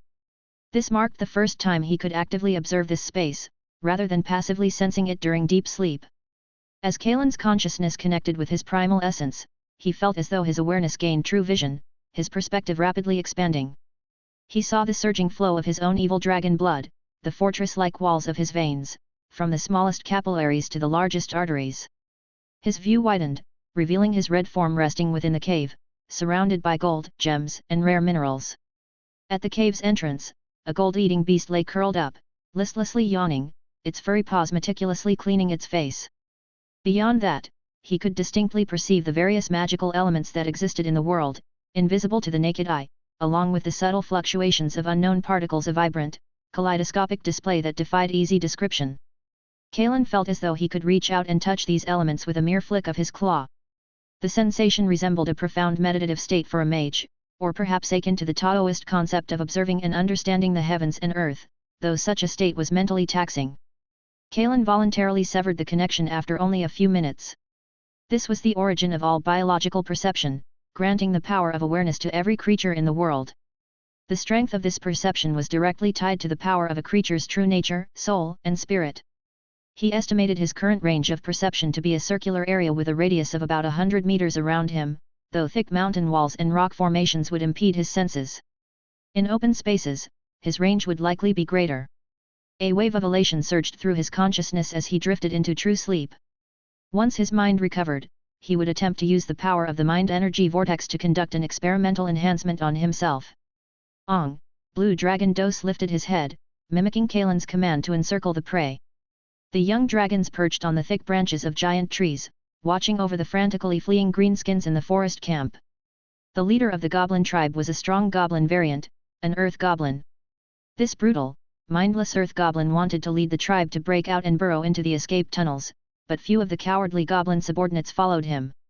Before he could rush out a few steps, he was nailed to the ground by a volley of iron-clad wooden spears from the kobold warriors who gradually surrounded him. The commotion and chaos in the goblin camp were quickly suppressed by the kobold warriors. Corpses strung together by spears made the chaotic goblins quiet and orderly, one by one. The young dragons, however, began to shirk their responsibilities. Even Antagina, the green dragon who most desired to acquire followers, was unwilling to accept these filthy, foul-smelling green-skinned dwarves, not to mention the proud red dragon Kleineria, who wanted the kobold warriors to kill all the greenskins and bury them in the dragon's orchard as fertilizer. In the end, Blue Dragon Dose made the decision. He had learned a bit of the art of passing the buck from the red dragon, so he called over the kobold leader and instructed, "Bag, you will be temporarily responsible for managing these greenskins. Don't let them cause trouble. They must learn to have order like you kobolds. The rest will be decided after Kalen wakes up." "Yes, Master Dose, Bag," the kobold leader who was randomly given a name by Kalen, lowered his head humbly. "Then let's take our spoils back. According to Kalen's instructions, you kobolds will also own a portion of the spoils. Go back and rest well. The next battle will come soon. We must sweep away all tribes in the territory that do not belong to the dragon's followers before Kalen awakens," the blue dragon instructed. After speaking, the blue dragon led the high-spirited young dragons into the air and returned to the lair. The elated young dragons did not know that hidden dangers were approaching. Powerful enemies from afar were already on their way. A powerful ogre tribe from the rich bay was advancing towards the Dragon Nest Mountains in a tall forest that seemed to block the view of eagles in the sky. A banshee enslaved by the ogre wizard quietly flew ahead to scout the way and point out the direction. The tall ogre tyrant Morgo strode at the very front, with two strong ogre warriors carrying his weapon beside him. This was a heavy long axe with no embellishments at all. The blunt axe seemed to have little sharpness, but the ogre tyrant's power was the best blade of this unadorned axe. The old two-headed wizard, accompanied by all the wizards in the tribe, walked in the middle of the hundreds of ogre troops next to the behemoth's long couch, which was carried by 4 brutal bear goblin slaves. The behemoth Fafnir, heavily protected, lay half reclined on the couch, her right hand propping up her cheek, and a young forest banshee stood on her outstretched left hand, who was the next generation master of the banshees enslaved by the ogre tribe. At this stage, the banshee was unable to fully master her powers, and the unconscious sounds she made would affect the spirits of other creatures. A banshee who fully activated her talent could easily control powerful warriors among humans. But at this moment, the banshee who was singing a melodious song was regarded as a toy by the behemoth. The seductive and bewitching voice was regarded as music, completely isolated from the small space on the couch. The other ogres could only see the banshee opening her mouth in vain but unable to make any sound. Following behind the ogre team was a small team of humans, actually those daring merchants. The merchant Orso was not like those merchants who occasionally came to try their luck or venture to open up new business opportunities without any background. He came from a treasurer family of the Cathay Empire, with strong financial resources, and often traveled between the Empire and the Orc Kingdom on the other side of the sea.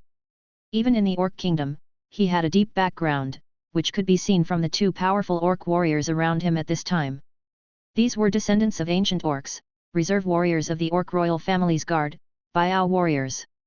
The 10 human warriors in the rest of the team were also wearing sophisticated leather armor and sharp weapons, with a cold and sharp aura tempered between life and death, and among them was actually a mage with a fairly noble status in human society. Originally, Orso planned to habitually use the scraps left over from trading with the Orc Kingdom and some unused inventory to make a fortune from the ogre tribe and leave, but when he heard the ogre wizard say that the tribe planned to conquer a young dragon group and sell those young dragon cubs to him, he was greatly moved and actually took the risk himself, bringing his guards along. Orso couldn't help but admire his foresight. At first, when he led the family's merchant fleet here, he discovered the ogre behemoth, who was so beautiful that she didn't look like a creature from the human world, and was immediately amazed, and even thought about taking the behemoth away and dedicating her to an important figure in the empire, so that he would definitely be appreciated, and maybe he could embark on an official career and no longer be just a member of the treasurer family. However, this rare behemoth not only possessed mysterious and powerful mental abilities herself, but the ogre tribe also had a rare atavistic ogre tyrant and powerful wizards.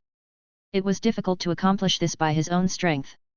Besides, it was too far away here, and as a merchant, the long-term and continuous income was also a factor he needed to consider.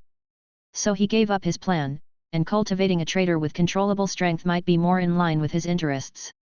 Now the time has come for his foresight to be rewarded. The mysterious dragon, as a higher race in the world of Acania, is almost the partner and contract object that all humans in the world dream of. As long as he can bring back these young dragons, those noble mage masters and important figures in the empire will flock to him, and he will become popular. The ordinary days of the past will soon pass, and he will not need to pretend to be powerful, but become a real noble. Thinking of this, Orso's eyes became eager. Maybe he can also keep a dragon for himself, make a contract with the young dragon, and in the future, the new family he creates will have a strong guardian and reliance, and he doesn't need to worry about not being able to keep this dragon, because he is bringing back several of them. Orso stared at the gradually descending night, and he didn't even realize that this wild land was so beautiful. Chapter 25. Night fell, and the mountain range where the dragon's nest was located transformed into a deep silence. Even on nights when the dragons were asleep, this place was a domain that all other creatures dared not tread, except for a few elite kobold warriors guarding the wide canyon entrance, tasked with protecting the dragons. The deep night shrouded the surroundings, and the canyon was devoid of light, not even the illumination of lamps. Clearly, the dragons did not share the habits of many civilized worlds, but then again, dragons didn't need such things. Fortunately, kobolds were accustomed to living in dark caves, and these warriors, carefully selected by the kobold leader Barg to guard the true dragons, possessed the ability to see in the dark. The gold-eating beast drowsily lay on the ground, resting. Unlike the kobold guards, it couldn't rotate shifts.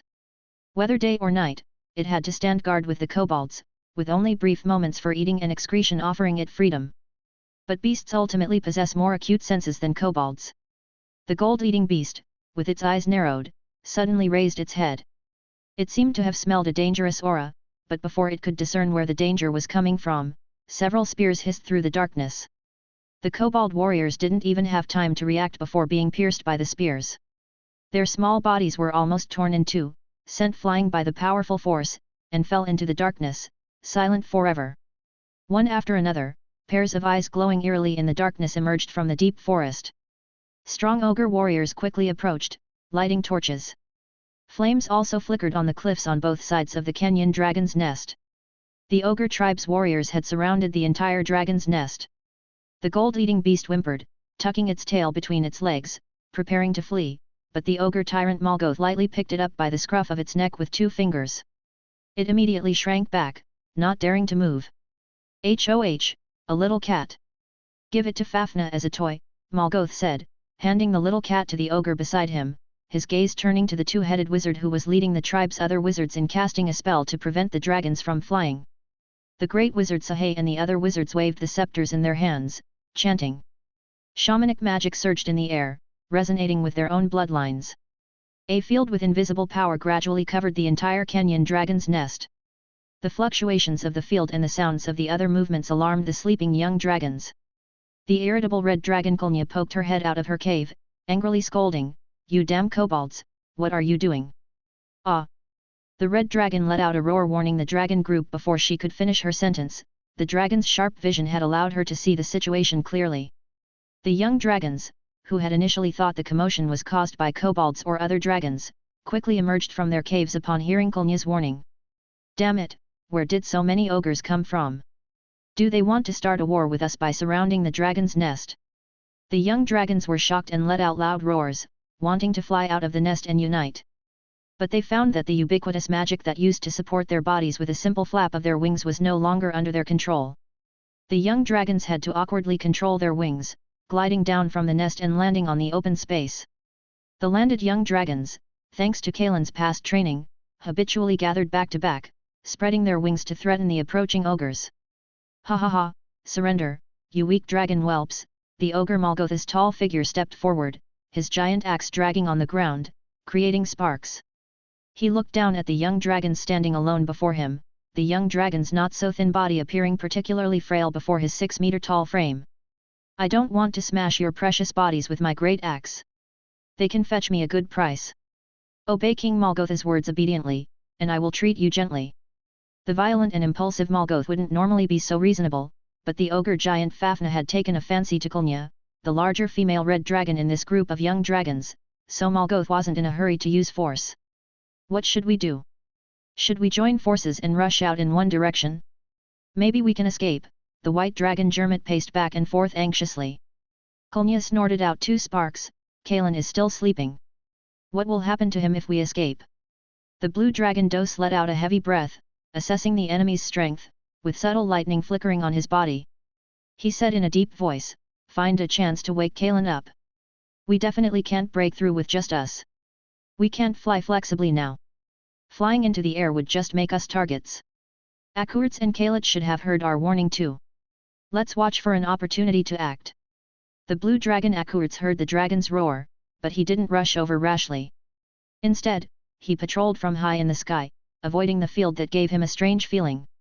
Seeing that all the ogre warriors' attention was focused on the canyon, he quietly glided down from the sky. Before the ogre warriors who felt something was wrong could raise their spears, Akurts tore their bodies apart with his dragon claws.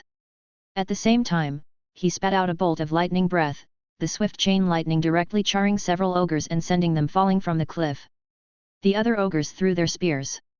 Akurts, who had ascended again, was extremely agile, easily dodging these weapons. Occasionally, a lucky spear would fly in front of him, but the dragon would easily deflect it. As the king of the sky, dragons cannot be dealt with by these ordinary ogre warriors when their flying ability is not restricted. The blue dragon leader Kalet was the same, not easily approaching the canyon. She and Akurts were separately clearing the ordinary ogre warriors on both sides of the canyon. She grabbed 2 ogres by their spines with her claws and dropped them from the sky, landing on the ground as a pile of minced meat. She shouted loudly, "How dare you inferior ogres offend my dragon group? If you don't retreat, you will suffer the wrath of the dragons." The young dragons watched the 2 dragons display their might, and for a moment, they became restless, preparing to swarm forward. Suddenly, they saw a beautiful and extraordinarily tall human stand up from behind the ogre warriors, that jade-like arm raised high, and a mental wave similar to dragon might instantly spread. Akurts, diving down, felt as if his mind had been slapped hard by the claws of an adult dragon. He screamed and his entire body fell from the sky uncontrollably. Bang! The blue dragon collapsed on the ground, weak and powerless, and the ogres who rushed up tied him up by threading ropes through his wings. Kalet, who was also coordinating the attack, saw the blue dragon Akurts fall instantly and screamed. She flapped her wings urgently, forcefully hovering in mid-air, and immediately turned around to run. But the sneering Morgoth had already seized the opportunity, throwing the giant axe in his hand with all his strength. The axe, cutting through the air, made a sharp whistling sound. The speed of the thrown axe was comparable to the blue dragon's breath, arriving instantly and cutting off half of Kalet's wing. The powerful mental wave also arrived at the same time, slamming into the blue dragon Kalet's mind. Kalet could only let out an earth-shattering wail before helplessly falling. The canyon was silent. Panic and fear appeared on the faces of the young dragons. Even dragons, proud of their strength, were no different from ordinary humans when facing greater power.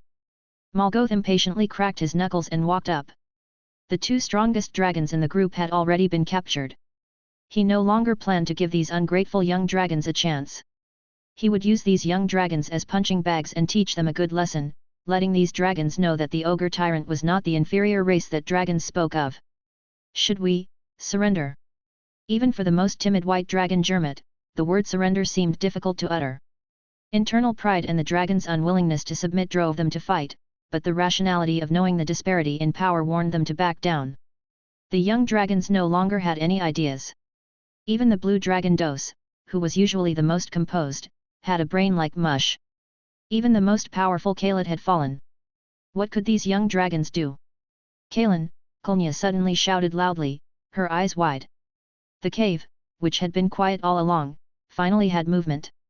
Chapter 26. We concede, but I have a condition. A voice, youthful yet remarkably deep, echoed as the awakened red dragon slowly emerged from the dark cave. The uneasy young dragons, as if finding their backbone, huddled closer to Karen on the right. Karen murmured in Draconic, seemingly comforting the young dragons, calming their bewildered hearts. Illuminated by the roaring firelight, and witnessed by the eyes of numerous ogres and humans, the red dragon appeared lithe and majestic. The bulging muscles of its chest and abdomen, coupled with its powerful legs, testified to its immense strength. Compared to it, the other young dragons seemed epics behind. Its nearly 8-meter-long body was covered in scarlet and gold scales that shimmered dazzlingly in the firelight, while its broad, fleshy wings were adorned with mysterious and profound patterns. Unlike other red dragons, its head lacked bat-like appendages on its neck and ears. Instead, sleek lines sculpted a contour even the world's most skilled sculptor couldn't replicate, resembling a perfect fusion of gold and red dragon features. A pair of jagged and thick tricorn horns crowned its head. It was a powerful and perfect being. If the ogre giantess Fafnir represented beauty, then this dragon was a masterpiece of strength. Oh, I must have it. It is a work of art. The human world will descend into madness fighting over it. The merchant Orso breathed rapidly, his blood running hot. After receiving confirmation from the mage beside him, he trembled with excitement. It's just a young dragon. My god, could this be a descendant of the legendary dragon god? I will pay any price to obtain it. Moreover, it seemed to be the leader of these young dragons. Orso observed how the young dragons quieted down after the red dragon appeared, clearly indicating its high status and prestige among them. A daring idea surged in his heart. He would give everything to protect this red dragon. As long as he could bind it to his side, the other young dragons, no matter who possessed them, would eventually heed his commands. The giantess Fafnir, who had always appeared composed and languid, now stepped forward. This enigmatic giantess was a rare female ogre variant, a bloodline resurgence of the ogre's ancient demigod ancestor, the soul-devouring three-headed Hydra Decarithus. She possessed not only innate and powerful mental strength but also an exceptionally formidable talent. Fafnir's bloodline granted her the soul-devouring talent of her ancient ancestor. Although not as powerful as the ancient demigod Hydra, the talent, symbolized by the three heads of the ancient Hydra representing birth, growth, and decay, allowed her to devour and assimilate the souls of 3 chosen subjects using her spiritual and soul power. Once she devoured a soul, her soul would form a dominant-subordinate symbiotic relationship with it, like another head growing. The stronger the other party, the stronger she would become. Her strength would also benefit the other party, while their weakness would hardly affect her own power. However, her death would cause the other party's life to vanish. Only when the other party fell into the silence of death would it bring her pain, making it extremely difficult to eliminate the lost soul, and her talent would also fade away with their death. She was currently only in her adolescent stage, able to select only one person as the object of her talent's assimilation, not yet reaching her peak growth, let alone the point where she could use the final talent slot in her extreme old age like a dragon. Therefore, she was extremely cautious about using her talent. Even Morgoth, who possessed giant-like atavistic blood within the ogre tribe, had not gained her favor. In her view, Morgoth, aside from his foolish brain, had a limited growth potential. Although he had reached his peak, he was far from capable of bearing her talent. She also knew that Morgoth had long coveted her. Fafnir had originally favored the female red dragon. This red dragon was not only female, but its future growth potential far exceeded Morgoth's giant-like atavistic bloodline. Even a true giant would not be more advantageous than a red dragon. However, the moment she saw Karen, she didn't need to make a choice at all. Her talent was spontaneously screaming, craving, and the red dragon before her was the best object to bear her talent. Such a gifted dragon, even the ancient demigod Hydra Decarithus would not refuse. Morgoth was still roaring angrily, "What right do you have to negotiate terms, with just a few weak young dragons?" The 6-meter-tall ogre tyrant looked down at the quiet Karen. The dragon was only 8 meters long including its tail, and standing on all fours, he didn't appear as tall as the ogre. However, he quietly looked past Morgoth, who was blocking his path, towards the giantess and the wizard in the ogre crowd, clearly indicating that he was not completely ignorant of what had been happening in the cave. "Morgoth, hear his conditions." Fafnir descended from the chaise lounge, her delicate, bare feet stepping on the rough ground. The two-headed Grand Wizard also stopped, echoing the giantess's opinion. The situation was now completely under their control.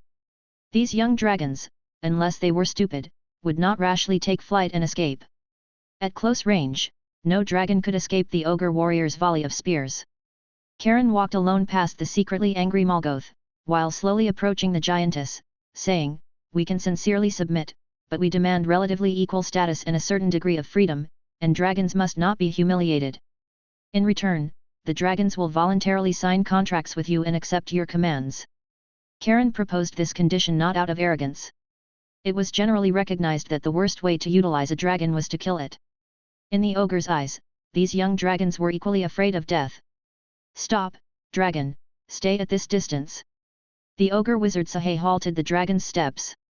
Even though Karen was trying to lull the ogres with the guise of negotiating, the cunning old wizard was still very cautious, stopping Karen about 10 meters away from them. "I agree to your conditions." Fafnir almost unhesitatingly agreed verbally after hearing the conditions. The conditions were not harsh, even overly simple.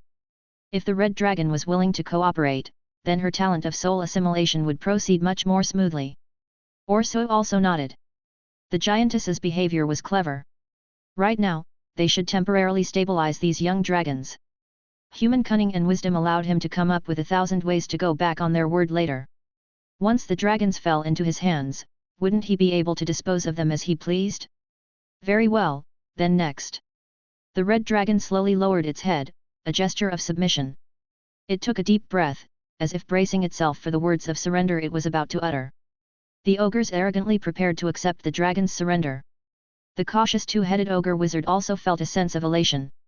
This was a dragon, representing the words powerful and noble. Although the old wizard regretted not being able to use the dragon's head as a trophy, he could later carve the dragon's image on his scepter, representing that he had once conquered a dragon. These thoughts flashed through his mind in an instant. Only the mage behind the ogres, beside Orsu, suddenly remembered something, and the magic staff in his hand was about to glow with magical light. He shouted, "Not good, be careful of this damned dragon." Those seasoned warriors subconsciously raised their shields to block Orsu. Before the mage could finish his words, the red dragon, which had been lowering its head, suddenly raised its head. Its eyes, like two bright rubies, radiated shocking anger and killing intent. The unfinished words echoed through the canyon, "Receive my fury, you damned scum." Whoosh! Boiling flames transformed into a surging and violent conical breath, spewing from the dragon's mouth. Several unprepared ogre warriors instantly became human torches. Before their screams could even be uttered, its hind legs, which were stronger than its forelimbs, had already exerted force. The ubiquitous magic in the air swarmed in, easily lifting the dragon's body, tearing apart the ogres blocking its path, and pouncing towards the wizards. Chapter 27. The distance of 10 meters was just a blink of an eye for Kalen, who could cross it in an instant. The approach of such a powerful creature as a dragon alarmed the ogre shamans who often followed the tribe to conquer other opponents. However, the battle-hardened ogre shamans instinctively raised their staffs, wanting to use the shamanic magic in their bodies to protect themselves. But the next moment, a hell of high temperature and flames descended. This was the red dragon's innate domain, ashes to ashes. The coverage area of the ashes to ashes domain was not large, but the magma aura that rose within it affected the breathing of all creatures. The ordinary ogre warriors had difficulty breathing, and even the air within the scorching domain was dry and hot. They wanted to hold their breath and raise the weapons in their hands to stab at the oncoming red dragon. But the usually hard and solid ground no longer supported their heavy bodies. The ground began to deform, either collapsing or protruding. The hindered warriors fell to the ground before they could take a few steps. The high temperature quickly ignited their bodies, and their weapons were also covered in flames. The characteristic of seemingly burning everything not only ignited the magic in the air, but even the magic in these shamans' bodies was affected and began to boil, like boiling water rushing around in the ogres' bodies. These shamans were unable to control their own magic and bodies, and one by one, they fell helplessly into the red dragon's innate domain, turning into fuel to fuel the domain's flames. Those ogre shamans who could barely resist the rebellion of their body's magic were also swept by Kalen's rapidly approaching claws. The life-reaping claws were like the sharpest swords, cutting the ogres who wanted to escape in half. The ogres' powerful vitality allowed the two halves of their bodies to continue twitching on the ground, as the high temperature eroded them, and the ogres' fat, fleshy bodies burst into flames. Only the most powerful two-headed ogre shaman, Sahe, possessed strong mental power. Although he was a high-ranking shaman, he was not lacking in the ogre's bravery. He forcibly controlled the constantly boiling and rising magic, releasing a protective spell through his staff, while constantly retreating backwards, trying to escape this deadly purgatory. Looking for death, the ogre tyrant Mulgar had been confidently guarding the other young dragons, but the change happened too quickly. In a short time, more than a dozen powerful ogre warriors who could follow him to conquer many tribes had died. And those precious ogre shamans fell like rice in the fields being harvested by a sickle in autumn. This filled him with anger, and he rushed over in large strides, his rage making him want to tear the red dragon apart. Having been instructed by Kaelin beforehand, the young dragons took advantage of everyone's attention being focused on the charging red dragon and immediately gathered and broke through in the opposite direction. The red dragon Kleineria took the lead, spreading her wings and rushing towards the ogres on the cliff who had not yet reacted. The white dragon Comide remained silent, closely following behind and launching an attack. At this time, the ogre behemoth Fafnir on the other side also reacted, roaring in the ogre language, telling the surrounding ogre warriors to scatter, lest they suffer the red dragon's slaughter. Her vast mental power arrived later but struck first. An invisible mental wave wanted to drill into Kaelin's mind, using the same trick as against Axe and Kaelit to give the red dragon a fatal blow. This was the behemoth's ability inherited from the ancient sea demons, Mental Lash. Her powerful mental energy condensed into tentacles, fiercely drilling into the red dragon's brain, lashing at Kaelin's consciousness, while also separating a mental force to try to control the red dragon's body. The red dragon's claws had already grabbed towards the white-eyed two-headed shaman. Kaelin felt that the control of his body was taken away in this instant. The behemoth's powerful mental power was all-pervasive, wanting to control every inch of his body. And in his sea of consciousness, the mental force transformed into a whip and lashed out. With a snap, his mental power, far inferior to the opponent's, was like butter being cut by a hot knife. A sharp pain suddenly erupted in his mind, and his ears were filled with buzzing sounds as if he was covered in a bronze bell that was being struck hard. Kaelin's eyes suddenly went dark, and a sharp roar burst out, and the originally raging domain suddenly dissipated.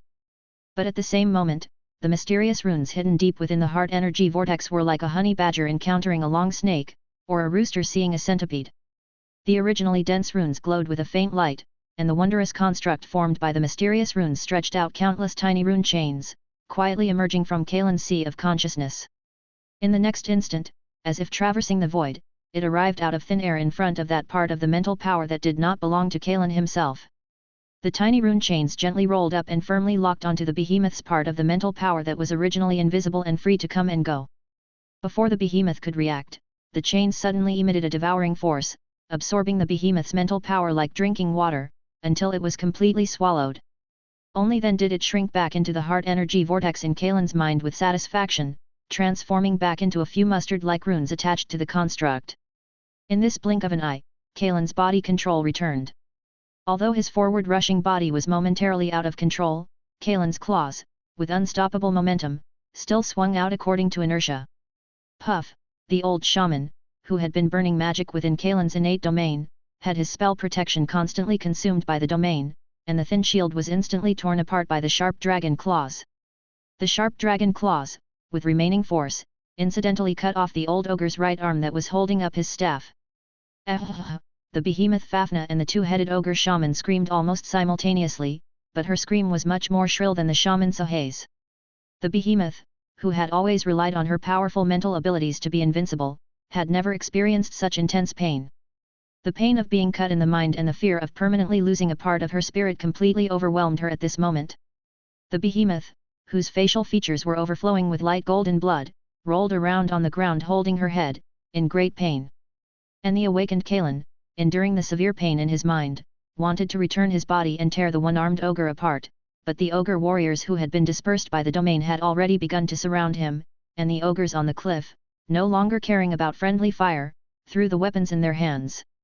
The ogre King Mulgar behind him had also arrived. Having broken through the encirclement, he could only dodge while flying forward, dispelling this idea. Although he wanted to eliminate the enemy, his own life was more important. Kaelin glanced back and saw the young dragons, who had also broken through the encirclement, flapping their wings and flying away. He couldn't help but laugh loudly, his voice echoing throughout the canyon, "Ha ha ha, wait, you trash, from now on, you will live in a hell of fear. The dragon clan's revenge will come soon. Take care of Axe and Kaelit, that will be your only chance to beg me for forgiveness. Cunning and despicable dragon, if you have the guts, don't run." Mulgar roared, picking up the red-hot spear left by the dead ogre warrior on the ground. The surface of the wooden spear shaft had been burned into a layer of coke, but the iron spearhead exuded a pungent temperature. He held the spear in his hand, his right arm muscles bulged high, and with a shout, he threw the spear towards the red dragon that was breaking through the encirclement. The ogre's powerful strength gave the spear unparalleled speed, and it arrived behind the red dragon in an instant. Hearing the sharp explosion behind him rapidly approaching, Kalen couldn't help but tense his mind. His trash talk was only to make the other party have some scruples, so as not to kill the two blue dragons in a fit of rage after being played by him. Maybe there would be a chance to save the two blue dragons in the future, but he didn't want to be killed by the other party before that. He was very clear about the ogre tyrant's powerful strength. This ogre tyrant, one in a million among ogres, could tell from his size that he might have the strength to fight a juvenile dragon one-on-one, although the outcome might not be good. But the spear thrown with all his strength by the ogre tyrant was not something his juvenile dragon could resist in a hurry. The evil dragon blood in Kalen's body instantly boiled, and the galloping magic surged wildly between his body. The crimson lines lit up on the surface of his body, and the lines on a pair of flesh wings were scarlet as blood. His body entered an overload state in this instant, just like stepping into the zone domain. This was the result of his attempt during this sleep. In this state, Kalen possessed extremely high mental focus and control over his body. His own strength, speed, reaction, vision, etc. were raised to the highest level. He opened his senses to the fullest. At this critical moment, his speed increased sharply, trying to widen the distance while twisting his body. The stretched limbs contracted and stuck to his chest and abdomen, and he raised his huge body upwards. Pft! The iron spear tip, still retaining warmth, grazed past Kalen's left rib cage, easily cutting through the thin metal protective layer and scales attached to the surface of the red dragon's body, bringing up splashing blood. Ah! Kalen's body seemed to suddenly lose all its strength and fell from the air, plunging headfirst into the forest, smashing and breaking many branches. Just when the ogres thought that the red dragon had been seriously injured and had no power to resist, they suddenly saw that hateful red dragon flying out of the dense bushes again, flying crookedly into the distant sky, and its speed was actually a little faster. Chapter 28. The Kenyan had long since returned to peace, with only traces of the brief battle that had taken place. The remaining ogre warriors picked up the weapons of the dead ogres from the scorched ground. These iron spearheads were precious to the ogres, who did not know how to forge them. The two-headed ogre, Sohei, had his severed arm beginning to heal slowly. He and the few remaining ogre shamans in relatively good condition were using shamanic magic to stabilize the giant ogre's pain spirit. A white dragon with a severed tail, blood overflowing from its mouth and nose, was dragged like a dead dog by the ogre warriors. This unlucky dragon was Gomot. He thought it was dangerous to be at the front, so he lagged behind the young dragons, and now he was indeed behind the dragon group. Morgo was excitedly directing the warriors of the tribe to carry the glittering stones and gold-shining ores from the young dragons' nests. Although the ogres had no concept of wealth, Morgo knew that these things could be exchanged with those greedy merchants for many useful things. Ursua and his party had only intended to come and watch the battle, so under the reminder of the knowledgeable mage, they retreated to the back of the crowd as soon as possible and were not discovered by the red dragon during the battle, thus avoiding the impact of the red dragon. The merchant looked at the gold mines and jewels piled up from the dragon's nest, and the joy rising in his heart could not dispel the regret in his heart. He could easily exchange these treasures for a lot of cheap cloth and broken weapons, but those escaped young dragons were too bad. Those young dragons were countless times more precious than the same weight of gold. No, it was foolish to measure a dragon with simple wealth, especially that special red dragon. That red dragon had obviously had the prototype of a certain field. Even if Ursa was wrong, the mage beside him would never be wrong. And the meaning of the field prototype, all the creatures in the world of Icania know that it is the transcendent high position, above the legend, the strong under the demigod, the unique ability of the field strong. That is enough to be called a strong country. One person can build a country. Although Ursua and the mage can't get in touch with that high circle, they actually have considerable energy compared to ordinary people, and they still have this common sense. Thinking of this, Ursua asked in a low voice, "How about it, Archmage Lakshu, are you sure?" Lakshu's pale face wore a confident smile and said, "If you want me to catch that red dragon, then I may not be able to do it, but with my ability, that red dragon will definitely not find my tracking magic mark." A smile also appeared on Ursua's face, and he praised, "Well done, Archmage Lakshu, worthy of being a mage from the High Mage Association. I will need you to point out the direction for these ogres." Ogres are not all fools. After this lesson, they may not be willing to provoke those dragons again. Lakshya looked at the troll and two-headed wizard lying on the couch, even frowning, they were still beautiful. Every mage possesses a mental power many times stronger than ordinary people, but Lakshya felt that his mental power was like an ordinary person facing a mage in front of this beautiful giant demon, but out of the mage's pride and the magic knowledge he possessed, he didn't have to be afraid of it. He even wanted to study the giant demon. I will offer them conditions that they cannot refuse.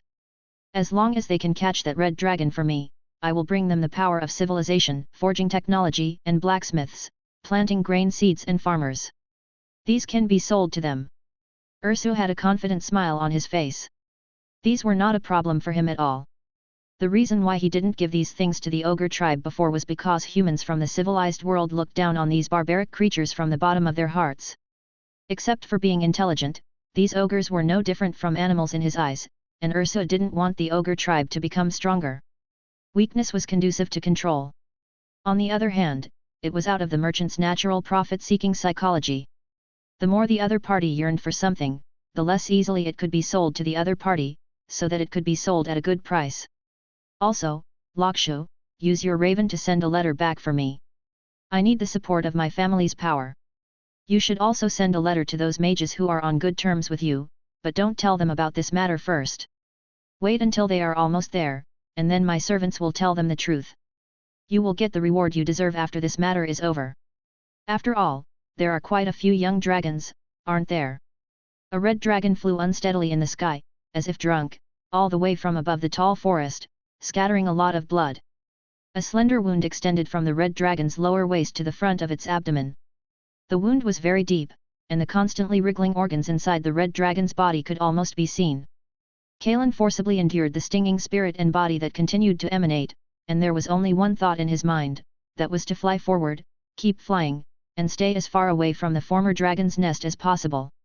His consciousness was constantly blurring, and he could only let the muscles of his body wriggle spontaneously. Fortunately, the wound was not thick, and the wound was quickly temporarily healed under the dragon's strong life recovery power, and the blood no longer flowed. Kalen didn't know how long he had flown or how far he had flown until he couldn't hold on anymore and fell from the air. His last trace of clear consciousness drove him to use his claws to dig a cave on the ground that could barely hide his body, and he fell into the cave and fell asleep without even having time to cover it up. Fortunately, the rainy season came, and torrential rain like a water curtain connecting the sky and the earth covered everything that could be seen in the forest, a vast expanse of white, and the red dragon's breath and blood were also diluted until they were weak and imperceptible. Kalen slept in the cave for 3 days before waking up. For the dragon, the mental microtrauma had a more profound impact than the physical scars. At least in these 3 days, the wounds on the dragon's body had healed for the most part, and it no longer affected free movement much. But mentally, Kalen was like a person who had drunk fake wine and had a hangover for days and nights. His mind was still a little dizzy and occasionally had some tingling pain. The evil dragon thoughts that used to be active were a little unable to turn around. Shit, the red dragon hiding in the cave was accidentally poured a mouthful of muddy water that poured into the cave, and Kalen quickly spat it out. The rain was too heavy. He used to like lying in the cave and listening to the sound of rain to fall asleep, but now he didn't have any enjoyment at all. The abundant rain had poured into the cave and was about to submerge his wings. As one of the most perfect creatures, dragons have very strong environmental adaptability and can survive freely on the ground, in the sky, and in the sea. This little water can't drown the red dragon. However, the increasingly strong fishy smell in the cave aroused Kalen's appetite. He hadn't eaten for several days, and now every trace of smell was particularly clear in his sense of smell. The young stage of the dragon is the period of rapid growth and development of the body, and a lot of food needs to be consumed every day. As the saying goes, a half-sized boy eats up an old man, not to mention Kalen who is growing under super limited conditions. He is already so hungry that his stomach is grumbling. The huge sound from the dragon's stomach sounded like a dozen field chickens were croaking together in the ears of people who didn't know why, but it was raining heavily outside, and no creatures would stay outside their nests at this moment. Even dragons would have difficulty finding prey. Why don't you try a bite? Kalen looked hesitantly at the soft, lumpy mud that had been soaked in the rain in front of him. It looked like a glutinous rice cake made of glutinous rice, exuding a charm that Kalen had never noticed before. Forget it. Although the dragon's powerful stomach can digest soil, soil has no nutrition for the dragon. If you want to fill your stomach, you have to transform into an excavator and work a lot. Kalen tried to avoid himself from really trying it by thinking about other things. Originally, Kalen planned to go to the ogre's lair, the bay that was said to be very rich, after breaking through the ogre's encirclement that night. After all, his previous life was a place that was proficient in all conversion tactics. Moreover, the ones who came to the dragon's nest to encircle the dragon group must be the elites of the ogre tribe, and there must not be too many powerful warriors left behind in the bay. If Kalen succeeds, he may achieve significant results. Unfortunately, Kalen was injured and delayed for a few days. Now it would be like throwing himself into the net if he went to the ogre's lair. I don't know how Dos and the others are doing, but with the dragon's mobility, as long as they can escape to the grassland, all the situations will be seen by the dragon. As long as the young dragons want to escape, it is difficult to catch them. Many cluttered thoughts turned in Kalen's mind. The spirit after the injury was extremely easy to feel tired, so he slowly fell asleep again. Chapter 29. The rain during the rainy season comes and goes quickly. Soon, the accumulated rainwater was swallowed by the earth, and many animals began to stir again. The predators would also step out of their lairs to seek their dinner. Mountain deer bounded through the forest, the damp soil unable to hinder their nimble hooves. Several wild boars gleefully rolled in the mud puddles given to them by the heavens, coating their bodies with a thick layer of mud. This mud, once dried, would become armor against the sharp claws and teeth of predators. Several squirrels peeked out from the branches, their fluffy tails perked up behind their heads like little fur caps. Squeak! A little squirrel seemed to have sensed danger, drooping its tail and darting into a tree hole. The remaining squirrels scattered in all directions. The sound of hooves pounding the ground echoed through the jungle, initially sounding from 100 meters away, but instantly arriving at their location. How could cavalry appear and charge at such speed in this densely vegetated, shrub-filled complex terrain? No, these were not human or Orcish cavalry, but the powerful tribe living in this vast rainforest, the centaurs. Several centaurs moved through the forest even more nimbly than the mountain deer, their wide hooves kicking up mud, but their swift steps left the splashes behind. The complex terrain actually provided them with convenience in traversing the jungle. The tall trees could also be used by these centaurs for leverage, their strong hooves treading on the trunks as if on flat ground. The upper bodies of these centaurs, like humans but more robust, wore leather armor tanned from ferocious beasts and animal hides. The bows and hunting rifles in their hands were already aimed at the wild boars still wallowing in the mud puddles as they raced at full speed, firing in rapid succession. Their powerful and precise marksmanship was not affected by the movement in the slightest. Like a sudden downpour, the arrows and thrown hunting rifles, with the momentum of tearing through the air and the speed of lightning, accurately struck the vital organs of several wild boars, blood spilling into the murky mud. Every centaur warrior possessed superb archery talent, comparable to the high elves known for their sharp shooting.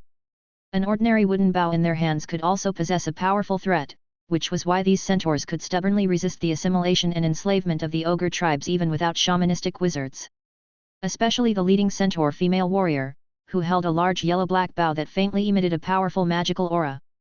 This was clearly a weapon made from some powerful magical creature, carrying an extremely dangerous and deadly aura. Sunaya, your archery has improved again. The older centaur female warrior walked up to the leading female warrior, looking at her soon-to-be adult disciple with satisfaction. Although she was not as strong as adult centaur warriors like herself, she had already begun to show the unique talent of the centaurs. The centaur named Sunaya did not respond to this topic, but instead scanned the forest with her eyes, her delicate nostrils occasionally twitching. Then, she turned her head and said solemnly, "Be careful, I sense the aura of a powerful being. Perhaps some powerful creature has entered the tribe's hunting grounds, not far from here." Although the older centaur did not notice anything wrong, she was not surprised. Although Sunaya's strength was not as great as her own, Sunaya had been exceptionally talented since childhood and had once received the blessing of the forest fairy. Her mental perception was extremely strong, making her a leader among the new generation of the centaur tribe. She must have discovered some information that she could not detect, so she put her fingers to her thick lips and blew a whistle, signaling the centaur warriors behind her to follow. Then, she took the lead and ran towards the forest. The sunlight gradually faded, and the last rays of light enveloped the earth, making the forest even darker. Several centaurs carefully stepped on the soft soil covered with fallen leaves. Even with heavy prey on their broad backs, their footsteps were very light, not as loud as the sound of the breeze rustling the leaves in the forest. But the sound of the breeze rustling the leaves in the forest seemed a little too loud. There seemed to be an unusual danger lurking in the dim forest. What's there? The centaur Sunaya stopped vigilantly, slightly drawing the bow in her hand, wary of possible dangers. The other centaur warriors also dropped the prey on their backs, gripped their hunting rifles tightly. The unrestrained centaurs were not afraid of fighting, but instead enjoyed violence. A rustling sound came from the forest, and a giant dragon slowly stepped out from behind the dim bushes. Karen's eyes gleamed as he looked at the wary centaurs and chuckled, this mountain, this forest belongs to the dragon, and the prey in the forest also belongs to the dragon. If you want to pass through here, you have to leave some of the prey as a toll. A dragon? How could a dragon appear here, and a red dragon known for its cruelty and violence? This thought appeared in the hearts of several centaurs. Fortunately, this dragon only asked them to leave their prey. This was the centaur's second thought. For most intelligent life in the world of Achaea, dragons were creatures at the top, representing unmatched power. Even if the dragon in front of them looked young, even the most arrogant and belligerent male centaur would not think that he could defeat the red dragon in front of him. And away from civilization, the strong naturally possessed irresistible power. So the centaurs did not have the thought that this was robbery, but obediently delivered the prey to Karen. Can we leave now, powerful dragon? The older female centaur stroked her full chest with both hands and bowed to the dragon, a sign of respect from the centaurs to the strong. Wait, as a dragon, Karen had a natural keen sense of treasure. Perhaps the greed of the evil dragon's blood was stirred by hunger and injury. Karen now coveted and pointed to the centaur holding a special longbow. That bow seems to be a good treasure, let me take a look. Sunaya knew that dragons were greedy, and once the treasure bow was handed over, it would never return to her hands. But resistance would only provoke the anger of the dragon in front of her, so she could only reluctantly stroke the longbow that had been passed down in the tribe for hundreds of years, and was also one of the few treasures in the centaur tribe. Then, she stepped forward and handed the longbow to Karen with both hands. Today, this longbow will be lost from my hands, and the tribe will have one less treasure. Sunaya thought regretfully and guiltily, but she had to introduce the bow to the dragon in front of her. This bow was made from the tendons and bones of a venomous snake with powerful strength that was killed by a hero of the centaur tribe hundreds of years ago. The user can use the power of the wind to make the arrows shot faster than lightning. However, Karen just glanced at it, then lowered his head to sniff the smell, and then waved his dragon claw to signal the centaur to take the bow back, muttering, no wonder there is a familiar smell, I must have eaten this kind of venomous snake, it should taste good. Ah! Sunaya looked at the dragon in front of her in surprise. She really didn't expect that the red dragon was really just looking at it when he said he wanted to take a look. This red dragon was not like a greedy dragon at all. A greedy dragon would not let go of any treasure. What, I can't use this thing anyway. Karen could clearly see the thoughts expressed on the little mare's face, and he muttered a little unhappily, why haven't you left yet? You're not planning to freeload a meal here, are you? Ah, no, powerful dragon, thank you for your generosity. The centaur quickly took back the longbow in her hand, fearing that the dragon would go back on his word, and thanked him repeatedly, as if the dragon was already moral enough not to rob her of her treasure. Karen was too lazy to pay attention to her, picked up the two fattest wild boars on the ground, and swayed towards the lair he had temporarily dug out. He was very hungry now and needed to eat. Chapter 30. Karen lay prone in the burrow he had redug, his consciousness sinking into his sea of mind. The energy accumulated in the mind energy vortex had been used up in the last enhancement, leaving not a single drop. Karen discovered two more strands of mental power connected to the mind energy vortex. He didn't know who had established the mind energy link themselves. However, these two strands of mind energy were faint, and the mental power he could draw from them was negligible. Most of the mind energy links with the Dragon Keen and Kobold familiars still existed, but perhaps because the distance was too great, Karen couldn't sense the object to which the mental power belonged, so he couldn't determine the specific situation of the young dragons. Karen sank his consciousness again into the information that had solidified into bloodline talents after his enhancement, and several pieces of information were displayed in a form he could understand. Bloodline solidification, unbounded growth, all aspects of your physical qualities will grow to the maximum extent within your bloodline's growth range, and your own potential will be developed to the maximum. Bloodline solidification, mind overclock, you can use your powerful mind to control yourself to enter a certain overclocking mode, and freely exert all your strength and abilities. He was very satisfied with these two enhanced bloodline abilities. The former made him a bucket warrior among dragons, with every aspect being the optimal solution currently allowed. In the face of this bloodline ability, all possible potential would become tangible talent, which was undoubtedly an extremely powerful growth ability. The latter allowed him to fully exert his combat abilities when needed, which was also the ability Karen had tried to obtain after careful consideration. You must know that whether any creature can exert all its abilities depends on many factors, such as courage, will, and the health of the body. This ability allowed Karen to maintain combat capability even when he was at a disadvantage in some aspects. In his eyes, this was much more useful than having another magic spell. Finally, he was satisfied that the attempt proved that the direction of this mind energy enhancement could be controlled by himself, which was the most important thing. He pinched his flexible left claw with his right claw. The dragon claw opened, flexed, grabbed, and turned freely, obviously much more agile than before. Since using mind overclocking, he had always had an impression of that feeling, and vaguely felt that his body's agility had also improved. Perhaps using this ability more often would give him an unexpected surprise. Then, Karen's consciousness returned, and his perception discovered the creatures visiting outside the burrow. The centaur Sunaya arrived outside the cave with the several centaur warriors who had followed her a few days ago, but this time they were not holding weapons, but offerings from the centaur tribe to the dragon. As the strongest warrior and daughter of Chief Kali in the tribe, Sunaya's status among the centaurs was already very high, and she was also one of the strong contenders for the next generation of tribal leaders. So when she returned to the tribe and told the centaurs that a red dragon had appeared in the hunting grounds of the centaur territory, the centaurs took it very seriously. These centaurs were not as crazy as those ogres. Tribes that could survive and develop in the wilderness and mountains also had their own way of survival and did not rely solely on force. Therefore, the centaurs decided to befriend this strange dragon, partly because in Sunaya's mouth, this red dragon was not difficult to get along with, and partly because the centaurs also hoped to use the dragon's power to fight against the ogres who had always wanted to enslave and destroy the centaur tribe. At least they couldn't let this dragon cause any trouble in the centaur's territory, and it could also serve as a supervisory role. Huff, Sunaya took a deep breath, thinking of the task the tribe had given her, easing the tension of facing the dragon, and shouted, "Great dragon, are you there?" The white dragon Germit was in a very miserable situation.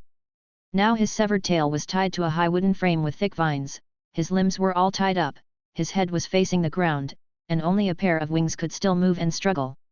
Perhaps those ogres just wanted to see the dragon struggling powerlessly. Orsu hid in the tent with his guards and peeked out secretly. He didn't want the dragon to know that this idea was his, lest it be difficult to contact those young dragons in the future. The ogre tyrant Morgo used the whip made by the wizard Sahite, soaked in venom, to lash Germit's body. The fine scales on the surface of the white dragon's body were shattered, his skin was torn, and the venom on the whip would also make the dragon feel itching and pain from the bones. The muscles were difficult to control and twitched spontaneously, and the scales on his body that were still intact kept opening and closing. "I have to say, you arrogant dragons really have hard mouths. If you don't agree to cooperate, you will only suffer torture in vain. Those escaped young dragons won't have the courage to save you." Morgo's huge one eye was full of the pleasure of torturing his opponent, and the strength in his hand couldn't help but become heavier with each lash. "Karen, Germit gasped, "he will avenge me." The white dragon spat out a few words with difficulty. "If he dares to come, I'll just let him taste my big axe, ha ha ha." The ogre didn't care about the white dragon's stubbornness, and swung the whip in his hand forcefully. Germit, who didn't want to scream in front of these lowly ogres, clenched the fangs in his mouth, and traces of blood spread from his mouth. The ice-blue vertical pupils also turned red. Finally, unable to bear the pain and itching from his bones, the white dragon Germit closed his eyes and was actually beaten into a coma. "This little dragon is too weak, not resistant to beating." The ogre looked at the two blue dragons who were also hung up with unfinished interest, walked over with a grin, and stopped in front of the blue dragon Kullet without hesitation. Morgo squatted down, patted the blue dragon's beautiful head and asked, "Then are you willing to cooperate, or are you willing to try my whip too?" Bah, if Kullet hadn't been suppressed by the magic of the wizard and the magic potion of the human mage, she would have sprayed a mouthful of dragon breath on him. Hee, Morgo made a strange laugh. He wiped his face, then put the blue dragon Kullet, who was hanging up, down, walked around Kullet twice, and then suddenly lashed out. Ong, Kullet's head was also raised under the sudden pain stimulation, but her weak and powerless limbs were tied up and could not exert any strength at all, and the entire dragon body shook. Morgo seemed to have stimulated his animality, and then the whip began to dance, hitting the humiliated blue dragon Colette lying on the ground so that her muscles jumped up and down, and her scales could not be controlled freely and kept opening and closing. The blue dragon's screams made Morgo more and more excited, and the violence and animal desire in his one eye also began to emerge. The ogre gasped, and he coveted behind the blue dragon's body. Huff, I really want to see what race will be born from an ogre and a dragon. Morgo began to want to get close to the blue dragon while whipping hard. Ah, I agree to cooperate. Get out of here. The blue dragon Colette screamed, who could still persevere under physical torture. Dragons do not have the concept of chastity. They are more open than most creatures in the world. Some dragons in heat will even have a relationship with kobolds. Colette just can't accept the lowly ogre standing in the active position and committing violence, treating her like a slave and humiliating her. What's more, the blue dragon is only in her adolescence and is not fully sexually mature, or perhaps this can also be used as an excuse to escape. Because according to statistics, no more than 1/5 of the chromatic dragons in the world of Akane survive to adulthood, and those good dragons are much better off. These chromatic dragons mostly die in their youth, and the protagonists of most of the circulated dragon-slaying feats are young dragons, and the white dragon ranks first among them. On the one hand, it is because young dragons are quite active, and their rapidly increasing strength makes them very reckless. On the other hand, it is because young dragons are far less controllable than young dragons. Even if they are caught, they will be killed instead of being kept. From this point of view, the evil dragon god Tiamat is not as favored by the chromatic dragons as she said. If Colette is not obedient enough and not as easy to control as the young dragons, she will be killed. Stop it, King Morgo, this blue dragon has already agreed to cooperate with us, hasn't she? Orsu hurriedly stopped the increasingly excited ogre with the mage and guards. Now is the time to gain the favor of the dragon, and he came forward just right. Morgo glanced at the merchant contemptuously and did not listen. The ogre's strong desire drove his not-so-smart brain, but the physiological structure of dragons is different from that of many creatures, and he couldn't figure it out for the time being. The one-armed two-headed ogre Sahite walked out of the quiet big tent. The ogre wizard, who was old enough, no longer possessed the vigorous vitality. In the future, he will always be a one-armed ogre.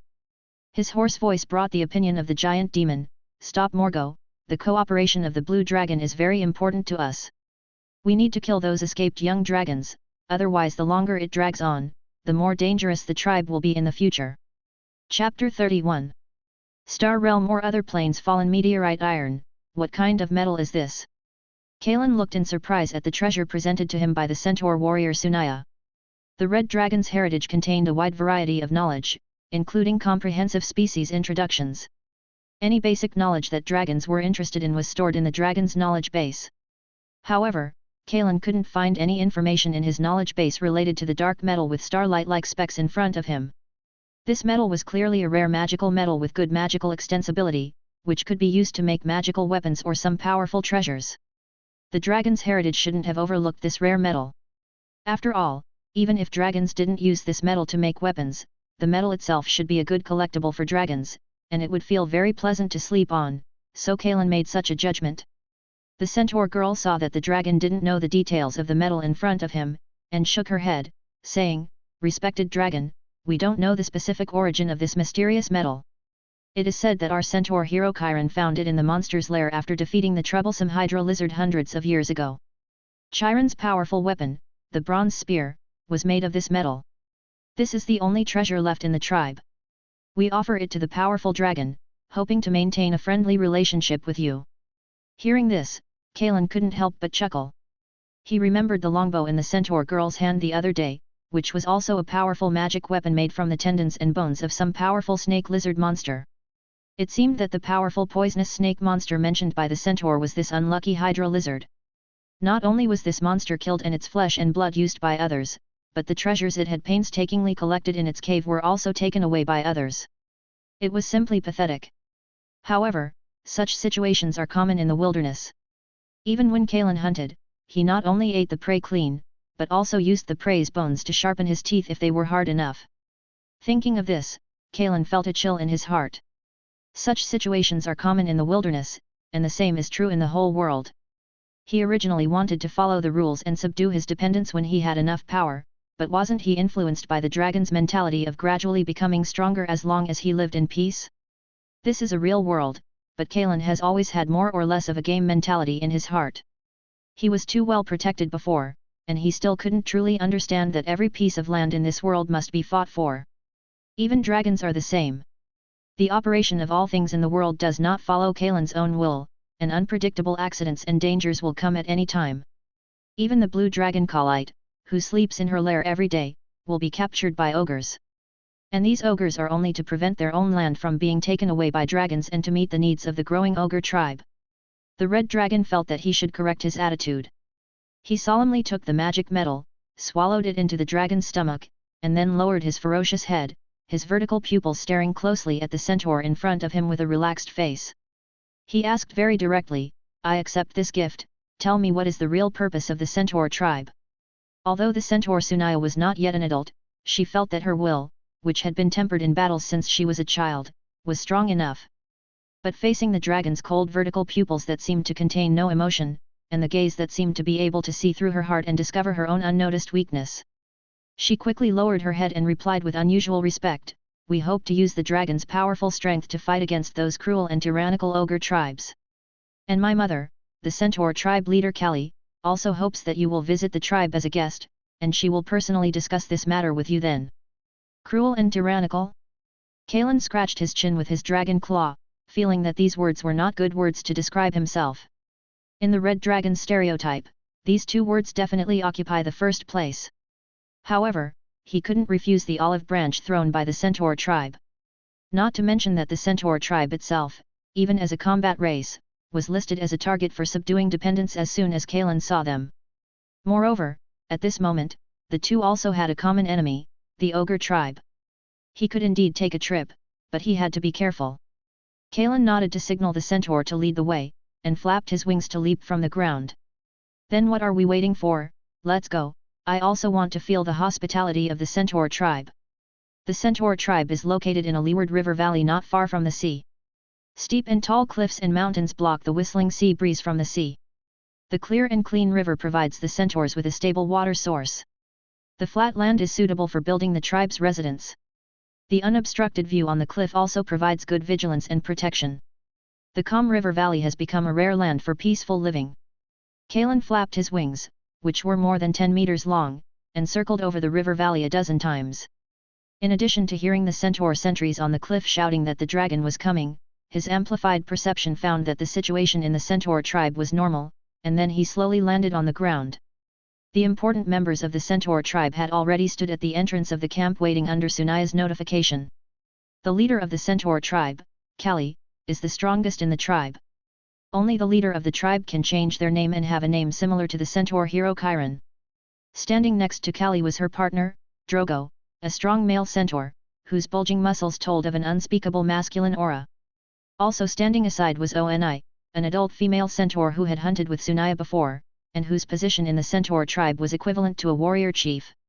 In addition, there were several elderly centaurs. These elderly centaurs were responsible for the tribe's customs and traditions, and also had a considerable say. The red dragon's body landed, his wings folded on both sides, but his hind limbs stood up, looking a bit aloof. These centaurs, who averaged about 3 meters in height, were also looked down upon by him. The centaur leader Kali looked up straight at this unusually strong red dragon with numerous mysterious patterns on his wings, and a hint of satisfaction flashed in her big eyes, completely ignoring the sour taste rising on her partner's face.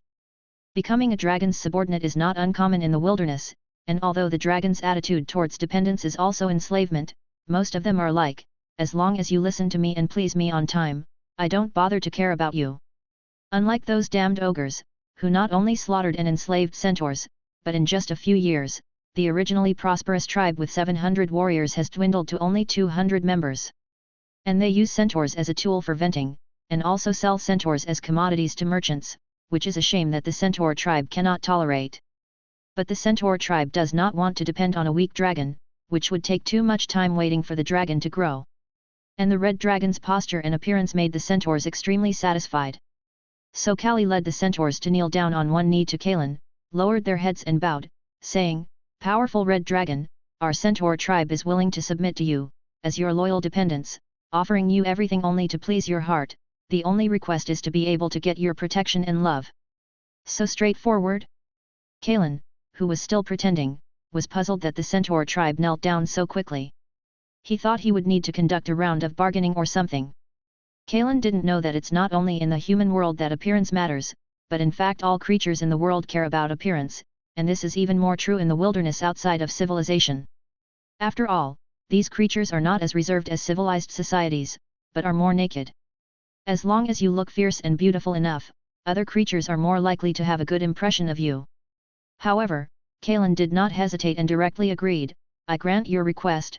The red dragon's standing body relaxed and changed to a squatting posture. His dragon claw gently covered the head of the kneeling centaur leader, and the dragon's voice rumbled in the centaur's ears, "And remember, my name is Kalen Gorgomora, I prefer others to call me Kalen." "Yes, Lord Kalen, master of the centaur tribe." Chapter 32. As night fell, the centaur tribe's camp became lively. The roaring bonfire in the center of the camp ignited the passion of these centaurs, who were constantly in a state of battle. Many female centaurs danced around the bonfire like mountain deer, their lithe figures exuding a wild dance unlike anything woven by humans, their rounded and full bodies attracting the male centaurs. The male centaurs brazenly displayed their strong bodies, some slapping their robust pectoral muscles as they danced with the female centaurs they fancied, others picking up their spears and beating on their sturdy shields, dancing a war dance around the female centaurs. Still others, vying for the favor of the female centaurs, began to stage all-out brawls, stripping to the waist and revealing sculpted muscles as they wrestled together, oblivious to the gazes of others. Many centaurs who couldn't squeeze in sat around the outer perimeter at long, low tables, eating heartily and howling songs of unclear meaning, the atmosphere growing increasingly heated. Karen squatted among the outer centaur crowd, but unlike the other centaurs, he had a table to himself. This wasn't because the centaurs were deliberately giving him special treatment, but simply because this guy's size wasn't small anymore. To Karen's surprise, the food made by the centaur tribe was quite good. A not so sumptuous but sufficient dinner was placed before him, forest spices simply and evenly sprinkled on large chunks of roasted, fragrant food, a bowl of thick, white mushroom soup mixed with thinly sliced meat, and a large barrel of honey tapioca sweet wine. Glug, glug. With a hearty appetite, Karen swallowed a large piece of meat, then picked up the large bowl and drank the entire bowl of mushroom and meat soup as if drinking water. A cry of satisfaction rose from Karen's stomach and escaped his throat. It had been a long time since he had eaten food that suited his taste so well. He ate raw prey or his own roasted food every day, at most luxuriously smearing on a layer of honey. Even a dragon with a stomach that could adapt to most foods in the world would get tired of that. Karen put down the wooden bowl and was about to wipe his shiny mouth with his claws when Sunaya, the centaur girl sitting close to Karen, quickly put down her food and took a clean animal skin from the table to wipe the dragon's mouth. Her full breasts, restrained by cloth strips, rested against Karen's side, inadvertently rubbing against him as she moved. The centaur leader, Kali, smiled at this display of the child's thoughtfulness, glancing sideways at her partner, Zwudge, who was buried in his food, and then shook her head.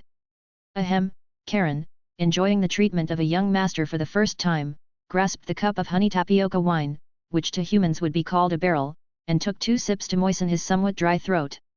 Sunaya, does your centaur tribe have a dedicated chef? Their cooking skills might even be able to open a tavern in the human empire. Sunaya, who had finished wiping the dragon's mouth, returned to the table and was diligently gnawing on a deer leg. The centaur girl didn't have the table manners or reserve of a human girl. She raised her head, her mouth full of food, and made a mumbling sound. Our centaurs only know how to hunt and fight, how would they know how to cook? This was made by a halfling prisoner my mother captured before. These halflings have very skillful hands and can make many delicious foods. Halfling, Karen's eyes lit up. Halflings were a small, intelligent humanoid race, usually about half the height of ordinary humans, hence the name halfling. The halfling race was mostly simple-minded, extremely fond of and enjoyed food, so they were also fond of making food and had superb cooking skills. Just this halfling alone makes this trip worthwhile. Karen's appetite for delicious food was already suggesting to him to find a way to get this halfling chef to be his personal chef. In the future, he could tell the halflings what he wanted to eat and let them research and make it, such as various stir-fries and hot pots, such as various desserts and cakes. Thinking this way, Karen's eyes scanned the camp furtively. What attracted his attention was not the centaurs dancing enthusiastically around the bonfire, but those who were enthusiastically making love in the darkness. Like humans, centaurs who enjoyed lust were also a species that could go into heat all day long. Unlike humans, humans had morals, ethics, and relative order, but centaurs in heat didn't care about these things.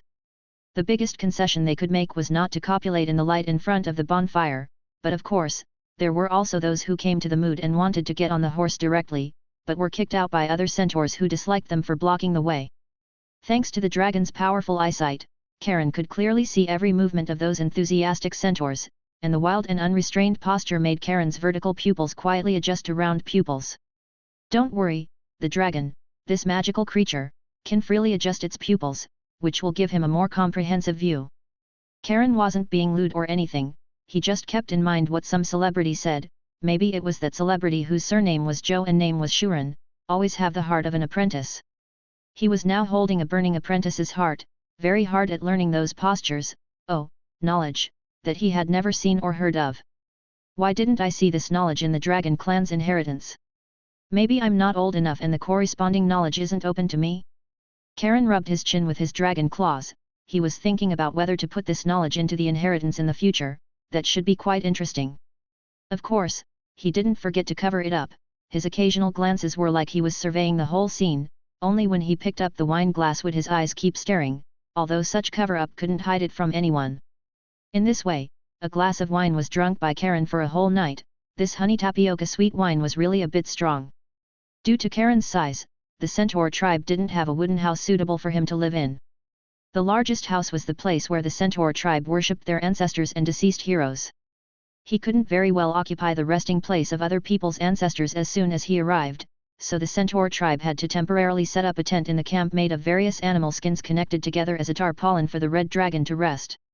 The tent was also covered with various soft animal skins all over the ground, some of which were made of the gorgeous furs of powerful monsters that had been hunted in the centaur tribe in the past, forming a warm bed.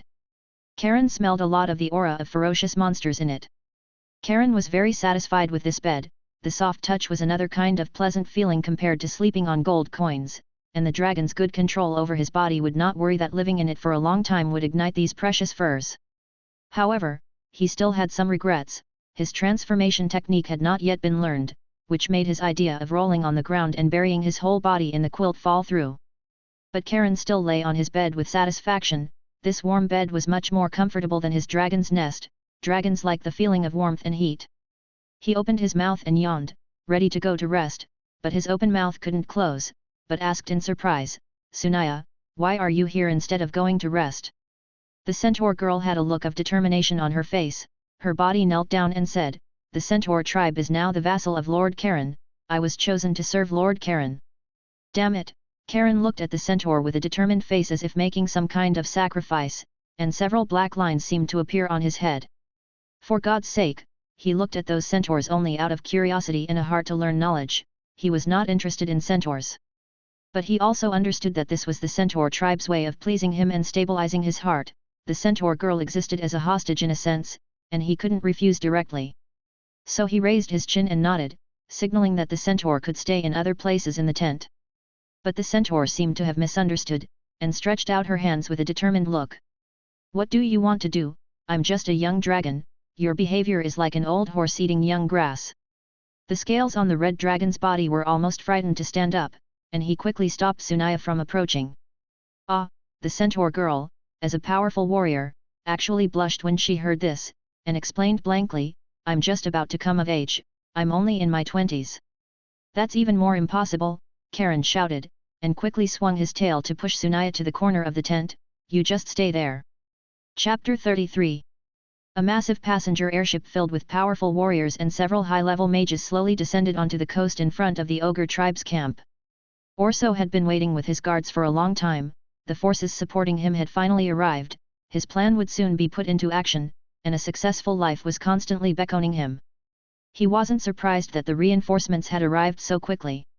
These high-ranking mages from the Higher Mage Association already possessed the ability to erect teleportation gates at will, provided they had sufficient time and coordinate guidance. However, when Orso saw the first person stepping off the airship, he couldn't help but exclaim in surprise, "Will, what are you doing here?" Will Clarence, like Orso Clarence, came from the same family. However, Compared to Orso's awkward position as the leader of a family-affiliated merchant group from a remote branch, Will's status was much higher. He was the future master of the Clarence family and its current pillar, the eldest son of the Canaan Empire's finance officer. He was also a very powerful warrior himself, so he had many vassals within the family. Will Clarence's tall frame was quite robust. He glanced at the servant warrior who had been loyal to Orso but was now hiding behind him, and chuckled, "Why can't it be me? Bunny already reported your discovery of the young dragon cluster to me. This is an extremely important opportunity for the family, and the family will have a chance to take a step further because of it. Don't worry, Orso, the family won't underestimate those who have contributed. I will reward you." Orso knew that Bunny, who had been loyal to him, had chosen the more powerful Will, and his plans had essentially fallen through. However, he still used his eyes to question the Laxus mage beside him. If the Laxus mage could unite those mages, he might still have room to compete with Will for the leadership of the plan. Laxus understood Orso's meaning. After being companions for many years, they had sufficient tacit understanding. But he understood mages even better.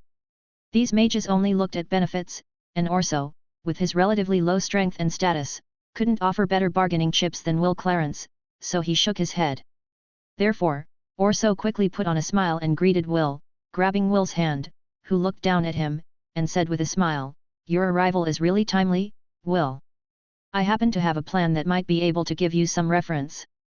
"Barg, you are truly a loyal kobold," the blue dragon Dos said, looking down at the short kobold.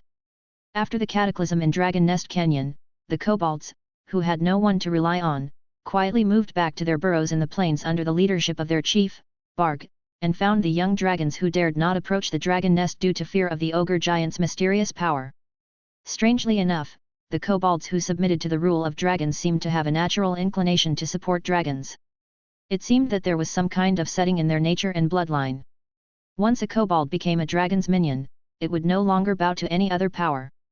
Even in the face of destruction, it would only run away, although these kobolds often ran faster than rabbits.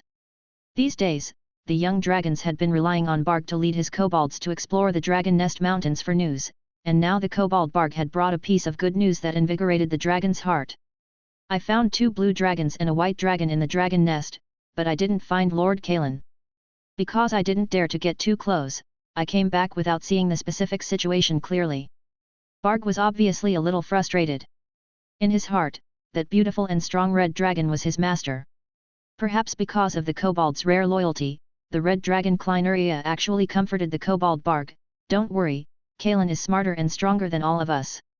Even if he hasn't returned to the dragon nest for the time being, he may be hiding somewhere." The young dragons watched Barg retreat, and they all focused their attention on the blue dragon. The stable blue dragon was obviously the dragon that the young dragons relied on to make decisions now. The white dragon Kamid had already stepped forward.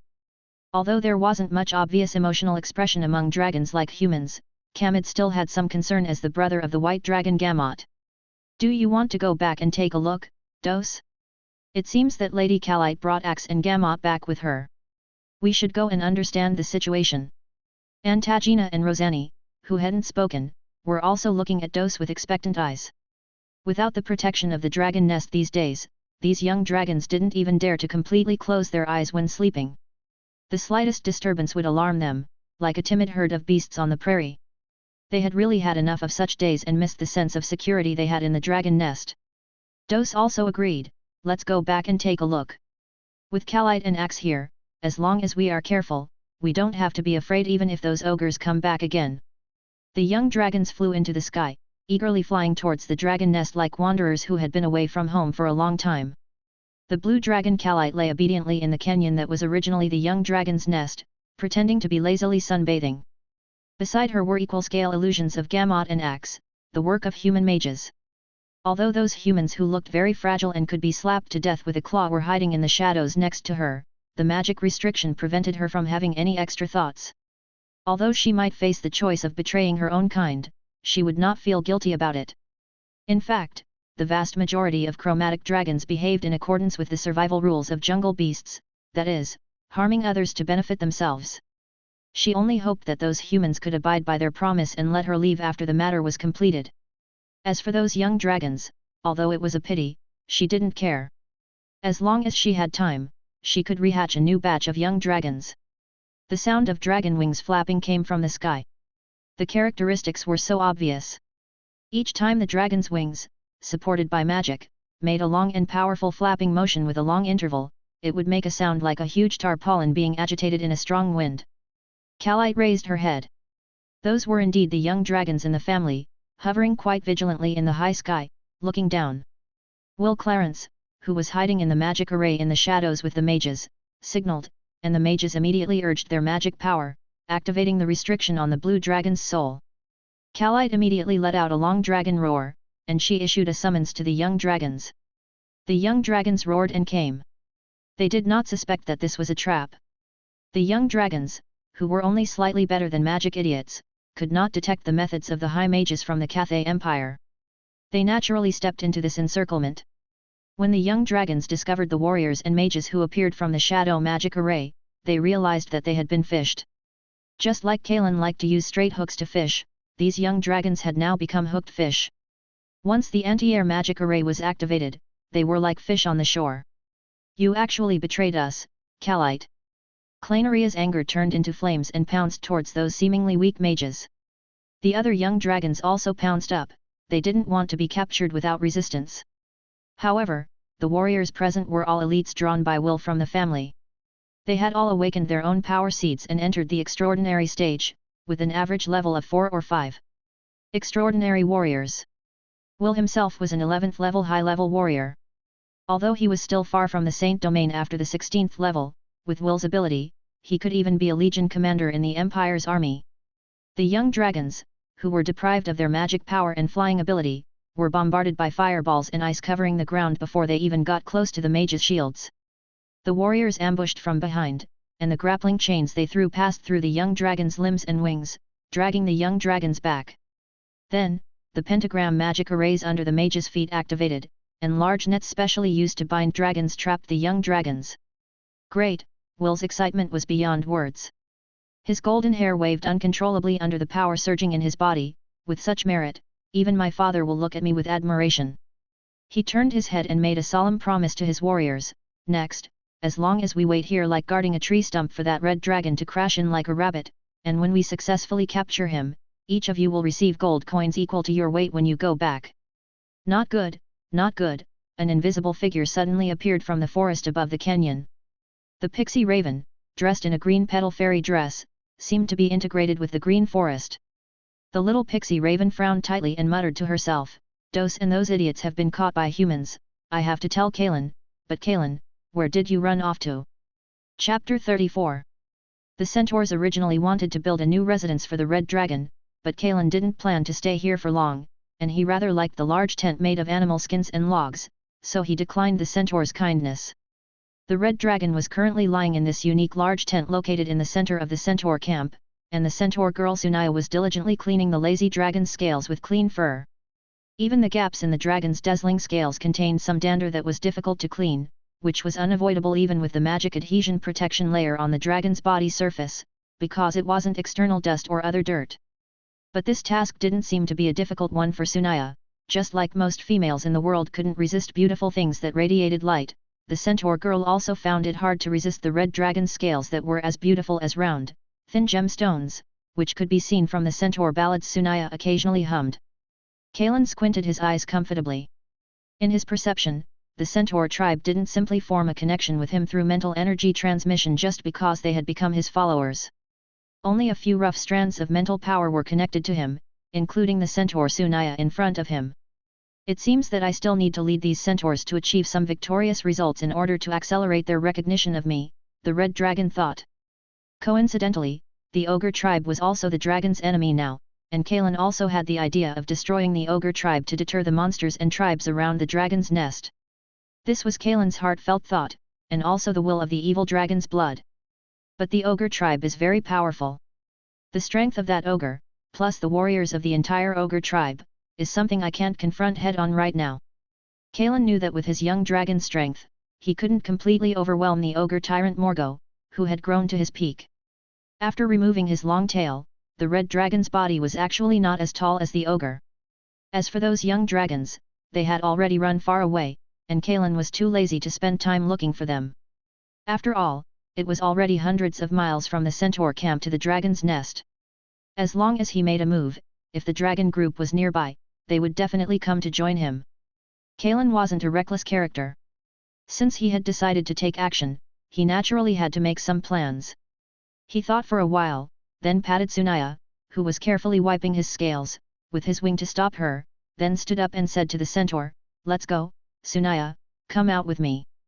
The red dragon led the centaur out of the camp, rising into the sky himself, while the centaur ran through the dense forest, leading the dragon to the areas where the ogres often hunted. The centaur tribe's territory was adjacent to the ogre tribe's territory, and the ogre's base radiation range was adjacent to the dragon's territory and the centaur's territory in the north-south direction, somewhat like being sandwiched in the middle. But in fact, the ogre tribe's location was in the east, and there was still a vast area to the west that hadn't been touched by the three parties. But as the centaur tribe gradually retreated and shrunk southward in the long-term struggle between the ogres and centaurs, the ogre tribe's activity range gradually expanded. At this moment, several ogres in the forest were ravaging two forest trolls. The skin of these two trolls was green, and they also had a thin layer of moss growing on them, and they were also indescribably ugly.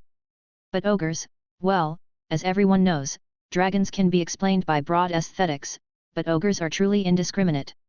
Ogres can not only become aroused by all creatures equally, but they also want to try tree people.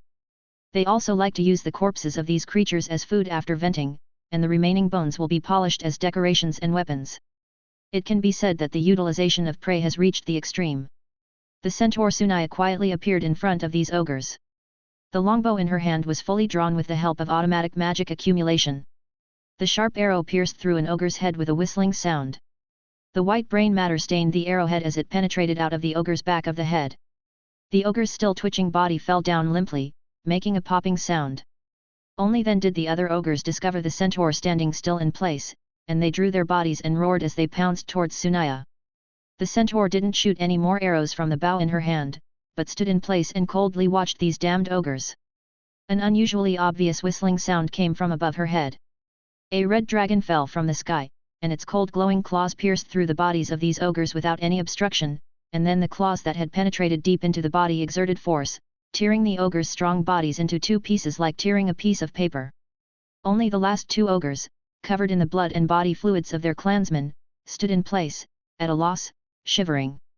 The red dragon's power was beyond doubt. The dragon's cold eyes, like those of examining prey, seemed to be able to lock onto the ogre's body and mind. Without the leadership of a strongman like the ogre tyrant Morgo, these ogre warriors didn't even have the courage to step in front of the red dragon. Huff, Kalen spat out two sparks from his nostrils and said, "Take them back to the tribe, I have some use for these two ogres." After speaking, he took off into the air. The centaur lowered her body to show her response to her master, then stood up and tore off a few vines from the nearby trees and casually tied them around the ogres' necks, leading them back towards the camp like hunting dogs. Kalen and Sunaya's return to the camp with the captured ogres didn't cause any sensation. Ogres often captured and abused centaur warriors, and centaurs often brought back ogre prisoners for execution. But this move undoubtedly gained Kalen favor among the younger centaurs. However, the red dragon didn't pay attention to these things for the time being. He asked Sunaya to bring the two ogres into the tent, and he needed to learn some of the ogre language from these two ogres. But ogres hadn't formed a considerable civilization, and many of the languages used for communication were mixed with the actions and shouts of various ogres, requiring Kalen to concentrate considerably in order to understand the meaning of these ogre languages. Sometimes, when the ogres were pushed to the point of being unable to speak, Kalen slapped them twice and these two ogres had inspiration and continued to chirp and teach Kalen. In this way, Kalen stayed in the tent for 2 full days. The dragon's innate talent for learning the languages of most creatures in the world allowed the red dragon to quickly learn a part of the ogre language. He only needed to learn enough to use it, and didn't need to learn all of the ogre language. Then he threw the ogres, who had no spirit in their eyes after being tortured, out of his tent and left them to the centaurs. He then asked Sunaya to bring the centaur leader Kari, as Kalen's simple plan required the cooperation of the centaurs. Lord Kalen. Kari and her mate Drogo came to the tent. These days, these centaurs also hoped that the dragon could immediately lead the centaur tribe to counterattack the ogres, but they were now only the red dragon's followers and needed to obey the red dragon's will. So they came immediately upon hearing Kalen's summons, looking at the red dragon crouching on the thick fur with hopeful eyes. The red dragon's words didn't disappoint them. Kalen gave the centaur leader an order, go gather the most elite warriors in the centaur tribe, carry. I will lead you to give those ogres a painful lesson. Go, bring your sharpest weapons and your strongest shields. I will be here. Chapter 35. The figure of the red dragon flying high in the sky seemed to be hidden in the leisurely white clouds. In the eyes of the centaur warriors, the huge red dragon was almost the same size as an eagle. With vision far sharper than that of an eagle, Kalen easily found the tracks of ogres active in the dense forest. He adjusted his throat, simulating the sharp cry of an eagle bird on the prairie. Almost all the elite warriors of the centaur tribe were out in force, silently following the centaur leader, Kali, carrying well-maintained longbows and old, blood-stained, rusty hunting guns. The most powerful warrior of the centaur tribe held a bronze spear, a powerful weapon passed down through generations, capable of easily piercing shields. Guided by Kalen's eagle cry, the centaur warriors quickly dispersed and sneaked around, surrounding the ignorant ogres not far ahead. Under the centaur warriors' siege, these isolated or grouped ogres had almost no room to resist and were killed. These centaurs transformed into vengeful spirits in the forest, all-knowing and omnipresent, quickly eliminating the ogre tribe's warriors scattered outside on patrol or hunting. The poorly organized ogres did not notice any abnormalities in their territory.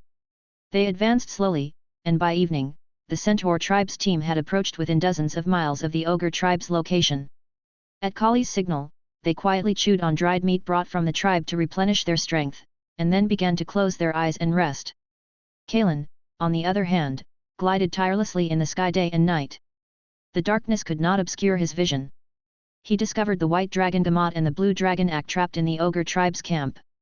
Kali's whereabouts were unknown, having been taken somewhere by the ogres.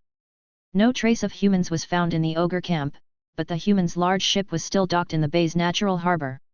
However, there were only a few crew members on board, and a hint of doubt arose in Kalen's heart.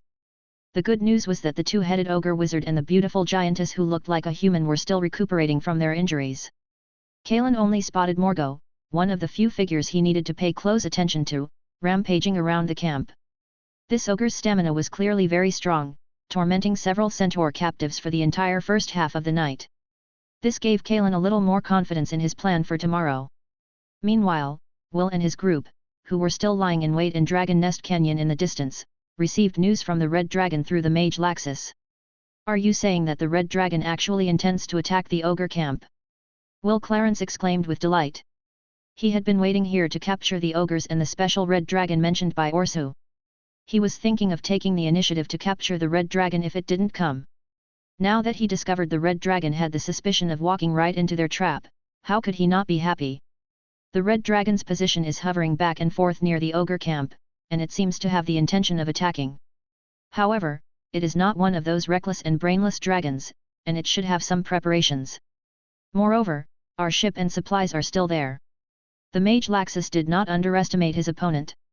With a clear system of human civilization language, the two-headed wizard with sufficient wisdom can easily learn it.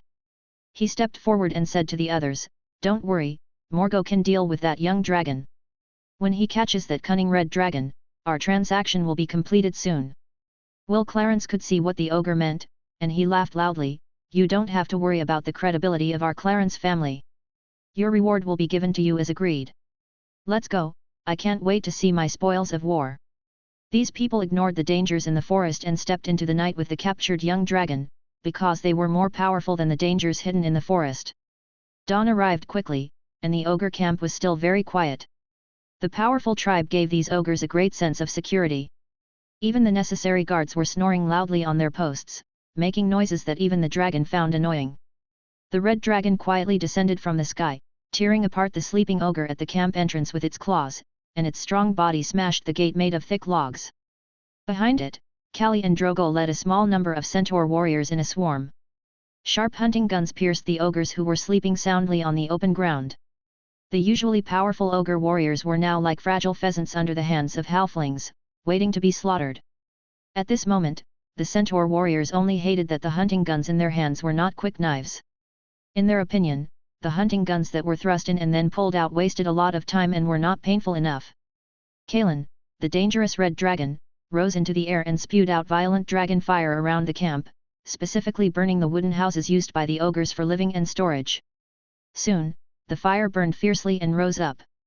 The ogres who were killed in their sleep did not have time to make a sound before they would never open their eyes again, but the ogres who were scorched by the dragon fire woke up one after another, screaming with flames all over their bodies as they ran out of the houses and towards the sea not far away.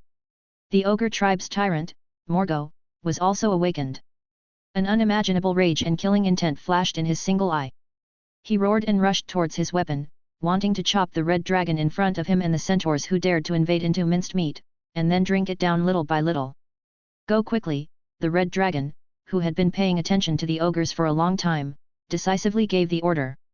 He knew that his dragon fire could not cause much damage to Morgo in a short time. The ogres were not fools who would stand there waiting for him, so they prioritized killing the ogre's strength. But now, in order to stop Morgo and leave time for the centaurs to retreat, he had to spray a breath of dragon fire at him. The scorching dragon fire burned towards the ogre, but it was easily blocked by the ogre with the giant axe in his hand. A trace of red light appeared on the ogre's single horn, and the temperature of the dragon fire was also isolated. But blocking this moment was enough. Kali and Drogo had already gathered the centaurs and retreated into the forest, and Kaelin also took off into the air. He ignored the few centaur warriors who had not followed his orders and retreated in time because they were caught up in the killing, and allowed them to be chopped into pieces by the furious ogre. Instead, he controlled his speed not far from the ground, and used the ogre language he had just learned to loudly insult Morgo, "You despicable and lowly one-eyed hybrid born from a cross between kobolds and goblins, this is just a small lesson for you. When I come again next time, I will crush you like crushing a bug. Then I will stuff that ugly urinal that even jackals would vomit at into your ass, and let you taste the same smell as the one emanating from your body." This hateful red dragon not only verbally insulted the ogre who was already furious, but also occasionally used clumsy body language to make vulgar and insulting gestures that ogres would use. The ogre Morgo was so angry that the single eye on his forehead was covered with bloodshot eyes, and terrible veins popped out on his hideous face. He panted heavily and shouted to the ogre warriors who had woken up, "You go and protect the sleeping Fafnir, don't let these bugs disturb her." Then, carrying the giant axe, he strode after the red dragon that was sometimes flying high and sometimes flying low in front of him. He swore to the ogre's ancient bloodline that even if he chased to the end of this forest today, he would kill the foul-mouthed red dragon. Then he would use his head as his urinal, forever stepping on it under his feet, so that the red dragon would die with his eyes wide open. Gamot and the blue dragon AK, who were hanging in the distance and were originally surprised that Kaelin had not come to rescue them, looked at each other, and a kind of understanding that I had learned again rose in their eyes. Chapter 36. The furious ogre tyrant displayed his formidable strength as he should. Having reached the peak of his bloodline's growth, the tyrant's 6-meter-tall body charged wildly through the forest, casually crushing many trees as thick as bowls. Vines as thick as arms that blocked the ogre's path were no more resilient than spider webs. His scarlet, single eye blazed with terrifying killing intent, firmly locked onto the figure ahead, his speed not even half a step slower than the red dragon flying and maneuvering through the forest. Even with the red dragon flying at full speed through the dense forest, the young dragon's speed was not much faster than the ogre tyrant's full throttle pace due to the obstruction of the trees, especially since he was intentionally luring him. While flying through the dense forest of giant trees, he incessantly harassed Gorgo, whose brain was entirely consumed by anger, with the few ogre words he had learned, requiring much energy and attention to dodge. Finally, amidst an exceptionally dense forest, the red dragon, preoccupied with avoiding the tangled vines, was found to have a fatal flaw by the ogre. The ogre's ugly face grinned, his strong and powerful arms bulging with knotted muscles, and a layer of bloody streamer silently but swiftly like thunder, cut through the air on the long giant axe, coming to the red dragon's back. At that moment, alarm bells rang loudly in Kaelin's heart. His perception, spontaneously expanded to the limit, tried to lock onto the trajectory of the long axe, and in his mind overclocking state, he also tried to roll and shrink his body, but the giant axe came too fast, brushing past the red dragon's side as if cutting through the void, shearing off half of the red dragon's wing. "Ow!" Kaelin roared in pain, taking the opportunity to feign a fall to the ground, sliding for more than 10 meters before crashing into a thick tree, the tough bark bearing 2 deep marks from his hard dragon horns. "You damn bug, why aren't you cursing?" Gorgo shouted excitedly. "I'm going to crush you like a bug. I don't care about any deals. Today, Ogre King Gorgo will beat you, this foul-mouthed red dragon, to death." Gorgo strode forward, the joy of the hunt clouding his mind and senses. The next moment, his heavy body suddenly fell. The originally stable and solid ground became a deep pit, a trap large enough to hold a 6-meter-tall ogre. The soil, vine nets, and fallen leaves covering the surface of the trap fell with the ogre, but could not conceal the hunting spears erected high at the bottom of the trap. Caught off guard, the ogre's thick soles were pierced by the hunting spears. Although the skin on the ogre tyrant's soles was tough enough from walking and abrasion, it could not provide him with steel-like defense, so he let out a thunderous roar that shook the forest. The centaur warriors, who had been hidden in the forest for a long time, all appeared at this moment, rushing out from the tall tree crowns and thick tree trunks. Several large nets woven from tough vines fell from above, and countless arrows rained down, shooting at the ogre falling into the trap. But Gorgo was indeed an ogre tyrant with ancestral blood. The red streamer lit up on his horn filled his upper body, making his already tough skin even stronger. Most of these arrows, made of bones and fangs, were blocked by his sufficiently strong skin. Only the arrows and hunting spears shot by some particularly powerful warriors could pierce the ogre's body by a foot, but they were immediately locked tightly by his solid muscles, and not a trace of blood flowed out. "You weaklings, do you think you can hurt King Gorgo like this?" The ogre laughed angrily, his strong arms easily tearing apart the layers of vine nets covering his head. He climbed to the edge of the pit against the constant rain of arrows, exposing his upper body. Once he climbed out, he would crush these weak enemies in front of him with his fists. Shush! An arrow with a sharp whistling sound nailed towards the ogre's single eye. Sunaya, who had been waiting for a long time, finally made her move. The powerful magic bow and arrow shot out a deadly arrow like a viper when Gorgo had just stepped on the ground and had not yet stood firm. The ogre only had time to close his single eye and put his thick fingers in front of his eye. Pucci, the arrow deeply penetrated the edge of the ogre's palm, the sharp arrow tip only a tiny bit away from his single eye. But Kalen, who had recovered, also launched at the same time. His strong body was like a tiger pouncing in the forest, his strong limbs bursting out with unimaginable power, the mud under his feet splashing. His speed was only a fraction slower than the arrow as he leapt up from the ground. The red dragon's bulging hind limbs firmly clamped the ogre's thick hands, and his sharp fore-claws unhesitatingly pierced straight into the ogre's head, as hard as steel. Violent dragon fire lit up from his chest and abdomen, and then surged out, the extremely dangerous cyan blue flames surging towards Gorgo's single eye. The ogre roared, he was angry, terrified, and in great pain. His powerful vitality actually prevented him from dying the moment his head was pierced. The bloody streamer on his horn suddenly swelled. The unextinguished dragon fire made him feel the taste of death, and the bloody streamer surging on his horn continued to drain under the scorching of the dragon fire. The fear of death caused unparalleled brute force to gush out of him. The veins and blood vessels on his arms, bulging, wanted to pry open the dragon's clamped hind limbs, but the power erupted by the dragon could not be easily shaken at this moment. So the horn on Gorgo's head arched upwards with all its might, piercing into the dragon's left limb locked by the skull with a puchy sound. But the ogre's movements suddenly stopped, and his unparalleled brute force also disappeared without a trace, his arms drooping softly. The centaur Kali, who had been running on all fours on the ground to build up momentum, held the spear in her hand as fast as a shooting star, stabbing the bronze spear in her hand into Gorgo's chest at this moment, piercing through his body and piercing through the ogre tyrant's life spring, the heart surging with endless vitality. Bang! The ogre's tall body crashed down, and the life of the tyrant who was invincible on this land disappeared from then on. Roar! Kalen roared furiously, stepping on the ogre's corpse, his voice high and penetrating, like a tiger roaring in the jungle, startling the beasts in all directions to submit. The centaur warriors looked at the once unmatchable tyrant trampled under the feet of the red dragon, and at this moment, they finally all surrendered. They put down the longbows and arrows in their hands, and together with their leader, they bowed around their master, kneeling down from the bottom of their hearts. Only the dragon's roar and the centaur warriors' heartfelt low echoes reverberated in the dense forest. Praise the master of the centaur tribe, the mighty red dragon, the king of the wilderness and forest, our lord Kalen. Kalen lowered his head, overlooking the centaurs for a long time, before opening his mouth and saying, "Get up, rest in place, and prepare yourselves. Today, I will destroy the ogre tribe from this land." This was the first time the red dragon gave an order without going through the centaur leader, Kali, and his order was also carried out. The centaurs who got up looked at the red dragon with respectful eyes, and then sat around on the ground to take out food to replenish their strength. At this time, they had completely accepted the red dragon's orders, and no longer consulted Kali's opinion as before. Kalen turned his head and instructed Kali, "Go, Kali, offer me the ogre's head. This will be my trophy, and it will also be a collection of the centaur tribe." "According to your orders, my lord." Kali had no dissatisfaction on her face, and unhesitatingly carried out Kalen's will, beheading the ogre and digging out the ogre's heart to offer to the red dragon. But the red dragon refused the ogre's heart, although he was also a little injured at the moment and needed nutrition to speed up the healing of his injuries.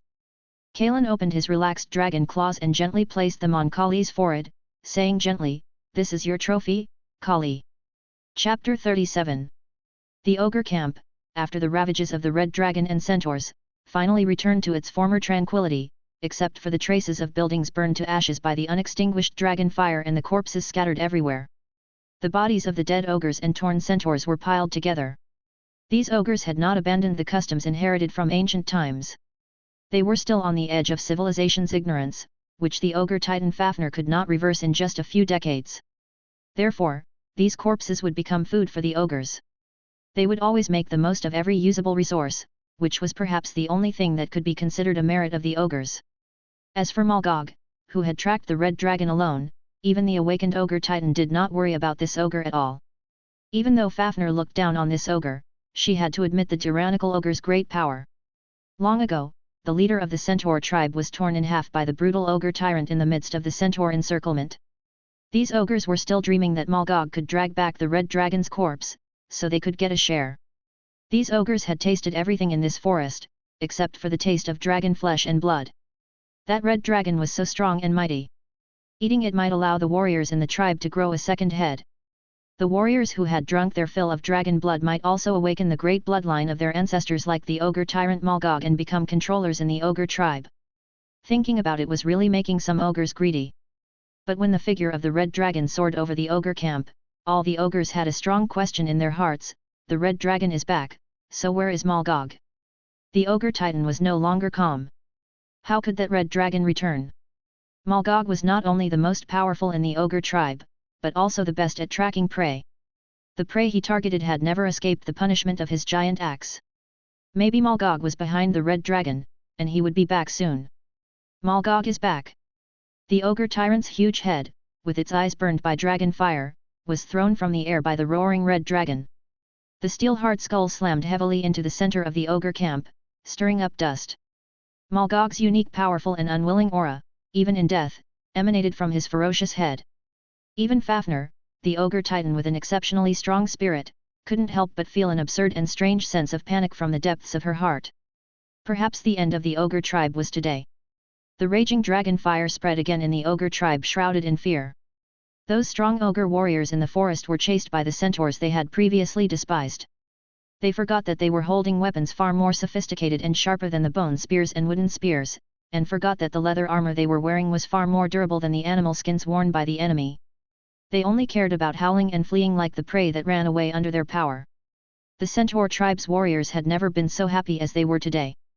The galloping hooves drove the tough hunting guns in their hands, casually piercing the enemy's body. The enemy didn't even dare to resist. The strong centaur Drogo rushed to the front, and his long hunting gun pierced through two ogres who were only focused on fleeing. He didn't even have time to pull out the hunting gun before he crashed into the third ogre. The tip of the gun, only half an inch long, pierced through the bodies of the two ogres and pierced into the enemy's heart. Drogo pushed forward, leaving his weapon in the ogre's body, picked up the iron spears dropped by the ogres, and killed forward. Behind him were Oni and Kali, who had also changed their weapons. The three most powerful warriors led the elite centaurs, their hooves treading blood, turning the ogre camp into a human blood domain. Kalran did not waste time chasing those ogres who had lost their souls.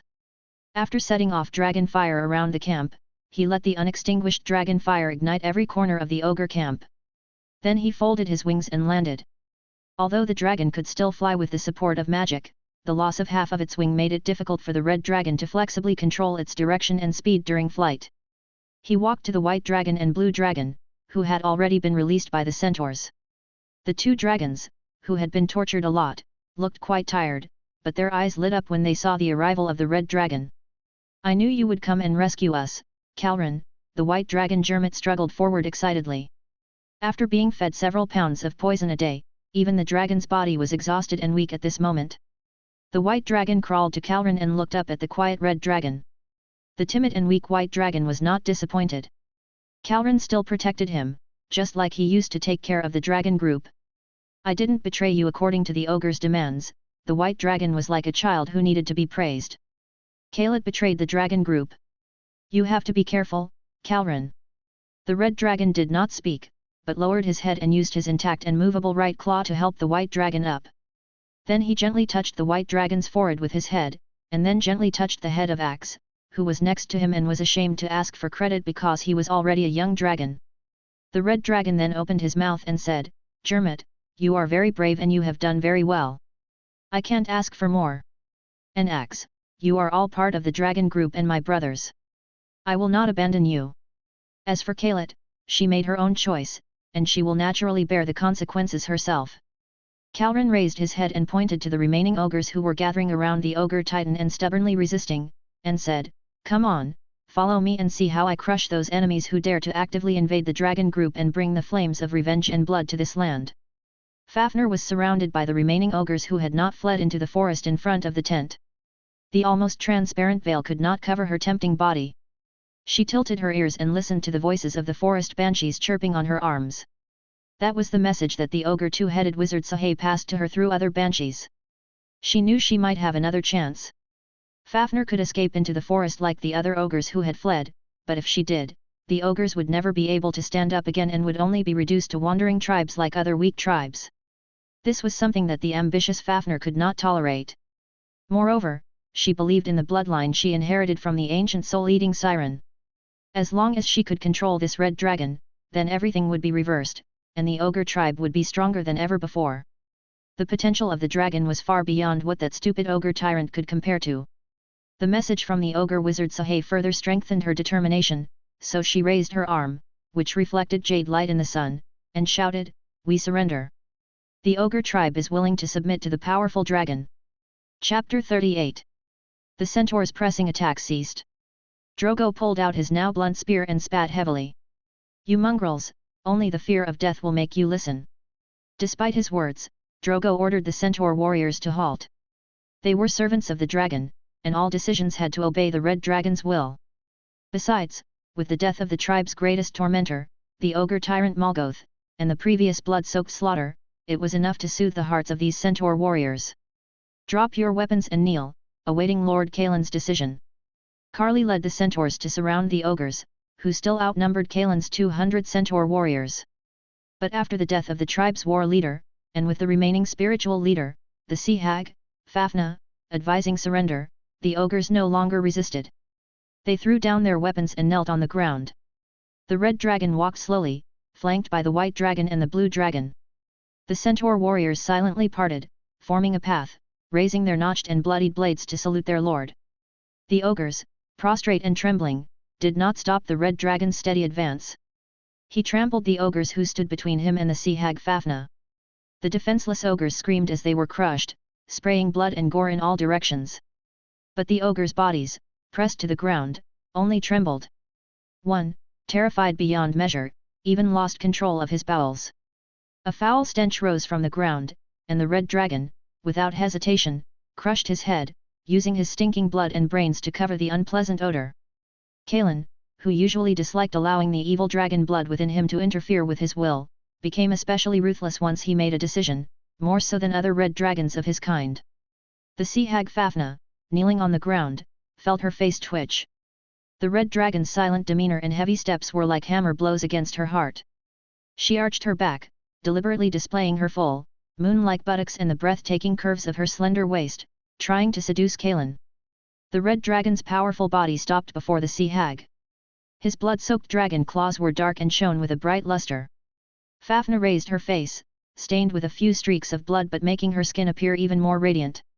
Her charming eyes were full of flowing waves, revealing her submission and obedience, as if captivated by the dragon's immense power.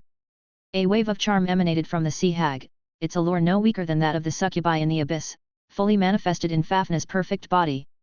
This was a power the ancient sea hag often used before she grew into a great demigod. The sea hag would seduce any creature she saw, making them willingly become her devoted followers or food. Confident in her abilities, Fafna straightened her chest. The 2 mounds of tender snow, almost leaping out of her clothes, coupled with the sea hag's deliberately soft voice, were even more seductive.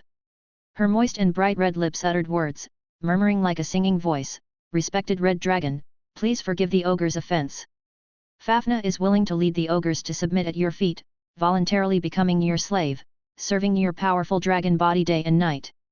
The soft voice was mixed with various hints and seductively suggestive mental energy, not daring to enter the dragon's body, but caressing and touching the red dragon's body, trying to stir up reactions in the dragon's body and mental associations.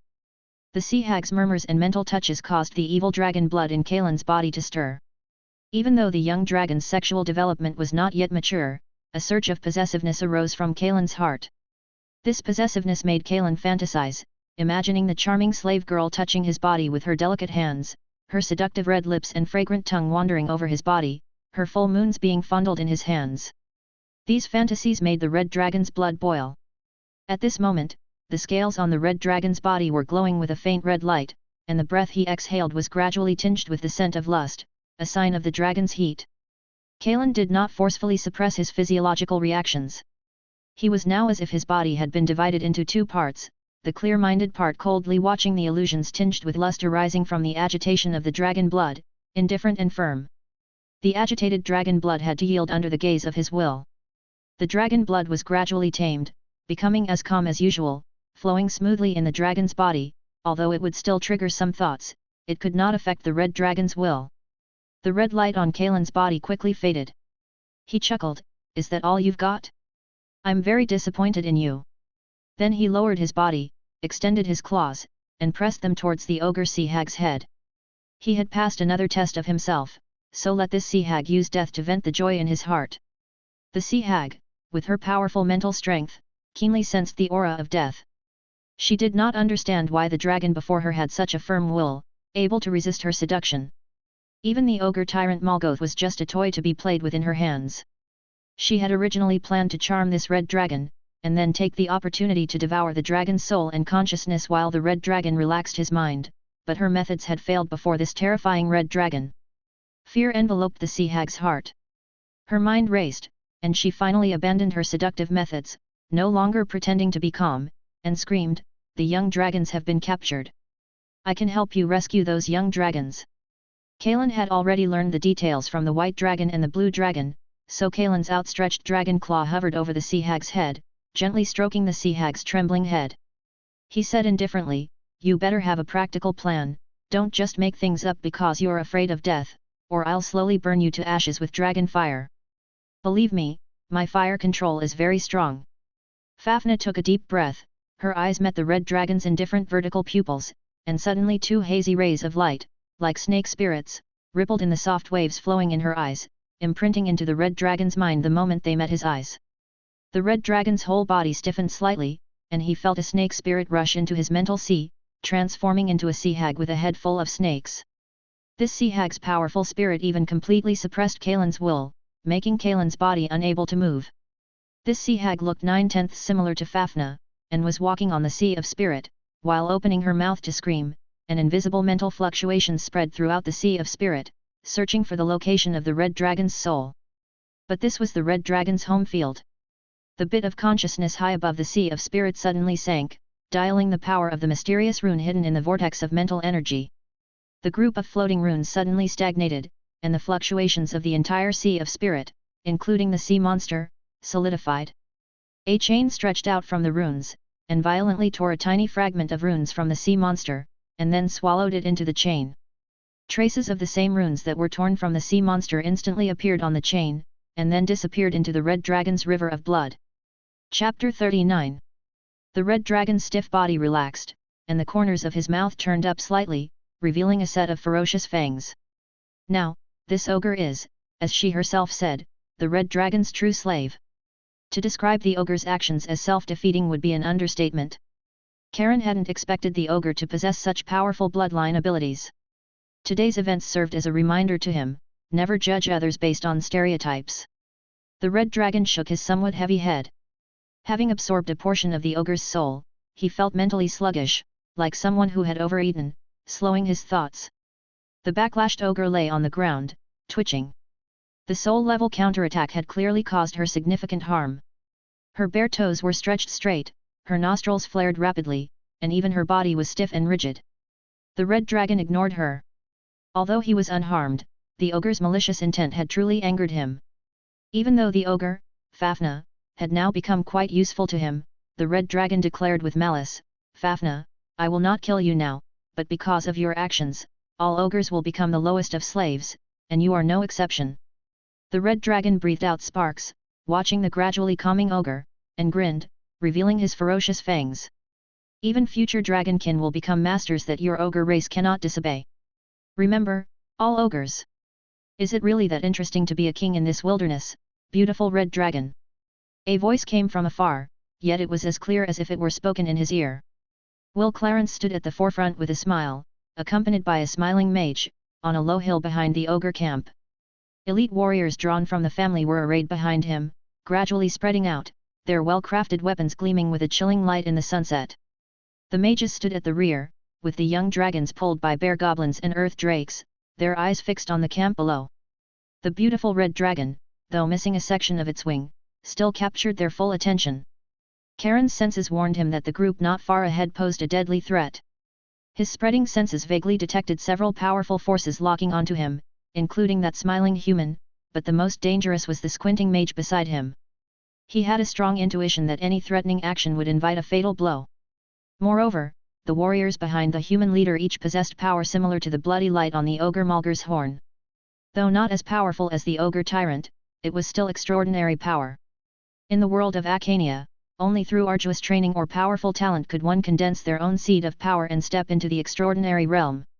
Above the extraordinary, ranks 1 to 5 were considered low tier, 6 to 10 were mid tier, 11 to 15 were high tier, and above 16 stepped into the holy domain. In some races, this stage was called a hero. Karen understood humans well. As a former human, he knew that while humans might lack individual strength compared to dragons, their greatest strength lay in their average level. They possessed unparalleled creativity and collective power, which other races could not match. And those mages, each brimming with magic, their staffs overflowing with vibrant magical light, locked onto the red dragon from afar. Perhaps if the red dragon showed the slightest intention of fleeing, countless magical strikes would follow.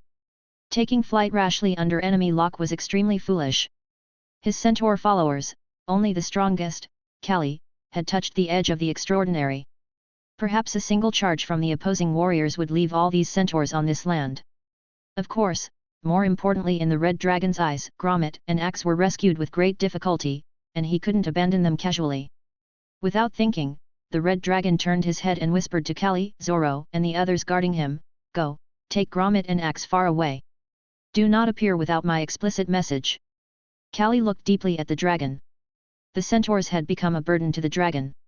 She knelt on the ground and said softly, "According to your will, Lord Karen, the centaurs will await your return."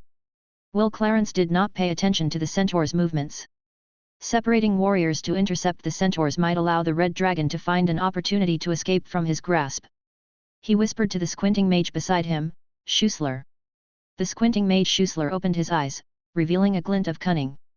He waved his staff gently, and a silent incantation condensed magic, which flowed into Will Clarence's body from the air. A faint, barely visible magic circle also appeared quietly under his feet. Will Clarence's aura immediately intensified, his height slightly increased, and the seed of power within his body erupted with an extremely intense bronze aura, enveloping his body. This was the power of the Bronze Certificate, one of the most orthodox and ancient cultivation methods of humanity, imitating the bronze seeds created by the gods in ancient times. The bronze aura on Will seemed to trigger resonance with the same power, and dozens of war soldiers behind him also showed faint bronze auras, continuously pouring towards Will. His aura immediately rose steadily, instantly rising from the 11th rank to the 14th rank, faintly touching the edge of the 15th rank. This was also his limit. Will felt the powerful force surging through his body, somewhat awkwardly controlling his body, briefly rising into the air, and stepping towards the red dragon, who was waiting in battle. He knew that dragons revered power, so he wanted to defeat this red dragon head-on with absolute strength. He wanted to subdue Karen. Dragons were born extraordinary creatures, able to kill a strong adult from birth. Measuring the strength of dragons with ordinary ranks was not very accurate. Instead, the approximate strength of true dragons was measured by the age of the dragon. This was the difference in the essence of life and the thickness of power. Mid-tier extraordinary warriors often needed to be extra careful when facing young dragons because their power was far from enough to contend with the young dragon's power. Although they had more agile figures and excellent martial skills to fight and maneuver against ordinary young dragons, carelessness meant death. And the red dragon in front of him, still in his youth, was even stronger than dragons of the same age. Even Will, who belonged to the high-tier extraordinary, needed the mage Schussler to give him the life growth and magic control reflection spells to ensure absolute advantage in order to achieve an overwhelming victory head-on. Although reduced to a mage's spell experiment, Will was happy to do so. Will Clarence landed gracefully in front of the red dragon like a refined nobleman, his unprecedented power making him fearless. He stared at the red dragon's cold vertical pupils and said, "Come with me, young dragon. Your talent is so outstanding that you should not be buried in this wilderness, wallowing in this illusory and barren power. Go see the world, changing every day and night. Humans have become the masters of the world, and even the most powerful dragons are just hiding in the edges of the world, eking out a living. It is because dragons are addicted to their ancient heritage and standing still." Chapter 40. In fact, Calren thought there might be a tiny bit of truth in what the other party said, but not much. These things were not a problem for him at all. His strength didn't completely rely on the dragon heritage and bloodline, it stemmed from other reasons. But how could he tell the other party this secret? And how could he be persuaded by mere words? Calren chuckled, raising his head high and snorting, "Are you sick in the head?" Will Clarence's smiling face faltered for a moment, then a noble, elegant, and false smile reappeared. When they felt they had the upper hand, most human nobles liked to maintain their superior attitude. Will Clarence wanted to win the red dragon's favor. Even if he hadn't seen the red dragon's domain prototype with his own eyes, the red dragon's posture alone was worth it. If he could gain the sincere allegiance of this red dragon, he would give up all the captured young dragons, even the blue dragon Colite. The combined value of these dragons was not as high as the red dragon. No matter how hard someone tried, no matter how strong their talent, it was 1 in a million to step over the threshold of legend. Talented dragons would enter the saint domain after adulthood, and only those with exceptional talent among dragons could step into legend. Even for the most powerful gold dragons, only pure-blooded members with outstanding bloodlines could reach the legend level after adulthood, but this didn't mean that the gold dragon's life level crossed legend. That was a threshold only exceptionally talented gold dragons could cross. And this red dragon possessed a domain prototype. As long as it didn't die prematurely, it was destined to grow into a legend over time, even reaching a domain state above legend. Will tried his best to restrain the surging power of the bronze proof on his body. He pointed to the magic flowing beneath the bronze aura on his body, his words full of enticement, "Do you know that this is just Huzel's experimental spell? It allows me to gain temporary life growth and withstand stronger power. But if it's used on you, young dragon, if you have enough magic to maintain it, this spell can accelerate your bloodline growth. And this magic circle under my feet is a control feedback magic. It allows me to reflect all your actions like a mirror in my mind. This will allow you to gain the upper hand in battle and be invincible." Will Clarence spoke eloquently, painting a bright future for the red dragon. "As long as you sincerely sign a contract with me, I will use the power of my entire family to help you grow. You can learn all these magics. A dragon's soul is difficult to enslave.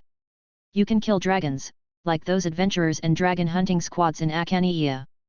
But if you want to enslave a dragon's soul, although the main plane consciousness of Akaniia rejects the arrival of true gods, the consciousness of the evil dragon god Tiamat might secretly descend and blast you into ashes.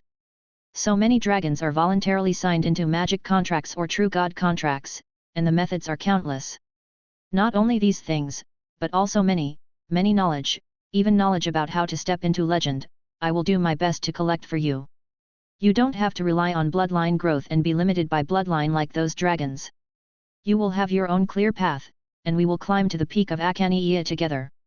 The human noble tried hard to draw a big cake, although he didn't have the ability now, he just needed the red dragon to believe that he had the ability. Once the red dragon submitted, his words would have a fulcrum of power, and then these words would not be empty words. It must be said that Will's words were quite tempting to Calren, but in fact, his method was completely wrong for the red dragon. Dragons are naturally lazy, and not every dragon has a love for magic. It was okay to accept inherited knowledge in sleep, but asking a dragon to learn magic was like trying to tempt it with enough gold. Perhaps this was one of the reasons why the true dragon clan gradually declined. And with Calrin's character, he just grinned, revealing his hideous fangs, slowly raised his intact dragon claws, and placed them in front of his chest, saying in a deep voice, "Then, show me the power of knowledge." Before the words fell, the red dragon's body had already entered a state of mental overload. His perception was extremely condensed, firmly locking onto the man with brilliant golden hair a few steps away. And the evil dragon blood lurking deep within Calrin's body surged in his veins. A hazy white mist and hot magma air emerged from the bright red and crimson gold scales. Boundless anger and destructive desire surged into his mind. A line of fire lit up from between Calrin's chest and abdomen, and the violent and destructive cyan dragon fire transformed into a pillar of flame that roared out of the dragon's hideous mouth. The violent sound of breaking wind exploded in everyone's ears. Whoosh! Will Clarence only had time to flick down the cross badge pinned to his chest, which transformed into a long sword and fell. His hands followed the falling momentum of the long sword, grasped it, and knelt on one knee, the long sword stabbing fiercely into the ground in front of him. The originally calm bronze aura was poured into the long sword, and with the blessing of the magic weapon, it instantly soared, and the bronze aura, like a sky-reaching fire, rose violently. The leaping flames instantly collided with the cyan dragon fire, making a thunderous roar. The force of the collision solidified for a moment, as if the world was silent, and then the sound spread from the fulcrum of the collision with the rolling air waves. The grey stone dust on the ground was swept away by the air waves, and Will Clarence's golden hair was also blown backward by the force of the collision. Thick dust rolled, and the sound of the collision of forces exploded in everyone's ears. Before the buzzing in everyone's ears dissipated, a pair of crimson eyes suddenly lit up in the thick smoke, with endless malice and destruction, like a dragon demon appearing in the fires of hell. The sharp dragon claws in the smoke, flashing with dazzling cold light, crashed out of the dust, tearing through the air with a scream, covering Will Clarence. With the dragon's strength and the sharpness of the dragon claws, this grab could tear apart hard stone, pierce armor, let alone the flesh and blood of a warrior. But at this critical moment, Will Clarence leaned back like a ghost, and swung the long sword he drew out. Clang clang clang! Several clear sounds came from the sword, touching the probing dragon claws several times in an instant, eliminating the dragon's fatal offensive. Before Will could catch his breath, the red dragon, after probing with its claws, suddenly twisted its body. The long tail roared like a siege hammer, and at the same time, a high temperature and hot hell descended, the rising heat waves and flying dust blocking the view. Bang! The red dragon's tail hit Will's weapon. Will stood still, and the surging bronze aura all over his body also turned into a circular shield, firmly enveloping himself to avoid the influence of the fire hell. Although the red dragon's fire hell was constantly eroding his strength, it could not break through his defense for a while. But a feeling of annoyance rose in his heart. He was not one of those wild ogre wizards. He was now gathering the strength of everyone, and should be far stronger than the young dragon in front of him, but after being taken the initiative by the young dragon, he had been suppressed all the time, even though he could see the red dragon's offensive intentions. Damn it, Will swallowed, about to mobilize all his strength to give the red dragon a hard blow, but found that he suddenly could not sense the red dragon's movements. He quickly urged the aura all over his body to roll and disperse the dust in front of him, but saw that the dragon demon that seemed to come from hell had already restrained its strength, turned around and flapped its wings, heading straight to the high altitude by the sea. Calrin slipped away. He found that he could not defeat the opponent in front of him. Even without the opponent's magic reflection blessing, it was difficult for him to defeat the opponent in a short time. If he was not careful, he would suffer a big loss. After all, the opponent was a high-level transcendent warrior. Although his scales were now much more defensive than the animal skins of those ferocious beasts, they could not withstand the opponent's attack. High-level transcendent warriors could easily break the defense of young red dragons. If it weren't for Calrin's extraordinary specifications, in principle, a group of well-equipped low-level transcendent adventurers would be enough to besiege and overturn a young red dragon. What's more, there were high-level mages and many transcendent warriors with excellent martial arts skills around, eyeing him covetously. The young red dragon was not enough to defeat these teams of high-level mages and transcendent warriors in groups. So, taking advantage of the fact that others relaxed their mental lock on him during the fight, and using the cover of dust and air waves, he fled to the seaside, taking the opportunity to strike first, and if he couldn't kill him, he would just run away. See if he could take the opportunity to burn down these human ships, so that they would not have enough transportation tools, and those young dragons would be temporarily left here, and then he would find a way to see if he could rescue them. But as soon as the red dragon rose into the air, a blood arrow and several ice crystal magic arrows came with a sharp howl. The red dragon in the state of mental overclocking was flexible, twisting away the blood arrow and several other crystal magic arrows. The magic of these high-level mages was twisted away by the red dragon at the critical moment. In this state, the red dragon had far more flexibility than ordinary dragons. Calren flapped his wings and rose, but the cold words of the human noble came from behind him. "Red dragon, if you escape, these young dragons will die in my hands." The human noble's expression was cold and arrogant, and he used all means to achieve his goals. Calren's heart shook, and his strong and powerful wings slowed down involuntarily. He didn't dare to gamble whether the human noble's words were true. In so many years of getting along, even if his heart was indifferent, he had emotions for these partners who had grown up together since childhood that were difficult to give up in a short time. The selfishness in the red dragon's bloodline and the gentleness of human nature conflicted, blinding his senses. At this moment, several high-level mages shot at the same time, and a large amount of magic gathered in the air, turning into magic that fell on the red dragon. A fire ring emitting magic fluctuations that the red dragon did not have time to examine carefully was also quietly placed on Calren's body. With a loud bang, the red dragon, who was almost immune to fire elements, was not subjected to elemental damage, but the explosion's fluctuations broke the weakest wing bone of the red dragon. The spells of other high-level mages also hit the red dragon's body. Fortunately, not every mage had the skills and ability to silently cast high-level magic, but the magic of these high-level mages still had an impact on the red dragon's body, causing him to lose his balance in the air and accelerate his fall. The red dragon fell from the air, falling into the dust. Before Calren fell, the image of the squinting eye mage flashed through his mind. Ring of Fire, this cub, who taught him to pinch a high-level magic as soon as he makes a move. Will Clarence looked coldly at the red dragon with broken wings and the two-headed ogre Sahey in the distance with a smug and happy face, and said lightly to the warriors who followed up behind him, "Go, kill these meddlesome ogres, they no longer have the value of trading and supporting." His eyes were indifferent, looking at the ogres like chickens and dogs. But at this moment, a vague and unformed thought flashed in his mind, making his spine chill. He, Will Clarence, seemed not to be here. Chapter 41. Silent and dark, the sound of waves, the world shaking. Karen slowly opened his tired eyes, smelled the clear fishy smell of seawater, and what came into view was pairs of giant dragon eyes emitting a faint light in the darkness. Karen! Karen, you're finally awake. Karen, how are you? Do you feel okay? The surprised voices of the young dragons came from his ears, somewhat like the buzzing sound heard after tinnitus. His head was a little dizzy, but he could still hear clearly. The red dragon took a deep breath and slowly replied, "Don't worry, I'm fine now." Karen, Carlight betrayed us. She betrayed the dragon group. The little mother dragon Kleinaya squeezed forward with difficulty, her words full of anger as she complained to the red dragon. "I know, Gamot told me about this." Karen turned his head and scanned the area. The originally wide cabin had been emptied to accommodate these dragons. The red dragon Kleinaya, the black dragon Rosani, the blue dragon Dos, the white dragon Kamide, and the green dragon Antagena were all here, while the blue dragon Carlight was curled up alone in a distant corner, her head buried under her wide wings, silent. Karen breathed a sigh of relief. The fact that he didn't see the white dragon Gamot and the blue dragon Axa was good news. "Karen, what should we do in the future?" The white dragon Kamide, who had the most trust in the red dragon's abilities, looked at Karen expectantly.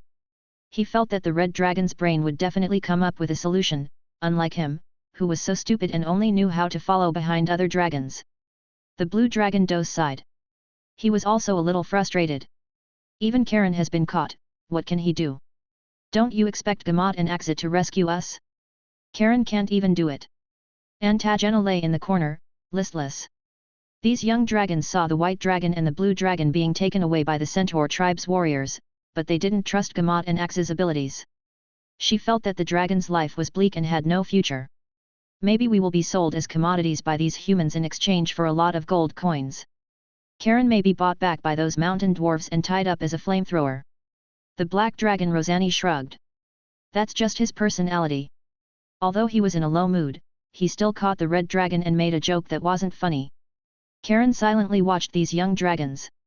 His will allowed him to calmly accept everything that happened, whether the result was good or bad, but these young dragons couldn't. He could feel the confusion and bewilderment in these young dragons' hearts. Currently, he needs to give these young dragons some encouragement and courage. The red dragon's pupils shone brightly in the dark cabin. He didn't care if his words were heard by Carlight. He said in a deep voice, "Temporarily lurk our claws and endure, like a beast of the grassland lying on a barren hill." "And the expression on the red dragon's face was particularly firm, he said, "I will try my best to bring you all back to our birthplace. We will eventually return to this land, this is my promise."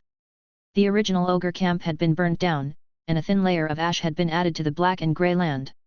Countless ogre corpses that died under the hooves of the centaurs were gathered together and piled up to form a small mountain. And some ogres who didn't have time to escape died in the battle between the Red Dragon and Will Clarence, and some died in the massacre by the warriors under the Clarence family. The hot weather has already caused these corpses to begin to rot and stink, and countless flies and mosquitoes are flying back and forth on the corpses. The ogre giant Fafnir led the ogres who had temporarily gathered and fled into the forest to carry the dead bodies, and then sprinkled a resin that was very easy to burn in the forest on the pile of corpses. These ogres will be burned and turned into fertilizer to nourish the land. They grew up here, and after death, they can be considered a return to the land under their feet.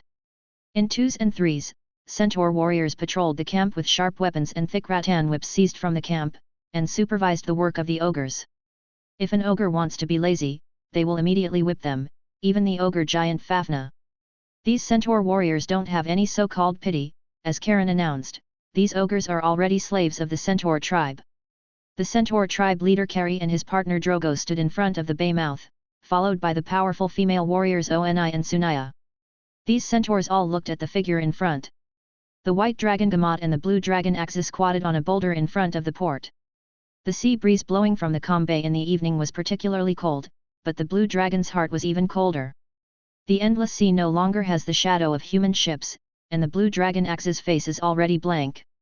Axis turned his head, his blank heart subconsciously wanted to seek a little comfort, maybe the white dragon was like him, and now he didn't know where to go.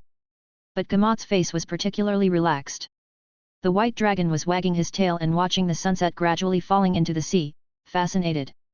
He seemed to have realized why Karen liked to watch the sunset on the grassland in the evening. The blue dragon Axis noticed the white dragon's tail. Although the wound on the broken tail had healed long ago, there was no trace of growth.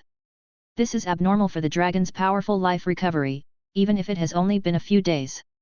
Axis raised his own question, "Gamot, what's wrong with your tail? Is it because you were hit by those vicious witch spells? You can tell me, maybe I can help you find a solution." The white dragon shook his head and stopped wagging his tail and said, "Axis, you don't need to worry about me, there is nothing wrong with my tail, this is because I didn't choose to let it grow back." "Why?" The blue dragon looked puzzled. The dragon's tail is not only a very powerful weapon, but sometimes it can also be used to maintain body balance when flying in the air. "If Karen and the dragon group don't return to this land one day, I will be the one-day broken-tailed Gamot." The white dragon replied like this, he said, "In the past, I was always timid and cowardly, and liked to hide behind Karen and hide in the dragon group, but now I should stand up, the dragon group needs my strength, and Karen needs my help." At this moment, Axis, who is at the end of the young dragon's age group, seems naive in front of the young dragon. Maybe there is a saying that is right, precocious people are usually late bloomers, and late bloomers are often more mature. Gamot turned his head and asked the blue dragon, "Axis, you will help me, right, just like Karen has always helped us?" The confusion on the blue dragon's face also disappeared. He pretended to be relaxed and said, "Although Karen beat me, who made me a member of the dragon group?" The white dragon stood up, and the gradually growing wings suddenly opened. He turned around, and the crystal white vertical pupils stared at the centaur and asked lightly, "Then what about you centaurs, Kari?" The centaurs pounded their chests and lowered their heads, their eyes full of determination. "We will wait for the return of our Lord Karen, before that, your will is the will of the centaurs, Lord Gamot." Well, Karen will gain crucial knowledge in this experience, and it is also about the setting of legends. Karen's childhood is over, and next is the homecoming of the young king. Chapter 42. Not sure how many days had passed, but Karun had long lost any precise sense of time. This was a habit formed since his birth. Dragons didn't really need the concept of time, it wasn't useful to them. These dragons were all chained by their limbs with specially prepared shackles, given only a fixed amount of food each day to keep them alive. Even this meager ration was laced with potent potions by the mages, meant to suppress the dragon's magical bloodline and prevent them from going berserk on the ship. Consequently, the dragons had very little room to move, and their bodies felt weak and limp when they did, so they could only huddle together. They buried their heads in their wings, like large cats curled up asleep. Karun was also dozing with his eyes closed, his head tucked under his folded wings. Only Kamide, the white dragon sleeping next to Karun, was extremely restless, mumbling and grumbling, seemingly sucking on his own wingtip as if he were eating something delicious in his dreams. The red dragon sighed helplessly and sank his consciousness into the heart energy vortex. Strands of complex or pure heart force were swallowed and spat out by the runic cluster, then a few rare and barely perceptible bits of heart energy were merged into the vortex.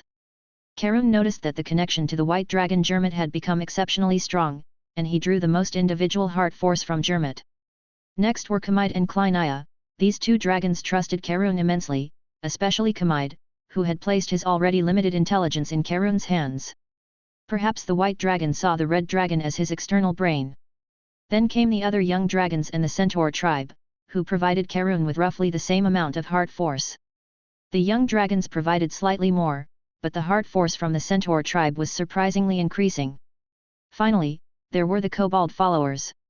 Although numerous, each kobold provided very little heart force, likely because their individual power was too weak.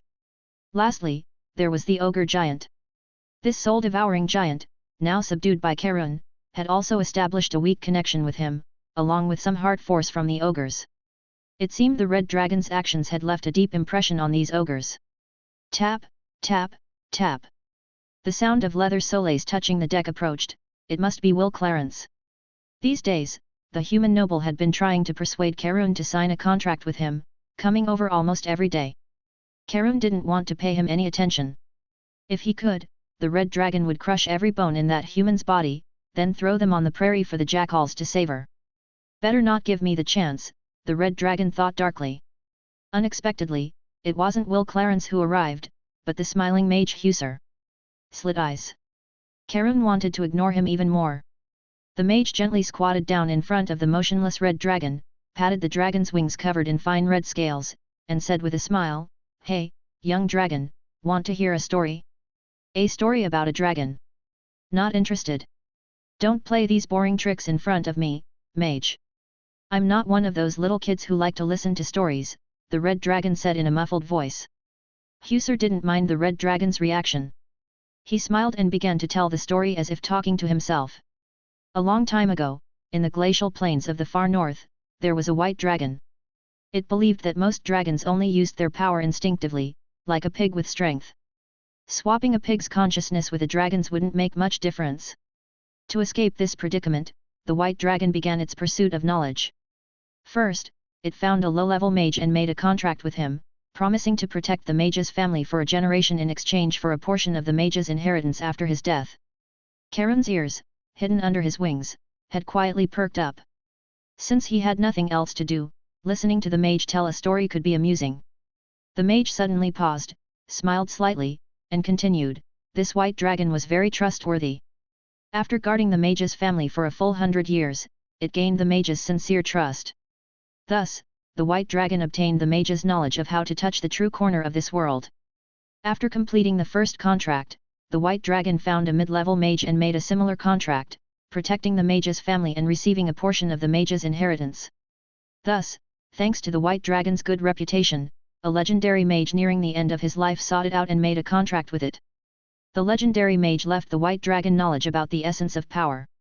All transcendent beings in the world have their own seed of power, and the dragon's seed of power is their evil dragon bloodline. In just a few hundred years, this white dragon used this knowledge to elevate its life essence beyond the threshold of legend. Life essence beyond the threshold of legend? Although Karun's own inheritance didn't contain information about this white dragon, he knew that the true dragon race's strength far exceeded the defined levels of power. In terms of the transcendent level system, dragons generally exceeded the defined strength level by 2 ranks.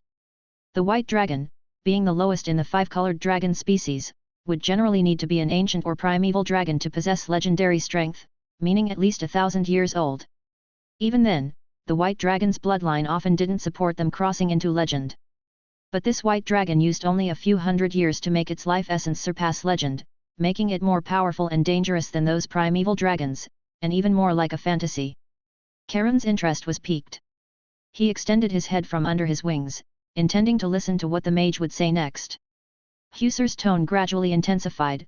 This white dragon even killed a legendary level titan after entering astral travel and was called Winter's Breath.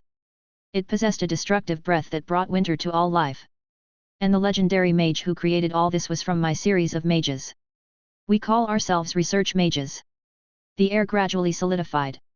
After a long while, the mage, seeing the red dragon seemingly in a daze, couldn't help but wave his hand in front of the dragon's eyes. Are you going to say something, young dragon? What should I say? Karen was stunned, his mind still on what the mage had just said. The true aspect of the world, what he saw when triggering his limit perception, should also belong to the true aspect of the world. The slit-eyed mage Huser opened his eyes wide, looking a bit frantic. Young dragon, your talent is far stronger than that white dragon. You shouldn't be like those dragons, indulging in your bloodline. Follow me, I will help you, and you can help me. If you and I join forces, our future will be limitless. The red dragon swung his tail idly, not saying a word. This pie was not only huge but also tough to chew. Dragons are dragons, and Karun is Karun. What does Joe's business have to do with me, Lu? Moreover, the situation wasn't clear yet. He should wait and see, not make a blind choice. The dragon's silence represented a certain attitude. The mage's eyes narrowed again. He stood up and looked deeply at the red dragon. There's a true dragon hidden in your eyes, young dragon. If you change your mind, I will help you. Chapter 43. Karen admitted that the mage had a point. In his view, the secrets in his mind were like a power amplifier. The more he knew, the stronger his foundation, and the more he would gain in return. Treating it as a mindless tool for power was a great waste. It should be a ladder for self-transcendence, not just a stepping stone on the path to becoming stronger. Perhaps he should shift his future strengthening efforts in this direction. The red dragon slowly closed his eyes, gradually accumulating his strength. In times of hardship, it was the perfect time to cultivate. He would use the thorns along the way to temper his will. The days at sea were extremely dull and monotonous, especially since the young dragons were confined to the ship's hold, unable to move freely. All they could hear was the sound of the sea, which made them feel mentally exhausted. Mealtime was the most active time for the young dragons, even though the food was scarce, barely enough to sustain their basic physiological needs. Fortunately, dragons were born extraordinary creatures. Unlike ordinary beasts, they didn't need to relieve themselves daily. A dragon's stomach could digest almost all food, but there would always be some food residue that was useless to the dragon's body. Dragons could condense these useless food residues in their stomachs and excrete them when needed. Otherwise, the entire ship's hold would have been stinking long ago. However, with so little food, the dragons didn't have much food residue left. Only an excessive amount of magic potions slowly settled in the dragons' stomachs, forming crystals. The young dragons' bodies were suppressed, and they couldn't excrete these harmful substances for the time being, so they had no choice but to make this compromise to reduce the impact on their bodies. Will Clarence, the nobleman, would come down from the airship on time every day in an attempt to persuade the red dragon, but the red dragon ignored him. Days passed, and just as the young dragons were beginning to get used to falling asleep to the rhythm of the waves, the ship finally docked. The young dragons didn't know where they had arrived. After the ship docked, they were pushed into large iron cages covered with black cloth in the pitch-black night. Each cage was pulled by 6 tall, sturdy geldings with mixed blood, heading towards an unknown world under the cover of darkness. Karen didn't want to reveal his perception abilities, but his sensitive ears could hear that the number of escorts had increased significantly. The heavy sound of horses' hooves indicated fully armed knights, perhaps even heavily armored knights. He counted about 100 knights. There were also a considerable number of foot soldiers. Their footsteps were not light, but there was no conversation between them, indicating that they were also a well-equipped and carefully selected escort team. This number of knights and soldiers might be the entire elite force of the Clarence family. The procession moved quite slowly, with light cavalry constantly coming and going, obviously because Will was extremely cautious, constantly sending out light cavalry to scout the situation. Only at night would a corner of the black cloth covering the dragons' heads be lifted for ventilation, allowing the young dragons to eat. At this time, the originally well-organized team would always cause some commotion and shock. The knights, who had been trained from childhood in the Clarence family, didn't know what they were guarding on this trip, because even these loyal knights hadn't received any information. They could only stare in shock at the unusually quiet young dragons in the cages for half the night. Dragons had long become legends in most people's minds. This world was no longer the ancient, barbaric era ruled by dragons, titans, giants, and other magical creatures. The dynasties created by powerful species such as the ancient Orc Empire, the Elven Kingdom, and the Dwarven Kingdom had also withdrawn from the world's stage. Now was the era of human rule. They even wanted to rule the sky and the sea after developing an extremely prosperous magical culture. The giant ships sailing on the ocean and the airships flying in the sky were proof of this. Some crazy mages even proposed building mage towers that flew in the sky and floating city fortresses above the clouds. Those declining races and powerful creatures were now scattered in the wilderness all over the world of Acania. The powerful chromatic dragons and metallic dragons rarely appeared in the sight of humans. Only the Southern Empire far away was said to have good dragons, who had even received titles in the human empire. Even so, many chromatic dragons were still slaughtered by greedy, ubiquitous treasure hunters and dragon hunters. Now, only in the remote wilderness swamps and deep mountains and forests could one find information about those chromatic dragons. There were no particularly high-profile chromatic dragons anymore. Even adult dragons only dared to appear in sparsely populated marginal towns. Only when an evil dragon could develop to adulthood, when the evil dragon's power was usually already a monster kingdom, would it brazenly roam the continent. At this time, only a kingdom or even an empire of the same size as its power would have the strength to crusade against it, but very few evil dragons could grow to such a stage. After spending a few days in cages covered with black cloth, the black cloth was finally lifted. Although the procession was still moving, it was obviously much more relaxed. Many passing merchants and pedestrians began to appear on both sides of the wide stone road that could accommodate 16 carriages side by side. The merchants shouted at their orc slaves who were driving the carts, and the earth dragon slowly pulled the vehicles forward on the road. Some merchants with considerable power even had centaur slave guards and elf slave guards. These slaves wore leather armor and were allowed to hold bows and arrows and weapons, guarding the merchants' carriages. In the vast fields on both sides of the road, many farmers also stopped to watch, and there were also rare black-skinned minotaur slaves working in the fields. The stewards sat aside drinking wine and chatting comfortably while holding whips. Someone exclaimed, "Dragons! My God, they are actually dragons! Look, that's the brutal red dragon, and there are many young dragons." The exclamations rose one after another, quickly spreading across the entire road and field, causing a sensation here.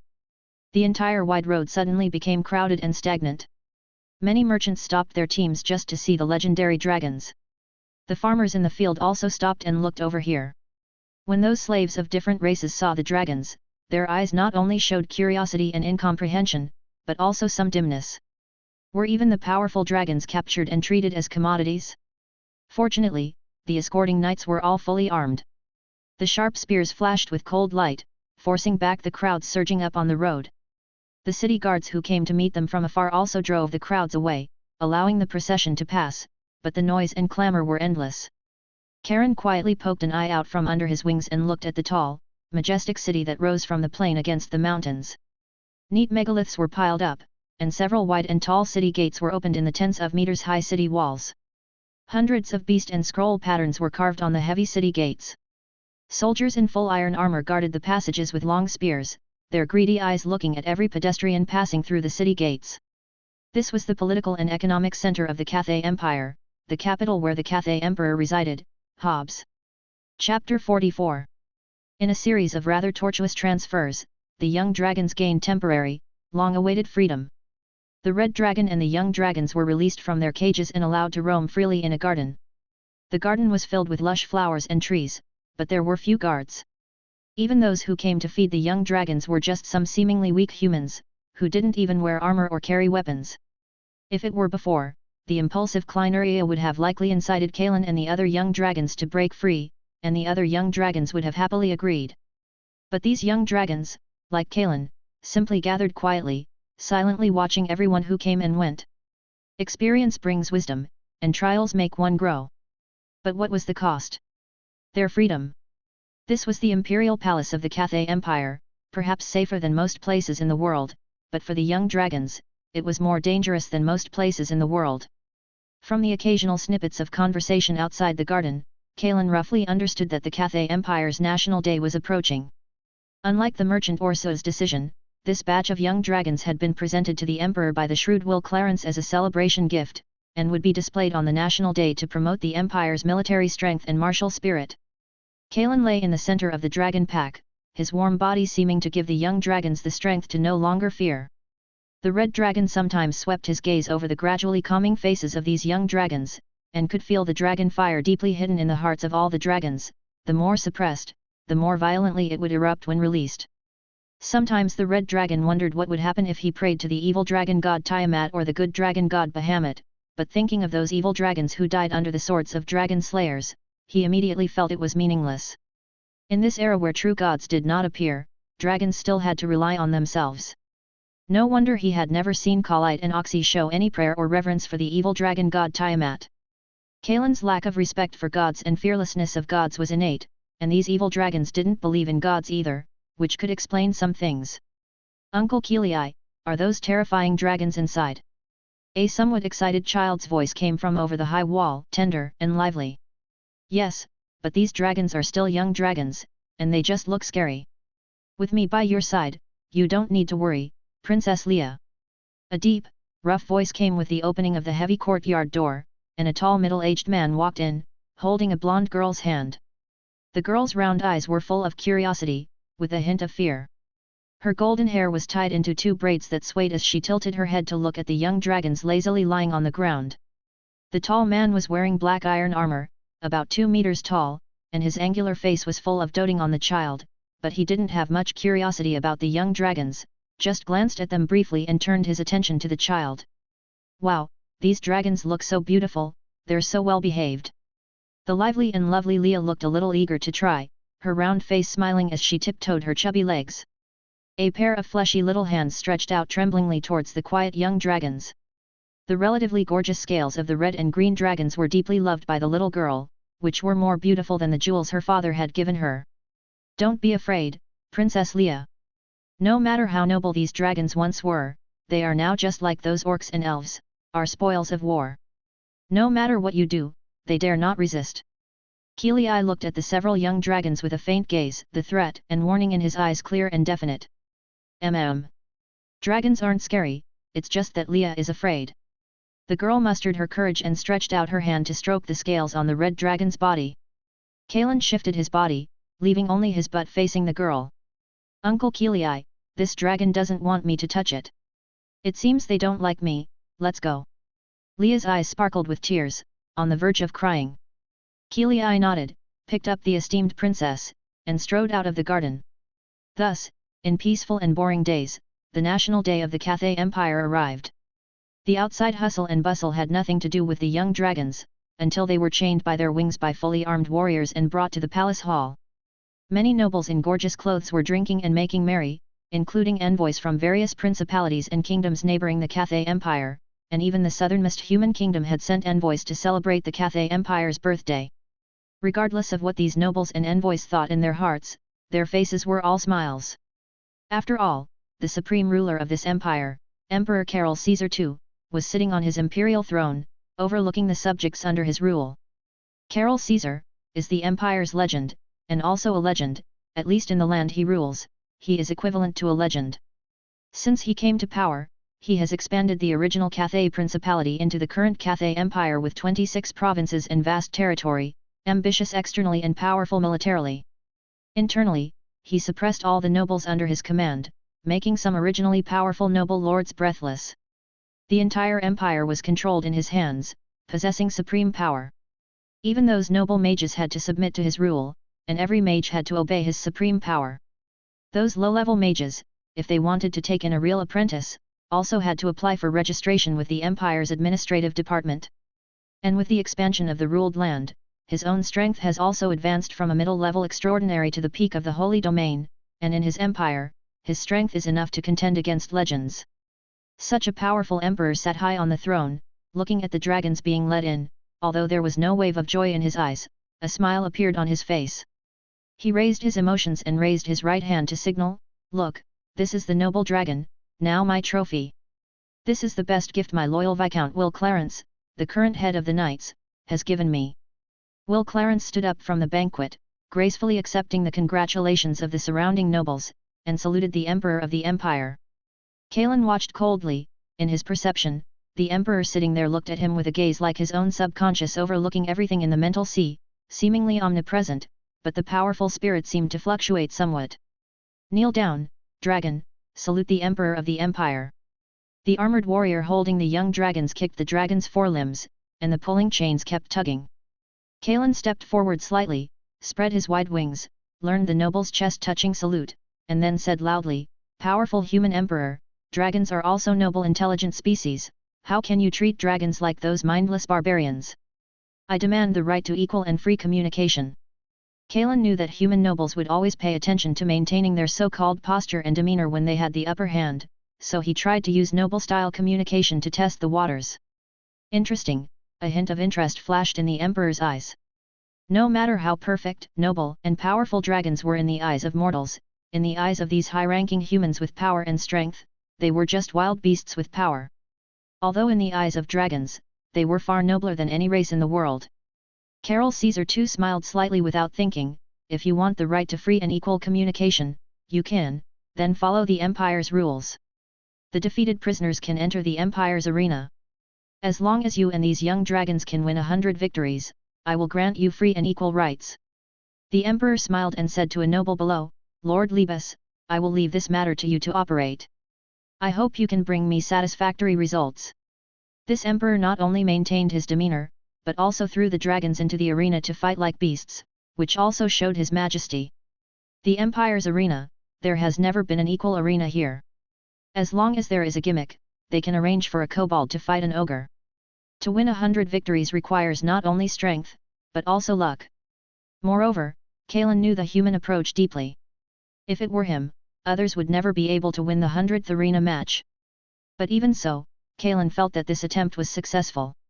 Pessimists stand in an invincible position, and optimists have the possibility of success. His attempt was the prelude to success. As for those humiliations, the dragons will not forget. Chapter 45. The chains on Kalen's body were replaced with magical alchemical creations, magic rings. These magic rings not only suppressed magic, but would also emit a warning signal and cause a powerful explosion if forcibly removed. No matter how powerful a creature is, the inside of its body is always a relatively weak point. Stepping into the wide and long underground prison passage of the arena, Kalen's first impression was the stench, an unbearable stench. It housed prisoners of various races, now all turned into desperate combatants in this arena. There were weak races like hobgoblins, centaurs, and gnolls, as well as once powerful races like orcs and elves, and many strange creatures that Kalen didn't even recognize. Without exception, however, those who survived in this arena were the strongest warriors of their respective races. The weak had long become corpses or remnants. These exceptionally powerful gladiators were assigned individual stone cells, while the weaker ones were crammed together. However, there were no conflicts among them, as simply surviving here consumed most of their energy. The arrival of the young dragons did not surprise these gladiators. Teetering between life and death had made them cold enough. The most curious action was just a glance as the young dragons passed by their cells. Although the young dragons were not yet fully grown, the power of the dragon race was beyond doubt, so each dragon was assigned a separate cell. And Kalen, the strongest of the young dragons, had his cell at the end of this passage. Here were 10 of the widest cells, specially prepared for gladiators of particularly large size, but currently only 3 cells were occupied. Although the faces of these 3 gladiators were hidden in the shadows under the dim light, Kalen's excellent true dragon vision allowed him to clearly see their true forms, a werewolf, a vampire, and a centaur. These 3 gladiators of different races all possessed strong power fluctuations, even stronger than when Will Clarence gathered everyone together. However, the power on the centaur's body was significantly more obscure, and the fluctuations of power were also faint. If one wasn't careful, they might think he was just an ordinary warrior. They were perhaps powerful warriors captured because of war failures, Kalen speculated casually in his heart, and stepped into the prison. Yo, a dragon has been captured too. The vampire in the shadows appeared under the light, and mocked, it seems that the dragon Tiamat did not favor her creations, and doesn't even care about her most beloved red dragon. Kalen was not angry, because he had no intention of having faith in Tiamat. He just faintly mocked, Didn't your vampire ancestors also used to be powerful demigods active in this world? How come they didn't favor your vampire race? The vampire shrugged indifferently, that old undead thing doesn't know where he died. Maybe he was killed by someone else long ago. The werewolf's ancestors haven't appeared for hundreds of years either. Maybe these two old things died together. The fine scales between Kaelin's eyebrows wrinkled. The ancestors of the vampires and werewolves were both demigods who were clearly active in the world of Acania. Although there was a feud between the two races, he found it hard to believe that two powerful demigods would die together. Thinking again that the chromatic dragons were now too lazy to pray to the evil dragon god Tiamat, and it was said that the metallic dragon god Bahamut had not revealed any divine revelations for hundreds of years, and the powerful demigod ancestors of those races had slowly disappeared, this kind of thing always brought a strange feeling to Kaelin. Kaelin shook his heavy head. The powerful soul power of the ogre giant had been giving him feedback.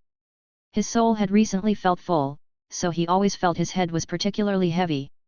He didn't think much about it. There were no more clues to this matter, and there was no use in guessing more. His current priority was to think about what to do next.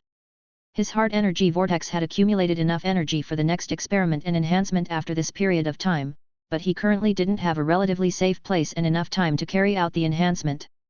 Perhaps he should carry out subtle enhancements little by little, so that he wouldn't have to spend a lot of time going into slumber.